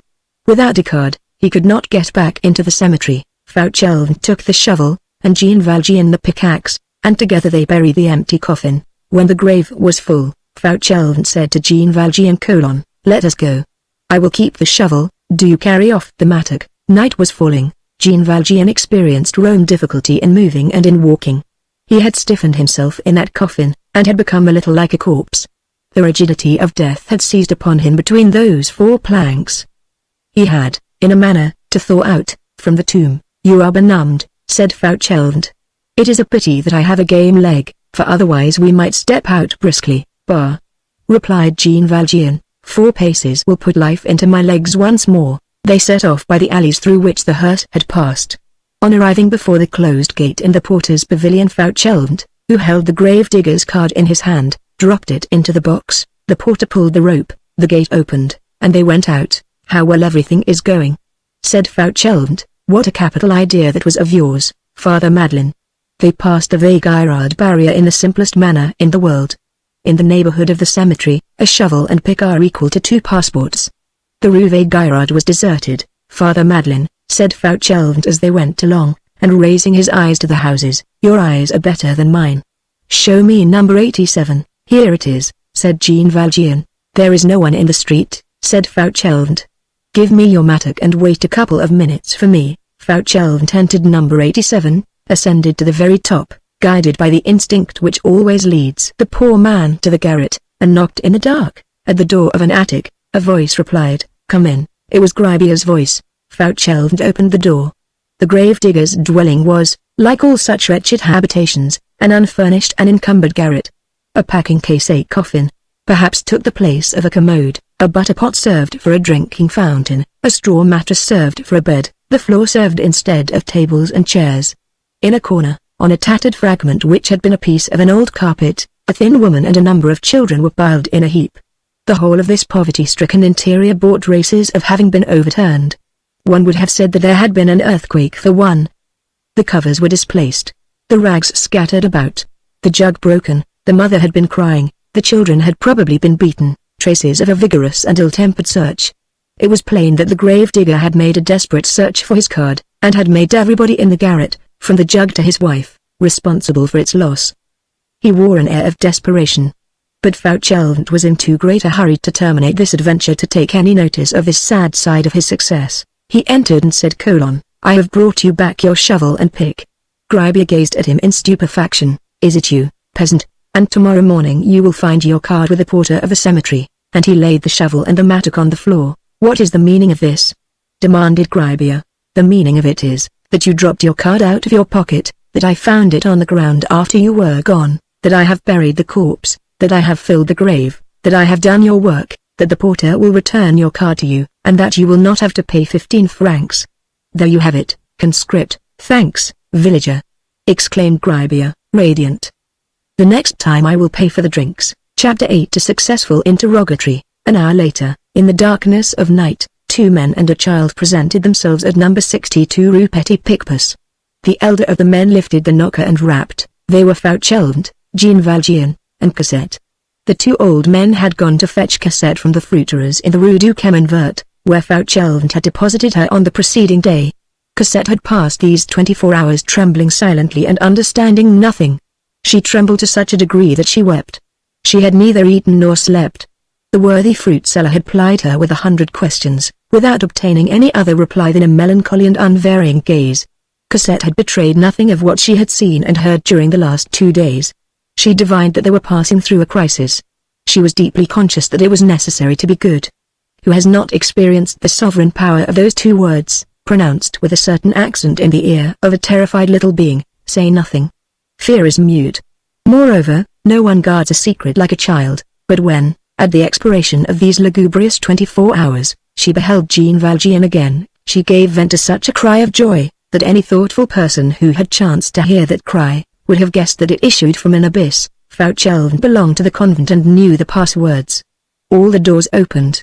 Thus was solved the double and alarming problem of how to get out and how to get in. The porter, who had received his instructions, opened the little servant's door which connected the courtyard with the garden, and which could still be seen from the street 20 years ago, in the wall at the bottom of the court, which faced the carriage entrance. The porter admitted all 3 of them through this door, and from that point they reached the inner, reserved parlor where Fauchelevent, on the preceding day, had received his orders from the prioress. The prioress, rosary in hand, was waiting for them. A vocal mother, with her veil lowered, stood beside her. A discreet candle lighted, one might almost say, made a show of lighting the parlor. The prioress passed Jean Valjean in review. There is nothing which examines like a downcast eye. Then she questioned him: "You are the brother?" "Yes, Reverend Mother," replied Fauchelevent. "What is your name?" Fauchelevent replied: "Ultime Fauchelevent." He really had a brother named Ultime, who was dead. "Where do you come from?" Fauchelevent replied: "From Piquigny, near Amiens." "What is your age?" Fauchelevent replied: 50. "What is your profession?" Fauchelevent replied: "Gardener." "Are you a good Christian?" Fauchelevent replied: "Everyone is in the family." "Is this your little girl?" Fauchelevent replied: "Yes, Reverend Mother." "You are her father?" Fauchelevent replied: "Her grandfather." The vocal mother said to the prioress in a low voice: "He answers well." Jean Valjean had not uttered a single word. The prioress looked attentively at Cosette, and said half aloud to the vocal mother: "She will grow up ugly." The two mothers consulted for a few moments in very low tones in the corner of the parlor. Then the prioress turned round and said: "Father Fauvent, you will get another kneecap with a bell. 2 will be required now." On the following day, therefore, 2 bells were audible in the garden, and the nuns could not resist the temptation to raise the corner of their veils. At the extreme end of the garden, under the trees, 2 men, Fauvent and another man, were visible as they dug side by side. An enormous event. Their silence was broken to the extent of saying to each other: "He is an assistant gardener." The vocal mothers added: "He is a brother of Father Fauvent." Jean Valjean was, in fact, regularly installed. He had his belled kneecap, henceforth he was official. His name was Ultime Fauchelevent. The most powerful determining cause of his admission had been the prioress's observation upon Cosette: "She will grow up ugly." The prioress, that pronounced prognosticator, immediately took a fancy to Cosette and gave her a place in the school as a charity pupil. There is nothing that is not strictly logical about this. It is in vain that mirrors are banished from the convent. Women are conscious of their faces. Now, girls who are conscious of their beauty do not easily become nuns. The vocation being voluntary in inverse proportion to their good looks, more is to be hoped from the ugly than from the pretty. Hence a lively taste for plain girls. The whole of this adventure increased the importance of good, old Fauchelevent. He won a triple success, in the eyes of Jean Valjean, whom he had saved and sheltered, in those of gravedigger Gribier, who said to himself: "He spared me that fine, with the convent," which, being enabled, thanks to him, to retain the coffin of Mother Crucifixion under the altar, eluded Caesar and satisfied God. There was a coffin containing a body in the Petit Picpus, and a coffin without a body in the Vaugirard cemetery. Public order had no doubt been deeply disturbed thereby, but no one was aware of it. As for the convent, its gratitude to Fauchelevent was very great. Fauchelevent became the best of servitors and the most precious of gardeners. Upon the occasion of the archbishop's next visit, the prioress recounted the affair to his grace, making something of a confession at the same time, and yet boasting of her deed. On leaving the convent, the archbishop mentioned it with approval, and in a whisper to M. de Latille, Monsieur's confessor, afterwards Archbishop of Reims and Cardinal. This admiration for Fauchelevent became widespread, for it made its way to Rome. We have seen a note addressed by the then reigning Pope, Leo XII, to one of his relatives, a Monsignor in the Nuncio's establishment in Paris, and bearing, like himself, the name of Delagenger. It contained these lines: "It appears that there is in a convent in Paris an excellent gardener, who is also a holy man, named Fauvent." Nothing of this triumph reached Fauchelevent in his hut. He went on grafting, weeding, and covering up his melon beds, without in the least suspecting his excellencies and his sanctity.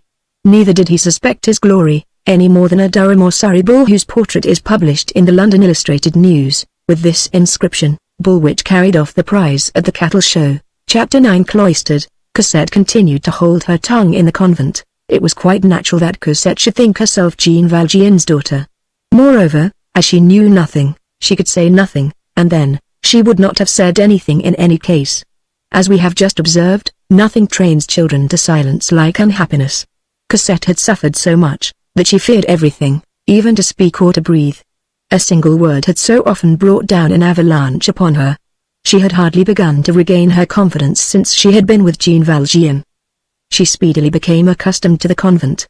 Only she regretted Catherine, but she dared not say so.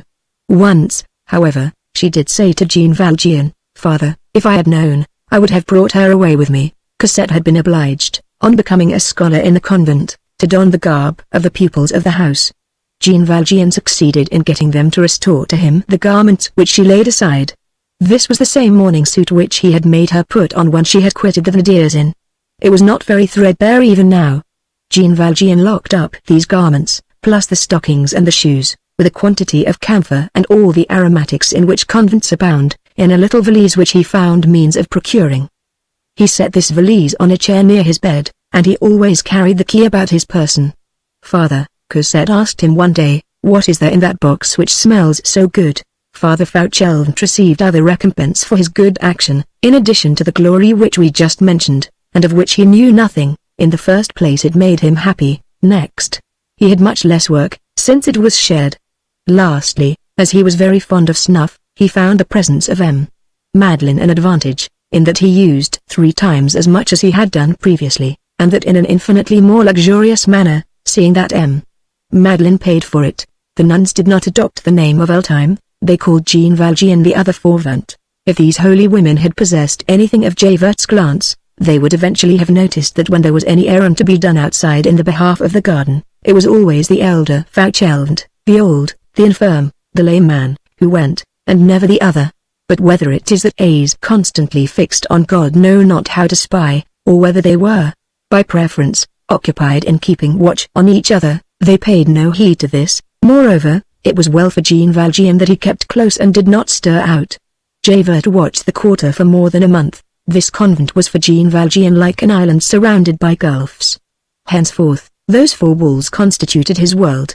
He saw enough of the sky there to enable him to preserve his serenity, and Cosette enough to remain happy. A very sweet life began for him. He inhabited the old hut at the end of the garden, in company with Fauchelevent. This hovel, built of old rubbish, which was still in existence in 1845, was composed, as the reader already knows, of 3 chambers, all of which were ruttily bare and had nothing beyond the walls. The principal one had been given up, by force, for Jean Valjean had opposed it in vain, to Madeleine, by Father Fauchelevent.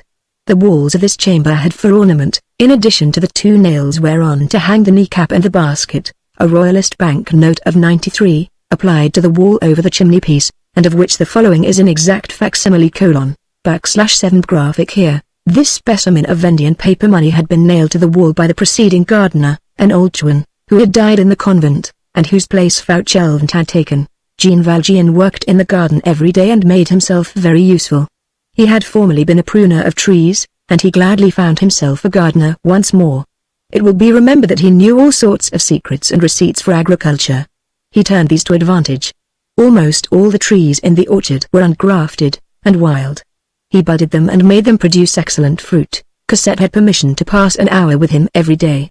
As the sisters were melancholy and he was kind, the child made comparisons and adored him. At the appointed hour she flew to the hut.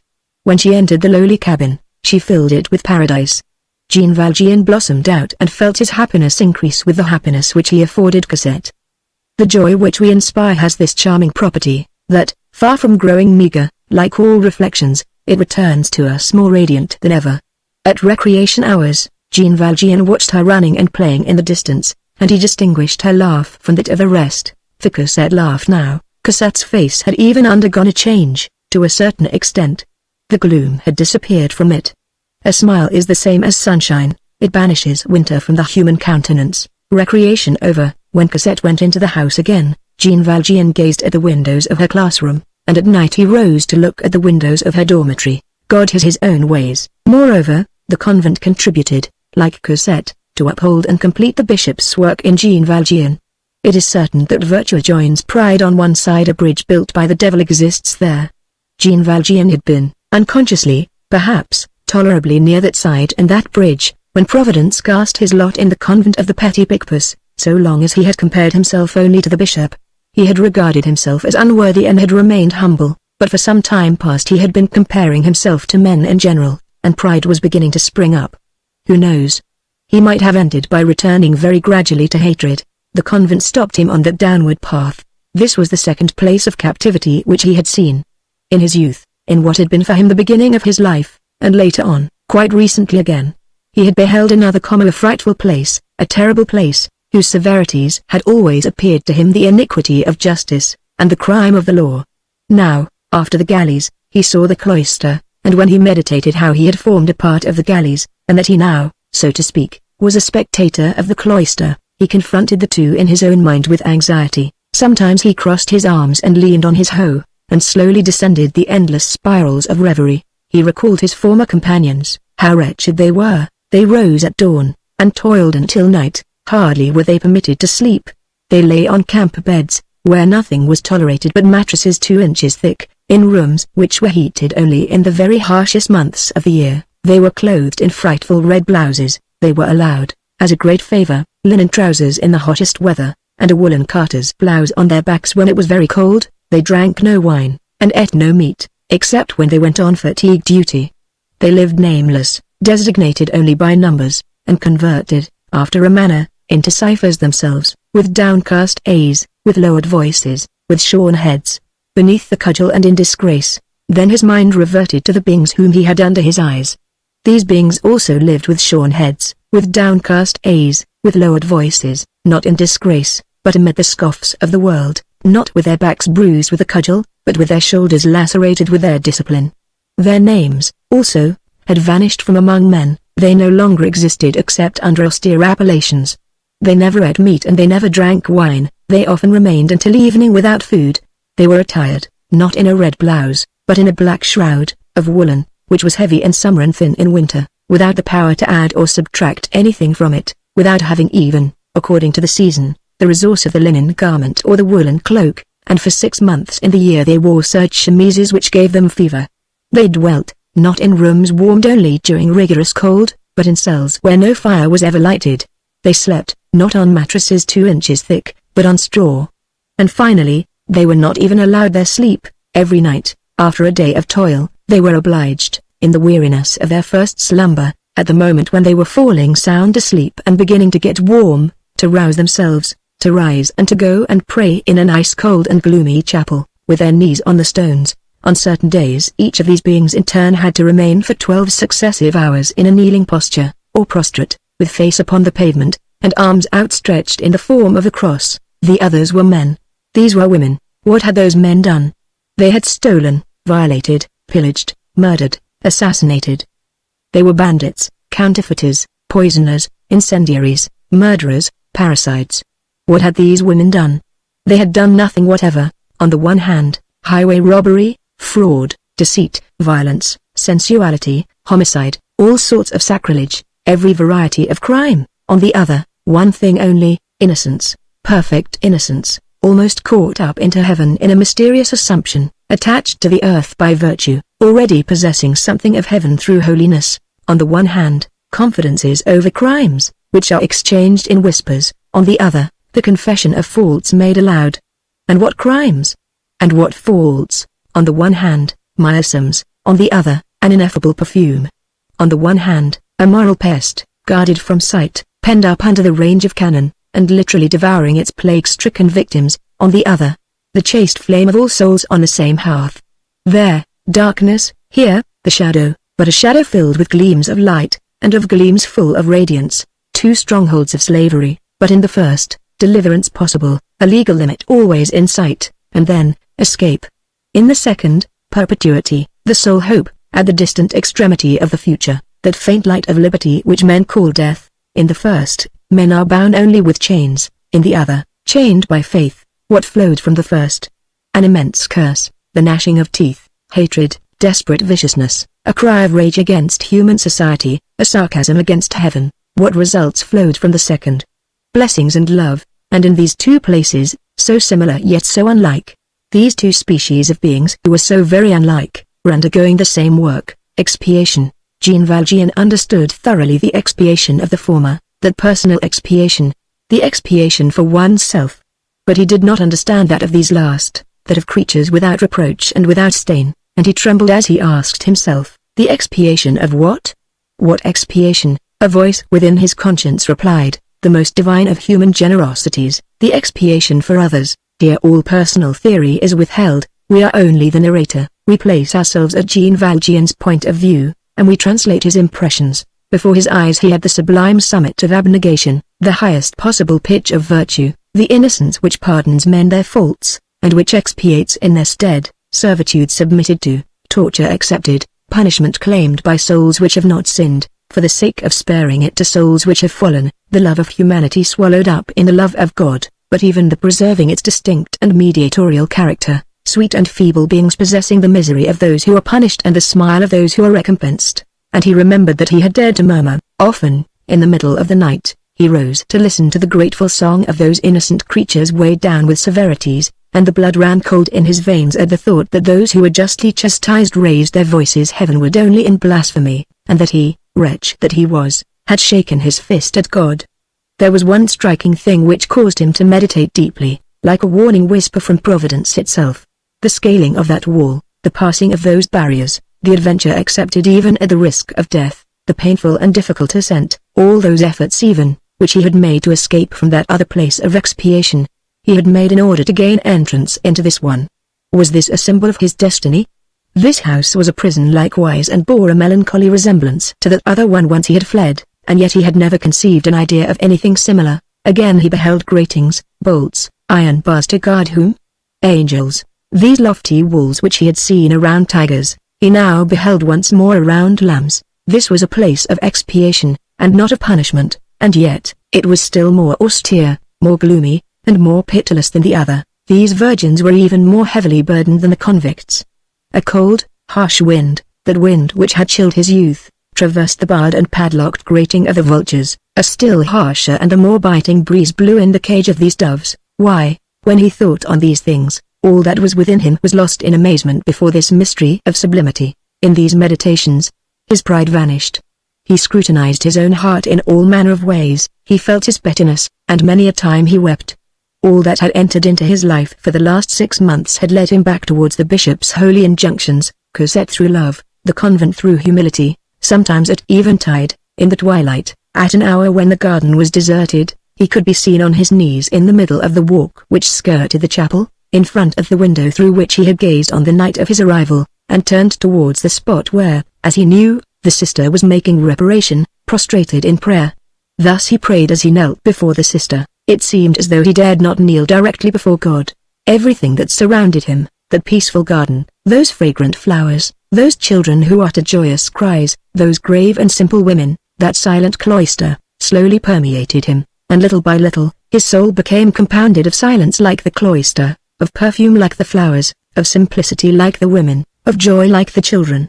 And then he reflected that these had been 2 houses of God which had received him in succession at 2 critical moments in his life. The first, when all doors were closed and when human society rejected him. The second, at a moment when human society had again set out in pursuit of him, and when the galleys were again yawning, and that, had it not been for the first, he should have relapsed into crime, and had it not been for the second, into torment. His whole heart melted in gratitude, and he loved more and more. Many years passed in this manner. Cosette was growing up. Part 17. Paris studied in its atom. Chapter 1. Parvulus. Paris has a child, and the forest has a bird. The bird is called the sparrow.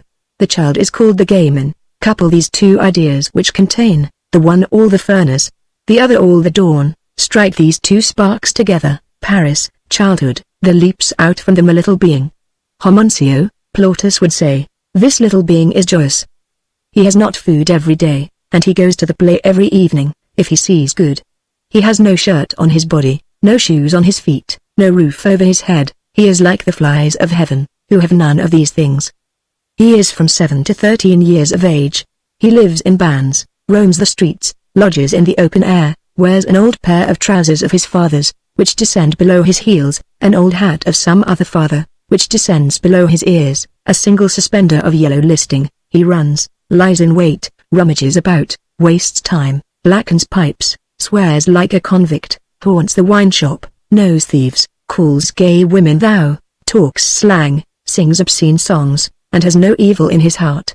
This is because he has in his heart a pearl, innocence, and pearls are not to be dissolved in mud. So long as man is in his childhood, God wills that he shall be innocent. If one were to ask that enormous city, what is this? She would reply, it is my little one. Chapter 2. Some of his particular characteristics. The game in the street Arab of Paris is the dwarf of the giant.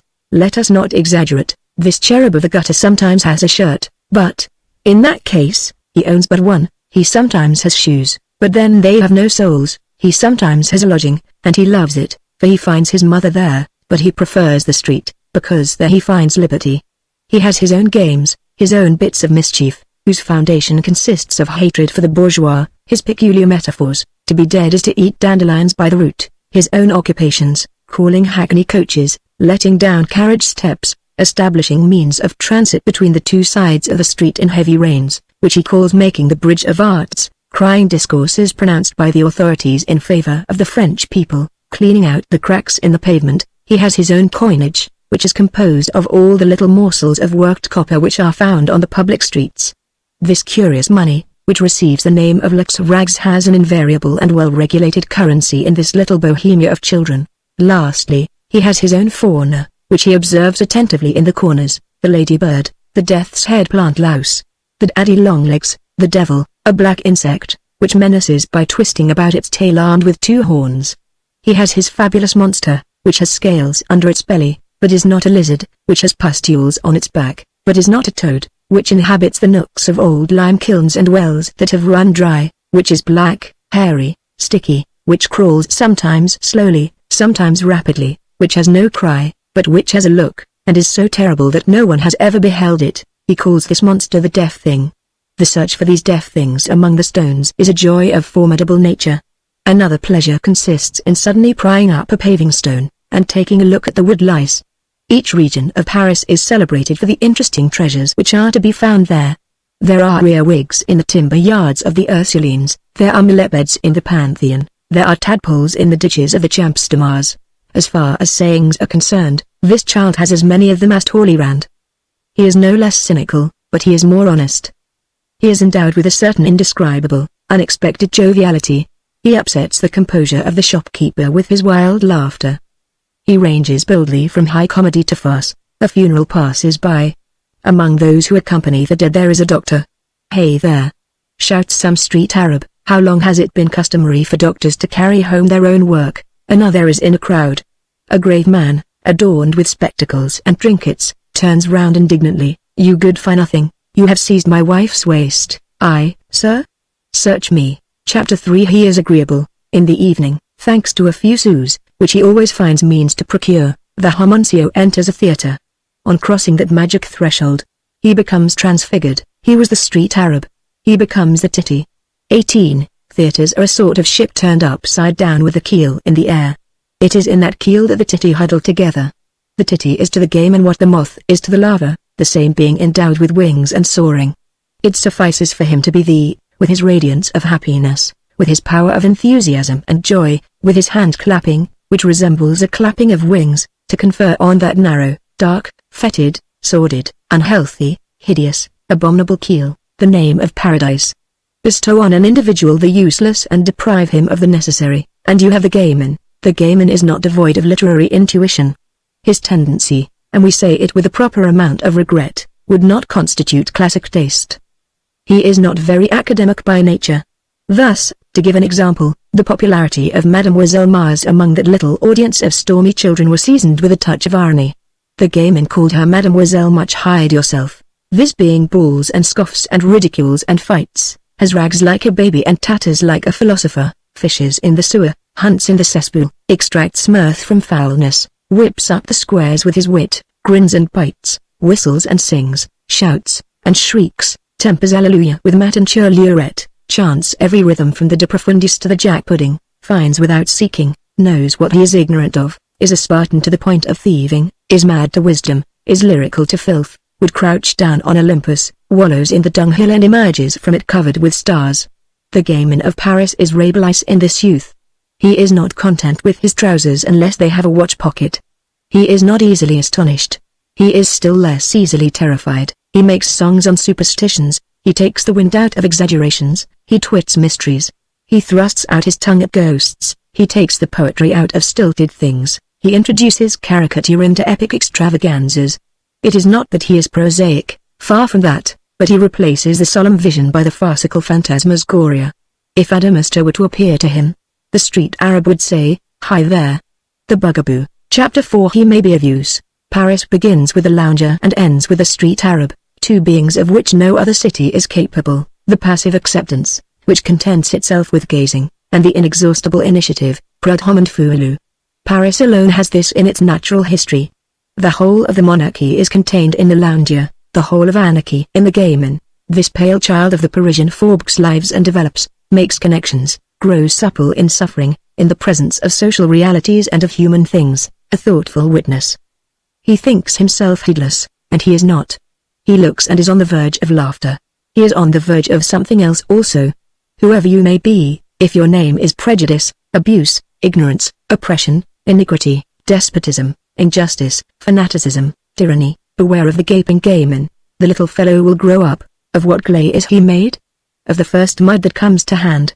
A handful of dirt, a breath, and behold Adam. It suffices for a god to pass by. A god has always passed over the street Arab. Fortune labors at this tiny being. By the word fortune we mean chance, to some extent. That pygmy kneaded out of common earth, ignorant, unlettered, giddy, vulgar, low. Will that become an Ionian or a Boeotian? Wait, Curate Rota, the spirit of Paris, that demon which creates the children of chance and the men of destiny, reversing the process of the Latin potter, makes of a jug an amphora. Chapter 5 His frontiers. The gayman loves the city, he also loves solitude, since he has something of the sage in him. Urbi Samata, like Fuscus, Ruri Samata, like Flaccus, to roam thoughtfully about, that is to say, to lounge, is a fine employment of time in the eyes of the philosopher, particularly in that rather illegitimate species of campaign, which is tolerably ugly but odd and composed of two natures, which surrounds certain great cities, notably Paris. To study the suburbs is to study the amphibious animal. End of the trees, beginning of the roofs, end of the grass, beginning of the pavements, end of the furrows, beginning of the shops, end of the wheel ruts, beginning of the passions, end of the divine murmur, beginning of the human uproar, hence an extraordinary interest. Hence, in these not very attractive places, indelibly stamped by the passing stroller with the epithet, melancholy, the apparently objectless promenades of the dreamer. He who writes these lines has long been a prowler about the barriers of Paris, and it is for him a source of profound souvenirs. That close-shaven turf, those pebbly paths, that chalk, those pools, those harsh monotonies of waste and fallow lands, the plants of early market gardens suddenly springing into sight in a bottom, that mixture of the savage and the citizen, those vast desert nooks where the garrison drums practice noisily, and produce a sort of lisping of battle, those hermits by day and cutthroats by night, the clumsy mill which turns in the wind, the hoisting wheels of the quarries, the tea gardens at the corners of the cemeteries, the mysterious charm of great, somber walls squarely intersecting immense, vague stretches of land inundated with sunshine and full of butterflies, all this attracted him. There is hardly anyone on earth who is not acquainted with those singular spots, the glacier, the cunette, the hideous wall of green all speckled with balls, Montana Parnasse, the Fosso Loops, or Biers on the bank of the Marne, Montana Souris, the Tombassoa, the Pierre Plate du Châtelain, where there is an old, exhausted quarry which no longer serves any purpose except to raise mushrooms, and which is closed, on a level with the ground, by a trapdoor of rotten planks. The Campagna of Rome is one idea. The banlieue of Paris is another, to behold nothing but fields, houses, or trees in what a stretch of country offers us, is to remain on the surface. All aspects of things are thoughts of God. The spot where a plain affects its junction with a city is always stamped with a certain piercing melancholy. Nature and humanity both appeal to you at the same time there. Local originalities that make their appearance. Anyone who, like ourselves, has wandered about in these solitudes contiguous to our faubourgs, which may be designated as the limbos of Paris, has seen here and there, in the most desert spot, at the most unexpected moment, behind a meagre hedge, or in the corner of a lugubrious wall, children grouped tumultuously, fetid, muddy, dusty, ragged, disheveled, playing hide-and-seek, and crowned with cornflowers. All of them are little ones who have made their escape from poor families. The outer boulevard is their breathing space, the suburbs belong to them. That they are eternally playing truant. That they innocently sing their repertory of dirty songs. That they are, or rather, that they exist, far from every eye, in the sweet light of May or June, kneeling round a hole in the ground, snapping marbles with their thumbs, quarrelling over half-farthings, irresponsible, volatile, free and happy, and, no sooner do they catch sight of you than they recollect that they have an industry, and that they must earn their living, and they offer to sell you an old woolen stocking filled with cockchafers, or a bunch of lilacs. These encounters with strange children are one of the charming and at the same time poignant graces of the environs of Paris. Sometimes there are little girls among the throng of boys, are they their sisters? Who are almost young maidens, thin, feverish, with sunburnt hands, covered with freckles, crowned with poppies and ears of rye, gay, haggard, barefooted. They can be seen devouring cherries among the wheat. In the evening they can be heard laughing. These groups, warmly illuminated by the full glow of midday, or indistinctly seen in the twilight, occupied the thoughtful man for a very long time, and these visions mingle with his dreams. Paris, center, banlieue, circumference, this constitutes all the earth to those children. They never venture beyond this. They can no more escape from the Parisian atmosphere than fish can escape from the water. For them, nothing exists 2 leagues beyond the barriers. Ivry, Gentilly, Arcueil, Belleville, Aubervilliers, Menilmontant, Choisy-le-Roi, Billancourt, Mendon, Issy, Vanver, Severs, Buttes, Neuilly, Genvilliers, Colombes, Romainville, Chat, Asnières, Bougival, Nanterre, Inian, Noisy-le-Sec, Nogent, Corn, Drancy, Gonesse. The universe ends there. Chapter 6. A bit of history. At the epoch, nearly contemporary by the way, when the action of this book takes place, there was not, as there is today, a policeman at the corner of every street, a benefit which there is no time to discuss here. Stray children abounded in Paris. The statistics give an average of 260 homeless children picked up annually at that period, by the police patrols, in unenclosed lands, in houses in process of construction, and under the arches of the bridges. One of these nests, which has become famous, produced the swallows of the bridge of Arcola. This is, moreover, the most disastrous of social symptoms. All crimes of the man begin in the vagabondage of the child. Let us make an exception in favor of Paris, nevertheless. In a relative measure, and in spite of the souvenir which we have just recalled, the exception is just. While in any other great city the vagabond child is a lost man, while nearly everywhere the child left to itself is, in some sort, sacrificed and abandoned to a kind of fatal immersion in the public vices which devour in him honesty and conscience, the street boy of Paris, we insist on this point, however defaced and injured on the surface, is almost intact on the interior. It is a magnificent thing to put on record, and one which shines forth in the splendid probity of our popular revolutions, that a certain incorruptibility results from the idea which exists in the air of Paris, as salt exists in the water of the ocean. To breathe Paris preserves the soul. What we have just said takes away nothing of the anguish of heart which one experiences every time that one meets one of these children around whom one fancies that he beholds floating the threads of a broken family. In the civilization of the present day, incomplete as it still is, it is not a very abnormal thing to behold these fractured families pouring themselves out into the darkness, not knowing clearly what has become of their children, and allowing their own entrails to fall on a public highway. Hence these obscure destinies. This is called, for this sad thing has given rise to an expression, to be cast on the pavements of Paris. Let it be said by the way, that this abandonment of children was not discouraged by the ancient monarchy. A little of Egypt and Bohemia in the lower regions suited the upper spheres, and compassed the aims of the powerful. The hatred of instruction for the children of the people was a dogma. What is the use of half-lights? Such was the countersign.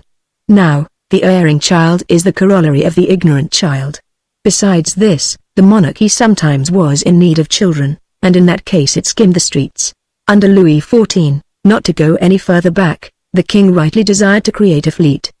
The idea was a good one. But let us consider the means. There can be no fleet, if, beside the sailing ship, that plaything of the winds, and for the purpose of towing it, in case of necessity, there is not a vessel which goes where it pleases, either by means of oars or of steam. The galleys were then to the marine what steamers are today. Therefore, galleys were necessary, but the galley is moved only by the galley slave, hence, galley slaves were required. Colbert had the commissioners of provinces and the parliaments make as many convicts as possible. The magistracy showed a great deal of complaisance in the matter. A man kept his hat on in the presence of a procession. It was a Huguenot attitude. He was sent to the galleys. A child was encountered in the streets, provided that he was 15 years of age and did not know where he was to sleep. He was sent to the galleys. Grand reign, grand century, under Louis XV. Children disappeared in Paris. The police carried them off, for what mysterious purpose no one knew. People whispered with terror monstrous conjectures as to the king's baths of purple. Barbier speaks ingenuously of these things. It sometimes happened that the exempt of the guard, when they ran short of children, took those who had fathers. The fathers, in despair, attacked the exempts. In that case, The Parliament intervened and had someone hung. Who? The exempts? No, the fathers. Chapter 7. The Gaiman should have his place in the classifications of India. The body of street Arabs in Paris almost constitutes a caste. One might almost say, not everyone who wishes to belong to it can do so. This word Gaiman was printed for the first time, and reached popular speech through the literary tongue, in 1834. It is in a little work entitled Claude Gux that this word made its appearance. The horror was lively. The word passed into circulation. The elements which constitute the consideration of the Gaimans for each other are very various. We have known and associated with one who was greatly respected and vastly admired because he had seen a man fall from the top of the Tower of Notre Dame, another, because he had succeeded in making his way into the rear courtyard where the statues of the Dome of the Invalides had been temporarily deposited, and had pricked some lead from them, a third, because he had seen a diligence tip over, still another, because he knew a soldier who came near putting out the eye of a citizen. This explains that famous exclamation of a Parisian Gaiman, a profound epiphema, which the vulgar herd laughs at without comprehending. Dieu de Dieu. What ill luck I do have. To think that I have never yet seen anybody tumble from a fifth-story window. I have pronounced high and fifth pronounced fifth. Surely, this saying of a peasant is a fine one. Father so-and-so, your wife has died of her malady, why did you not send for the doctor? What would you have, sir, we poor folks die of ourselves. But if the peasant's whole passivity lies in this saying, the whole of the free-thinking anarchy of the brat of the Faubourgs is, assuredly, contained in this other saying. A man condemned to death is listening to his confessor in the tumbril. The child of Paris exclaims, he is talking to his black cap. Oh, the sneak, a certain audacity on matters of religion sets off the Gaiman. To be strong-minded is an important item. To be present at executions constitutes a duty. He shows himself at the guillotine, and he laughs. He calls it by all sorts of pet names, the end of the soup, the growler, the mother in the blue, the sky, the last mouthful, etc., etc. In order not to lose anything of the affair, he scales the walls, he hoists himself to balconies, he ascends trees, he suspends himself to gratings, he clings fast to chimneys. The Gaiman is born a tiler as he is born a mariner. A roof inspires him with no more fear than a mast. There is no festival which comes up to an execution on the Place de Grève. Samson and the Abbé Montez are the truly popular names. They hoot at the victim in order to encourage him. They sometimes admire him. Lacenaire, when a Gaiman, on seeing the hideous Dautin die bravely, uttered these words which contain a future, I was jealous of him. In the brotherhood of Gaimans Voltaire is not known, but Papavoine is. Politicians are confused with assassins in the same legend. They have a tradition as to everybody's last garment. It is known that Oleron had a fireman's cap, Avril an otter cap, Lozeville a round hat, that old de Laporte was bald and bareheaded, that Castaing was all ruddy and very handsome, that Boris had a romantic small beard, that Jean Martin kept on his suspenders, that Lecouf and his mother quarrelled. Don't reproach each other for your basket, shouted a Gaiman to them. Another, in order to get a look at the bagger as he passed, and being too small in the crowd, caught sight of the lantern on the quay and climbed it. A gendarme stationed opposite frowned. Let me climb up, monsieur le gendarme, said the Gaiman. And, to soften the heart of the authorities, he added, I will not fall. I don't care if you do, retorted the gendarme. In the brotherhood of Gaimans, a memorable accident counts for a great deal. One reaches the height of consideration if one chances to cut oneself very deeply, to the very bone. The fist is no mediocre element of respect. One of the things that the Gaiman is fondest of saying is, I am fine and strong, come now. To be left-handed renders you very enviable. A squint is highly esteemed, chapter 8, in which the reader will find a charming saying of the last king. In summer, he metamorphoses himself into a frog, and in the evening, when night is falling, in front of the bridges of Austerlitz and Jena, from the tops of coal wagons, and the washerwomen's boats, he hurls himself headlong into the Seine, and into all possible infractions of the laws of modesty and of the police. Nevertheless, the police keep an eye on him, and the result is a highly dramatic situation which once gave rise to a fraternal and a memorable cry. That cry, which was celebrated about 1830, is a strategic warning from Gaiman to Gaiman. It scans like a verse from Homer, with a notation as inexpressible as the Eleusiniac chant of the Panathenea, and in it one encounters again the ancient Evo. Here it is, oh, titty, ah he. Here comes the bobby, here comes the puss, pick up your duds and be off, through the sewer with you. Sometimes this gnat, that is what he calls himself, knows how to read, sometimes he knows how to write, he always knows how to dorp. he does not hesitate to acquire, by no one knows what mysterious mutual instruction, all the talents which can be of use to the public. From 1815 to 1830, he imitated the cry of the turkey. From 1830 to 1848, he scrawled bears on the walls. One summer evening, when Louis-Philippe was returning home on foot, he saw a little fellow, no higher than his knee, perspiring and climbing up to draw a gigantic pear in charcoal on one of the pillars of the gate of Neuilly. The king, with that good nature which came to him from Henry IV, helped the gamin, finished the pear, and gave the child a louis, saying, "The pear is on that also." 19. The gamin loves uproar. A certain state of violence pleases him. He execrates the cures. One day, in the Rue de l'Université, one of these scamps was putting his thumb to his nose at the carriage gate of number 69. "Why are you doing that at the gate?" a passerby asked. The boy replied, "There is a cure there." It was there, in fact, that the papal nuncio lived. Nevertheless, whatever may be the Voltairianism of the small gamin, if the occasion to become a chorister presents itself, it is quite possible that he will accept, and in that case he serves the mass civilly. There are two things to which he plays Tantalus, and which he always desires without ever attaining them, to overthrow the government, and to get his trousers sewed up again. The gamin in his perfect state possesses all the policemen of Paris, and can always put the name to the face of anyone which he chances to meet. He can tell them off on the tips of his fingers. He studies their habits, and he has special notes on each one of them. He reads the souls of the police like an open book. He will tell you fluently and without flinching, such an one is a traitor, such another is very malicious, such another is great, such another is ridiculous. All these words, traitor, malicious, great, ridiculous, have a particular meaning in his mouth, that one imagines that he owns the Pont Neuf, and he prevents people from walking on the cornice outside the parapet, that other has a mania for pulling persons' ears, etc., etc. Chapter 9. The Old Soul of Gaul. There was something of that boy in Poquelin, the son of the fish market. Marquise had something of it. Gaminery is a shade of the Gallic spirit. Mingled with good sense, it sometimes adds force to the latter, as alcohol does to wine. Sometimes it is a defect. Homer repeats himself eternally, granted. One may say that Voltaire plays the gamin. Camille Desmoulins was a native of the Faubourgs. Championnet, who treated miracles brutally, rose from the pavements of Paris. He had, when a small lad, inundated the porticos of Saint Jean d'Abvise, and of Saint Etienne du Montana. He had addressed the shrine of Saint Genevieve familiarly to give orders to the file of Saint Januarius. The gamin of Paris is respectful, ironical, and insolent. He has villainous teeth, because he is badly fed and his stomach suffers, and handsome eyes because he has wit. If Jehovah himself were present, he would go hopping up the steps of paradise on one foot. He is strong on boxing. All beliefs are possible to him. He plays in the gutter, and straightens himself up with a revolt.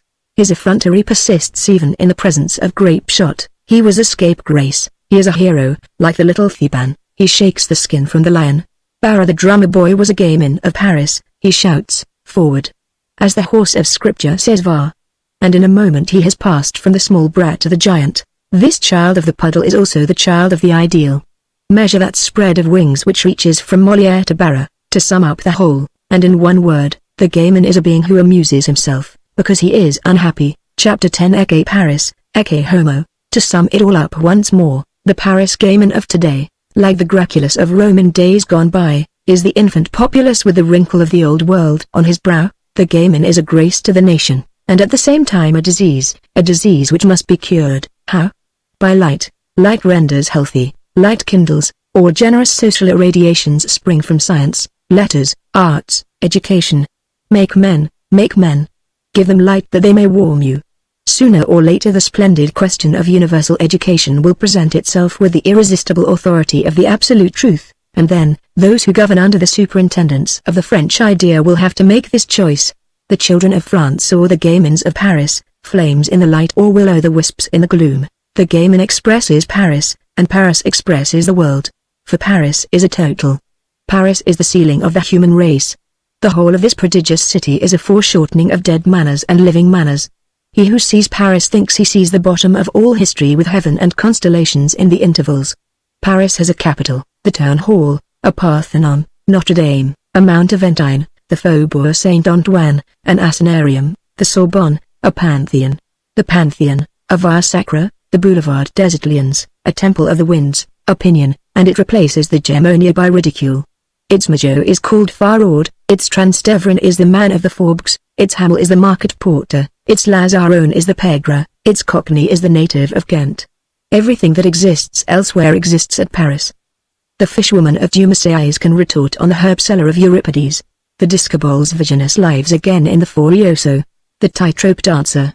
Therapentagona Miles could walk arm in arm with Vadebencola Grenadier. Damasippus the second-hand dealer would be happy among bric-a-brac merchants. Vincennes could grasp Socrates in its fist as just as Agora could imprison Diderot. Grimaud de Larinière discovered larded roast beef. As Curtillus invented roast hedgehog, we see the trapeze which figures in Plautus reappear under the vault of the Ark of Leto Isle. The sword-eater of Poesilus encountered by Apuleius is a sword-swallower on the Pont Neuf.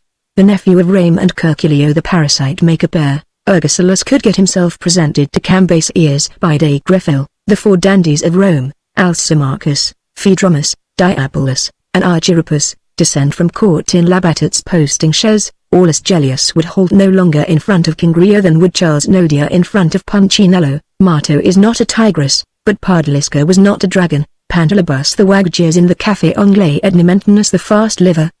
Hermogeneus is a tenor in the Champs-Élysées, and round him, Therasias the beggar, clad like Bob, takes up a collection. The boor who stops you by the button of your coat in the Tuileries makes you repeat after a lapse of 2,000 years Thesprian's apostrophe, quis properentum me prehendit Palio? The wine on Shin is a parody of the wine of Alba. The red border of Desorgiers forms a balance to the great cutting of Balitro. Parallax exhales beneath nocturnal rain, same gleams as the Esquilier, and the grave of the poor bought for 5 years, is certainly the equivalent of the slave's hived coffin. Seek something that Paris has not. The vat of Trophonius contains nothing that is not in Mesmer's tub. Ergaphilas lives again in Cagliostro, the Brahman Vasaphon to become incarnate in the Comte de Saint-Germain. The cemetery of Saint Medard works quite as good miracles as the Moscovite mummy at Damascus. Paris has an Aesop Maeux, and a Canadia, Mademoiselle Lenormand. It is terrified, like Delphos at the fulgurating realities of the vision. It makes tables turn as Dodona did tripods. It places the grisette on the throne, as Rome placed the courtesan there, and, taking it all together, if Louis XV is worse than Claudian, Madame du Barry is better than Messalina. Paris combines in an unprecedented type, which has existed and which we have elbowed, Grecian nudity, the Hebraic ulcer, and the Gascon pun. It mingles Diogenes, Job, and Jack Pudding, dresses up a spectre in old numbers of the Constitutional, and makes Choduk Duclos. Although Plutarch says, the tyrant never grows old, Rome, under Sylla as under Domitian, resigned itself and willingly put water in its wine. The Tiber was a Lethe, if the rather doctrinary eulogium made of it by Varus Vibiscus is to be credited. Cum to Gratios Tiberum habemus, by Beer Tiberim, idist seditionum oblivici. Paris drinks 1,000,000 liters of water a day, but that does not prevent it from occasionally beating the general alarm and ringing the tocsin. With that exception, Paris is amiable. It accepts everything royally. It is not too particular about its Venus, its Clypygis Hottentot, provided that it is made to laugh. It condones, ugliness cheers it, deformity provokes it to laughter, vice diverts it. Be eccentric and you may be an eccentric. Even hypocrisy, that supreme cynicism, does not disgust it. It is so literary that it does not hold its nose before Basile, and is no more scandalized by the prayer of Tartuffe than Horace was repelled by the hiccup of Priapus. No trait of the universal face is lacking in the profile of Paris. The Bal Mabal is not the Polymnia dance of the Janiculum, but the dealer in ladies wearing apparel that devours the lorette with her eyes, exactly as the procuress Staphyla lay in wait for the virgin Plainsium. The Barriere du Combat is not the Colosseum, but people are as ferocious there as though Caesar were looking on. The Syrian hostess has more grace than Mother Sigrid, but, if Virgil haunted the Roman wine shop, David Danges, Balzac and Charlotte have sat at the tables of Parisian taverns. Paris reigns. Geniuses flash forth there, the red tails prosper there. Adonai passes on his chariot with its 12 wheels of thunder and lightning. Silneus makes his entry there on his ass. For Silneus read Rampon, Paris is the synonym of cosmos. Paris is Athens, Sybaris, Jerusalem, Pantin. All civilizations are there in an abridged form, all barbarisms also. Paris would greatly regret it if it had not a guillotine. A little of the place de Grève is a good thing. What would all that eternal festival be without this seasoning? Our laws are wisely provided, and thanks to them, this blade drips on this Shrove Tuesday. Chapter 11. To scoff, to reign, there is no limit to Paris. No city has had the domination which sometimes derides those whom it subjugates. To please you, O Athenians!" exclaimed Alexander. "Paris makes more than the law, it makes the fashion. Paris sets more than the fashion, it sets the routine. Paris may be stupid, if it sees fit, it sometimes allows itself this luxury. Then the universe is stupid in company with it, then Paris awakes, rubs its eyes, says, 'How stupid I am!' and bursts out laughing in the face of the human race. What a marvel is such a city! It is a strange thing that this grandioseness and this burlesque should be amicable neighbors, that all this majesty should not be thrown into disorder by all this parody, and that the same mouth can today blow into the trump of the judgment day, and tomorrow into the reed flute. Paris has a sovereign joviality. Its gaiety is of the thunder and its farce holds a scepter. Its tempest sometimes proceeds from a grimace. Its explosions, its days, its masterpieces, its prodigies, its epics, go forth to the bounds of the universe, and so also do its cock and bull stories. Its laugh is the mouth of a volcano which spatters the whole earth. Its jests are sparks. It imposes its caricatures as well as its ideal on people. The highest monuments of human civilization accept its ironies and lend their eternity to its mischievous pranks. It is superb. It has a prodigious 14th of July, which delivers the globe. It forces all nations to take the oath of tennis. Its night of the 4th of August dissolves in 3 hours 1,000 years of feudalism. It makes of its logic the muscle of unanimous will. It multiplies itself under all sorts of forms of the sublime. It fills with its light Washington, Kosciuszko, Bolivar, Bozzaris, Rigo, Bum, Manin, Lopez, John Brown, Garibaldi. It is everywhere where the future is being lighted up, at Boston in 1779, at the Isle de Leon in 1820, at Pest in 1848, at Palermo in 1860, it whispers the mighty countersign, Liberty, in the ear of the American abolitionists grouped about the boat at Harper's Ferry, and in the ear of the patriots of Ancona assembled in the shadow, to the Archie before the Gotzi Inn on the seashore. It creates Canaries, it creates Quiroga, it creates Pisacane, it irradiates the great on earth. It was while proceeding whither its breath urged them, that Byron perished at Missolonghi,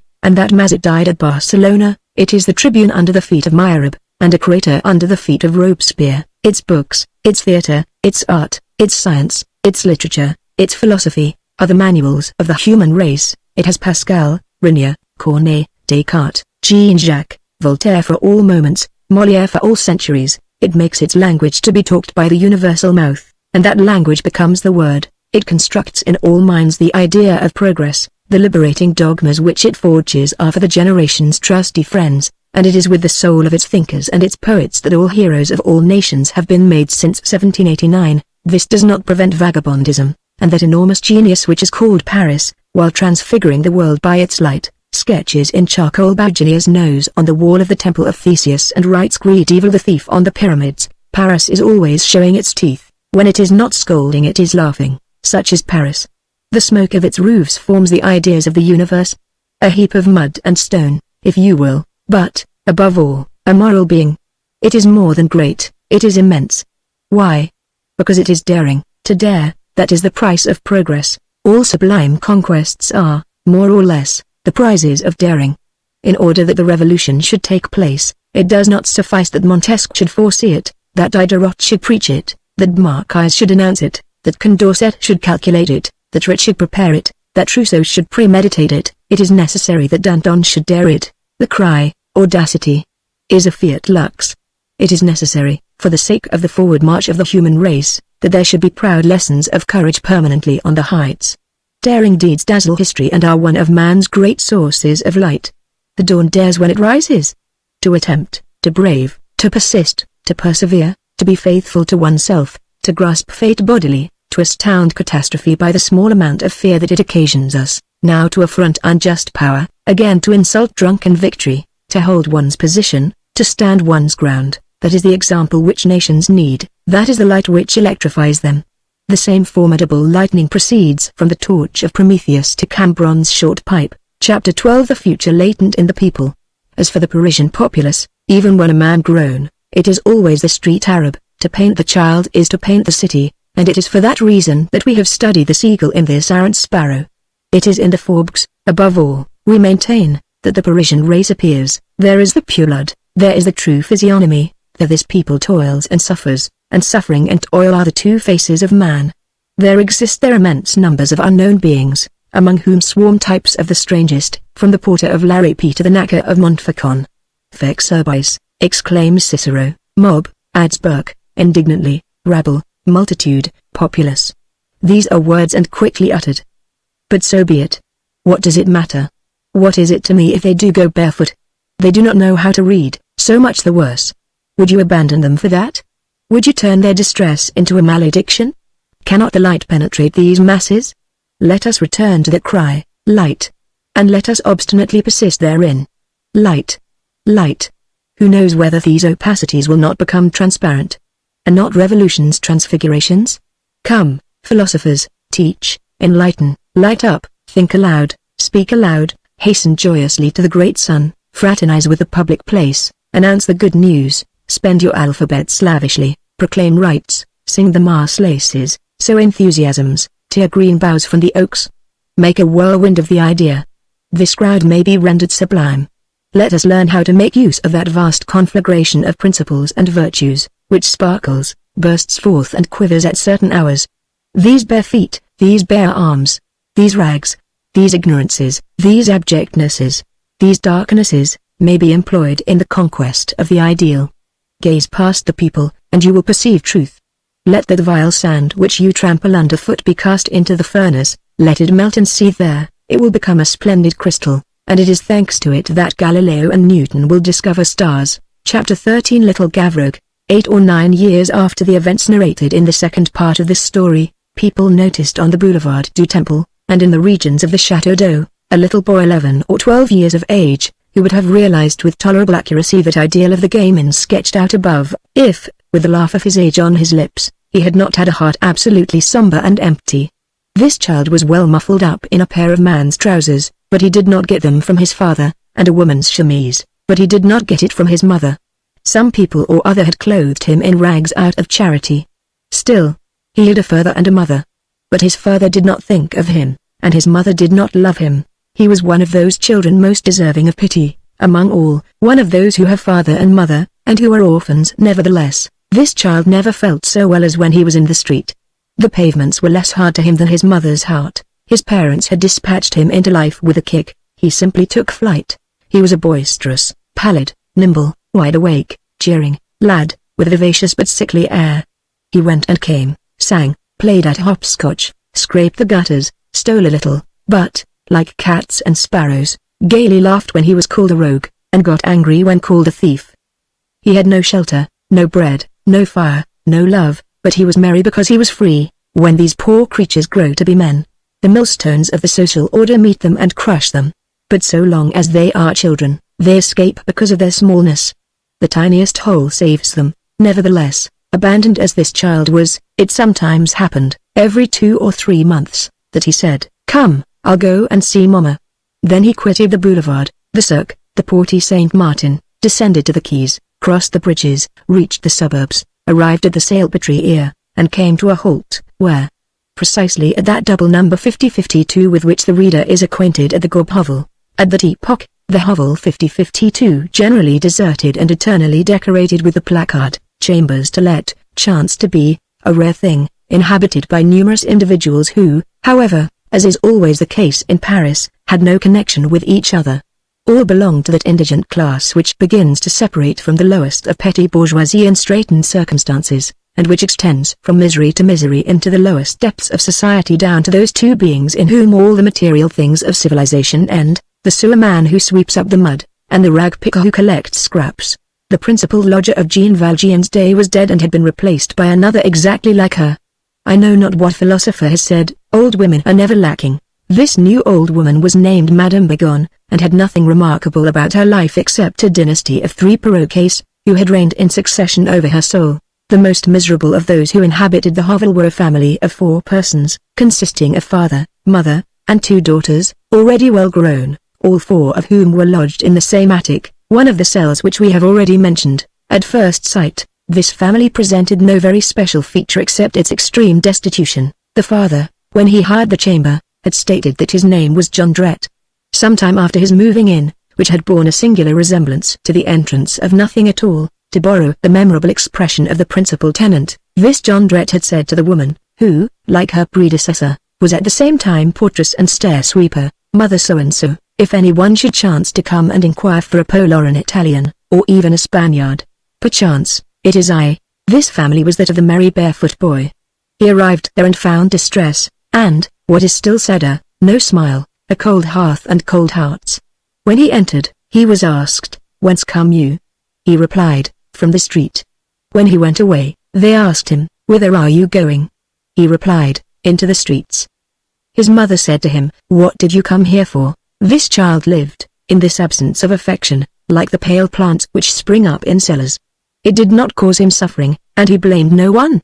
He did not know exactly how father and mother should be. Nevertheless, his mother loved his sisters. We have forgotten to mention, that on the Boulevard du Temple this child was called Little Gavroche. Why was he called Little Gavroche?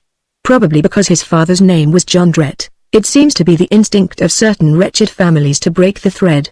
The chamber which the Jondrettes inhabited in the Gorbe hovel was the last at the end of the corridor. The cell next to it was occupied by a very poor young man who was called M.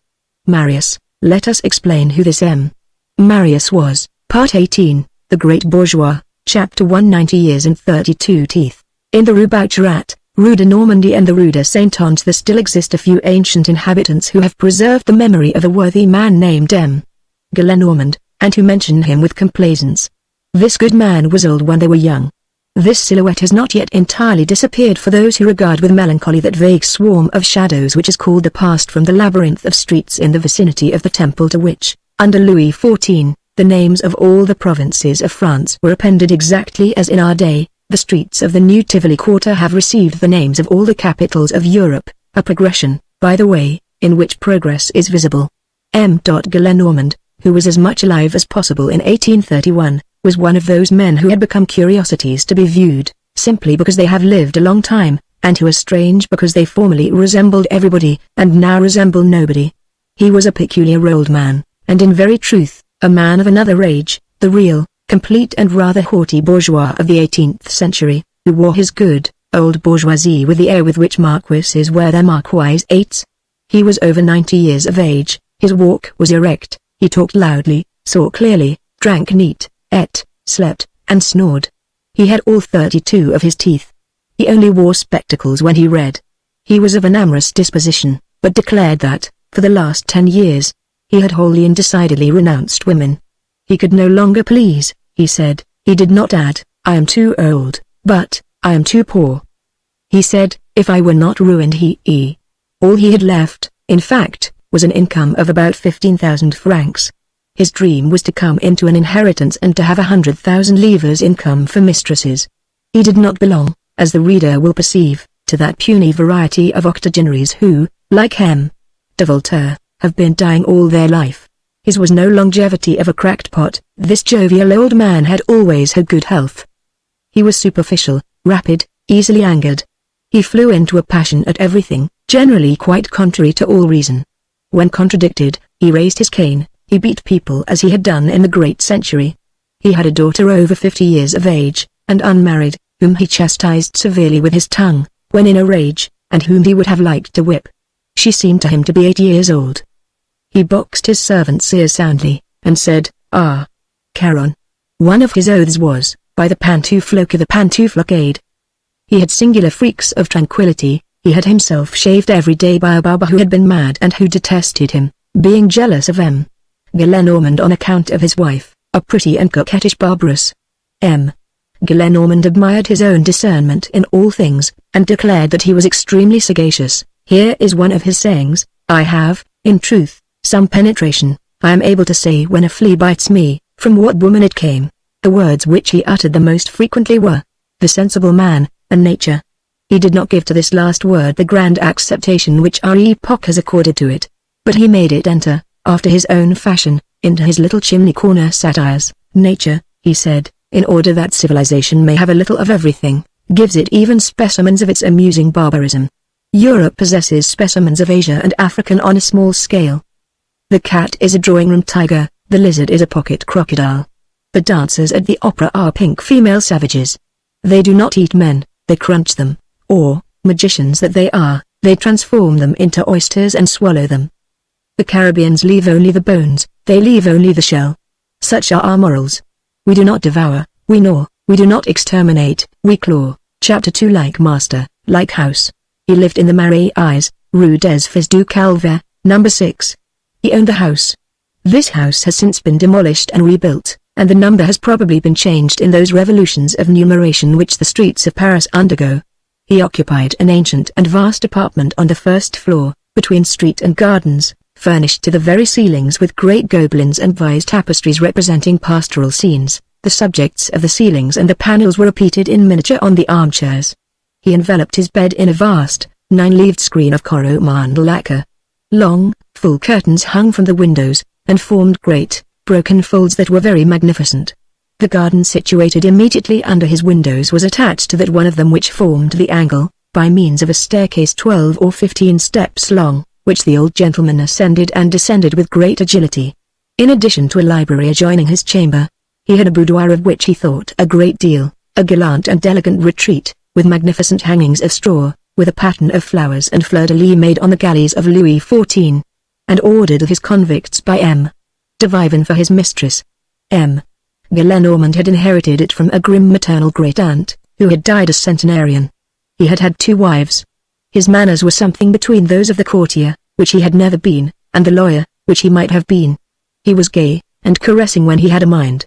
In his youth he had been one of those men who are always deceived by their wives and never by their mistresses, because they are, at the same time, the most sullen of husbands and the most charming of lovers in existence. He was a connoisseur of painting. He had in his chamber a marvelous portrait of no one knows whom, painted by Jordans, executed with great dashes of the brush, with millions of details, in a confused and haphazard manner. M.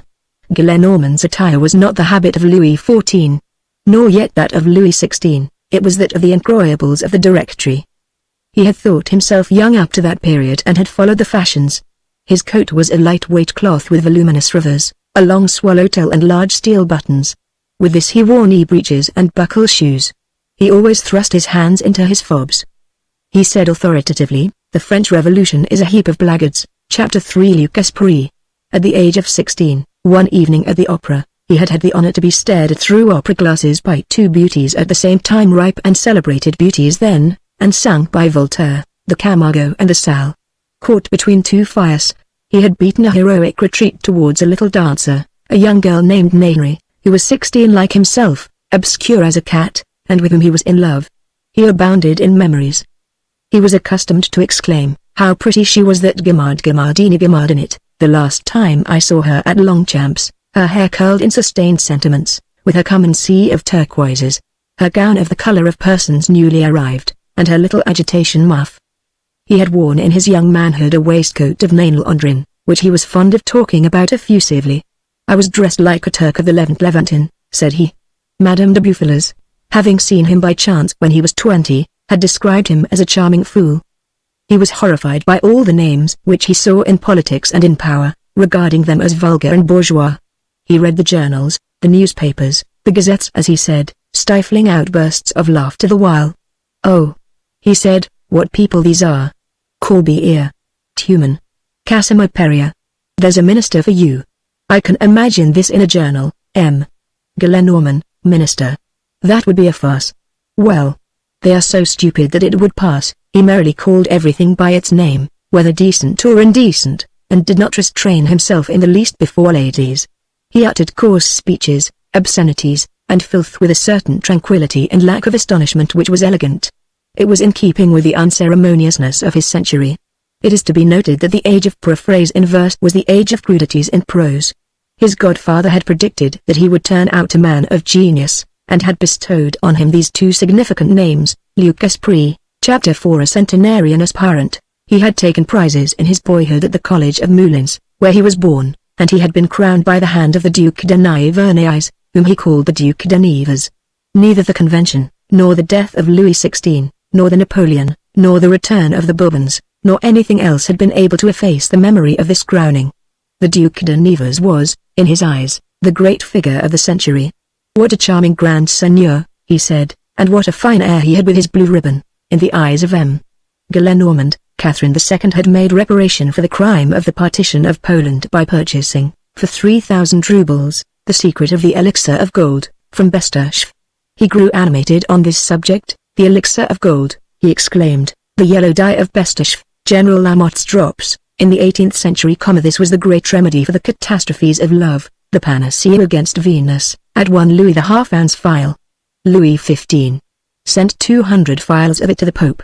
He would have been greatly irritated and thrown off his balance, had anyone told him that the elixir of gold is nothing but the perchloride of iron. M. Gillenormand adored the Bourbons, and had a horror of 1789. He was forever narrating in what manner he had saved himself during the Terror, and how he had been obliged to display a vast deal of gaiety and cleverness in order to escape having his head cut off. If any younger man ventured to pronounce an eulogium on the Republic in his presence, he turned purple and grew so angry that he was on the point of swooning. He sometimes alluded to his 90 years, and said, "I hope that I shall not see 93 twice." On these occasions, he hinted to people that he meant to live to be 100. Chapter 5. Basque and Nicolette. He had theories.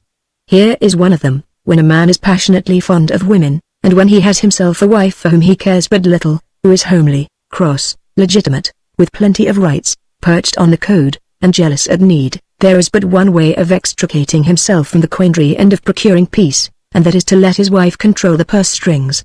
This abdication sets him free. Then his wife busies herself, grows passionately fond of handling coin, gets her fingers covered with verdigris in the process, undertakes the education of half-share tenants and the training of farmers, convokes lawyers, presides over notaries, harangues scriveners, visits limbs of the law, follows lawsuits, draws up leases, dictates contracts, feels herself the sovereign, sells, buys, regulates, promises and compromises, binds fast and annuls, yields, concedes and retrocedes, arranges, disarranges, hoards, lavishes. She commits follies, a supreme and personal delight, and that consoles her. While her husband disdains her, she has the satisfaction of ruining her husband. This theory M. Gillenormand had himself applied, and it had become his history. His wife, the second one, had administered his fortune in such a manner that, one fine day, when M. Gillenormand found himself a widower, there remained to him just sufficient to live on, by sinking nearly the whole of it in an annuity of 15,000 francs, 3/4 of which would expire with him. He had not hesitated on this point, not being anxious to leave a property behind him. Besides, he had noticed that patrimonies are subject to adventures, and, for instance, become national property. He had been present at the avatars of consolidated 3%, and he had no great faith in the great book of the public debt. "All that's the Rue Quincampoix," he said. His house in the Rue Fils du Claver belonged to him, as we have already stated. He had 2 servants, a male and a female. When a servant entered his establishment, M. Gillenormand rebaptized him. He bestowed on the men the name of their province, Nemours, Comtesse, Poitevin, Picard. His last valet was a big, founded, short-winded fellow of 55, who was incapable of running 20 paces, but, as he had been born at Bayonne, M. Gillenormand called him Basque. All the female servants in his house were called Nicolette, even the Magnon, of whom we shall hear more farther on. One day, a haughty cook, a cordon bleu, of the lofty race or porters, presented herself. "How much wages do you want a month?" asked M. Gillenormand. 30 francs. "What is your name?" "Olympie." "You shall have 50 francs, and you shall be called Nicolette." Chapter 6, in which Magnon and her 2 children are seen. With M. Gillenormand, sorrow was converted into wrath. He was furious at being in despair. He had all sorts of prejudices and took all sorts of liberties. One of the facts of which his exterior relief and his internal satisfaction was composed, was, as we have just hinted, that he had remained a brisk spark, and that he passed energetically for such. This he called having royal renown. This royal renown sometimes drew down upon him singular windfalls. One day, there was brought to him in a basket, as though it had been a basket of oysters, a stout, newly born boy, who was yelling like the deuce, and duly wrapped in swaddling clothes, which a servant maid, dismissed 6 months previously, attributed to him. M. Gillenormand had, at that time, fully completed his 84th year. Indignation and uproar in the establishment. And whom did that bold hussy think she could persuade to believe that? What audacity! What an abominable calumny! M. Gillenormand himself was not at all enraged. He gazed at the brat with the amiable smile of a good man who is flattered by the calumny, and said in an aside, "Well, what now? What's the matter? You are finely taken aback, and really, you're excessively ignorant." M. Le Duc d'Angoulême, the bastard of His Majesty Charles IX, married a silly jade of 15 when he was 85, M.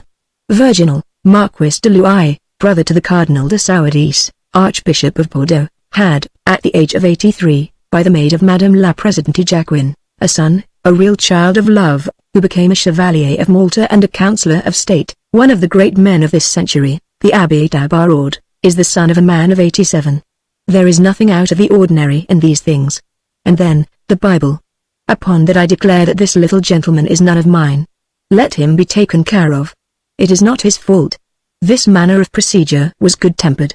The woman, whose name was Magnon, sent him another parcel in the following year. It was a boy again. Thereupon, M. Gillenormand capitulated.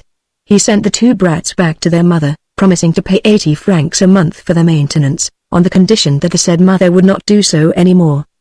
He added, I insist upon it that the mother shall treat them well. I shall go to see them from time to time. And this he did.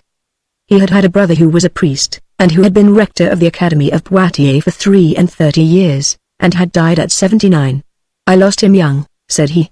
This brother, of whom but little memory remains, was a peaceable miser, who, being a priest, thought himself bound to bestow alms on the poor whom he met, but he never gave them anything except bad or demonetized sous, thereby discovering a means of going to hell by way of paradise. As for M. Gillenormand the elder, he never haggled over his alms giving, but gave gladly and nobly. He was kindly, abrupt, charitable, and if he had been rich, his turn of mind would have been magnificent. He desired that all which concerned him should be done in a grand manner, even his rogueries.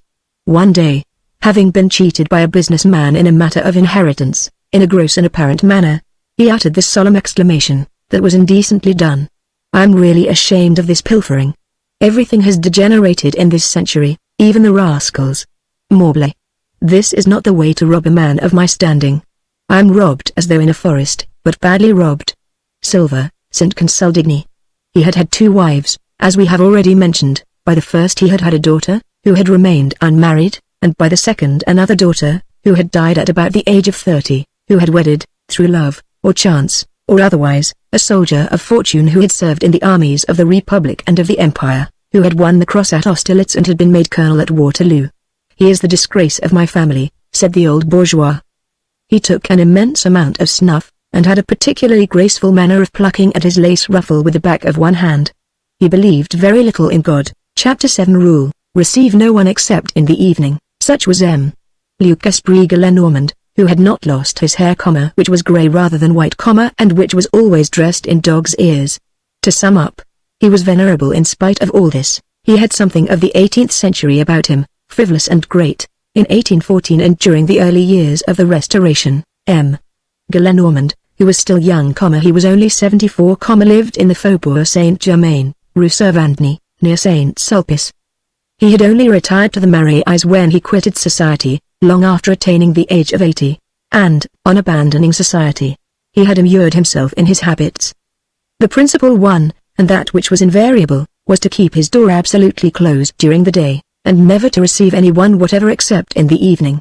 He dined at 5 o'clock, and after that his door was open. That had been the fashion of his century, and he would not swerve from it. The day is vulgar, said he, and deserves only a closed shutter. Fashionable people only light up their minds when the zenith lights up its stars. And he barricaded himself against everyone, even had it been the king himself. This was the antiquated elegance of his day. Chapter 8 2 Do not make a pair. We have just spoken of M. Gillenormand's 2 daughters. They had come into the world 10 years apart. In their youth they had borne very little resemblance to each other, either in character or countenance, and had also been as little like sisters to each other as possible. The youngest had a charming soul, which turned towards all that belongs to the light, was occupied with flowers, with verses, with music, which fluttered away into glorious space, enthusiastic, ethereal, and was wedded from her very youth, in ideal, to a vague and heroic figure. The elder had also her chimera. She espied in the azure some very wealthy purveyor, a contractor, a splendidly stupid husband, a million-made man, or even a prefect. The receptions of the prefecture, an usher in the antechamber with a chain on his neck, official balls, the harangues of the town hall, to be Madame la Préfète, all this had created a whirlwind in her imagination. Thus the 2 sisters strayed, each in her own dream, at the epoch when they were young girls. Both had wings, the one like an angel, the other like a goose. No ambition is ever fully realized, here below at least. No paradise becomes terrestrial in our day. The younger wedded the man of her dreams, but she died. The elder did not marry at all. At the moment when she makes her entrance into this history which we are relating, she was an antique virtue, an incombustible prude, with one of the sharpest noses, and one of the most obtuse minds that it is possible to see. A characteristic detail, outside of her immediate family, no one had ever known her first name. She was called Mademoiselle Gillenormand, the elder. In the matter of cant, Mademoiselle Gillenormand could have given points to a miss. Her modesty was carried to the other extreme of blackness. She cherished a frightful memory of her life. One day, a man had beheld her garter. Age had only served to accentuate this pitiless modesty. Her gimp was never sufficiently opaque, and never ascended sufficiently high. She multiplied clasps and pins where no one would have dreamed of looking.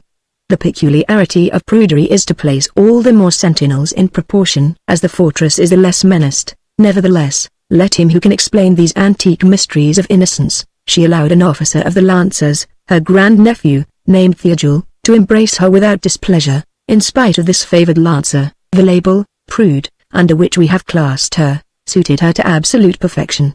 Mademoiselle Gillenormand was a sort of twilight soul.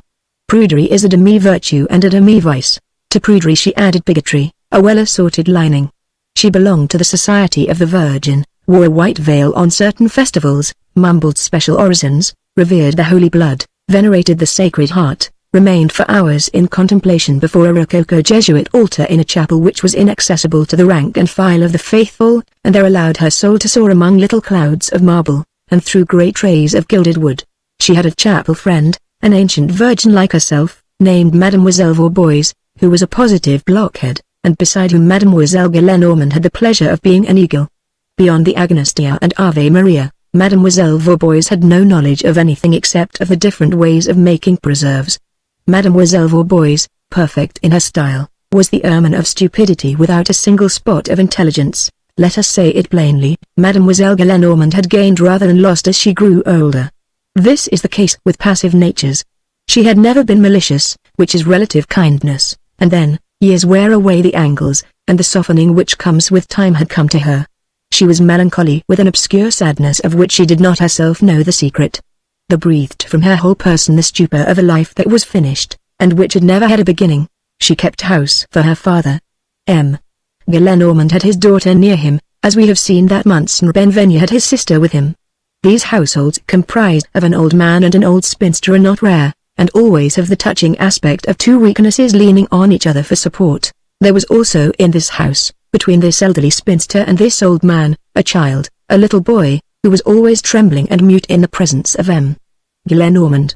M. Gillenormand never addressed this child except in a severe voice, and sometimes, with uplifted cane, "Here, sir. Rascal, scoundrel, come here!" Answer me, you scamp. Just let me see you, you good-for-nothing. Etc., etc. He idolized him. This was his grandson. We shall meet with this child again later on.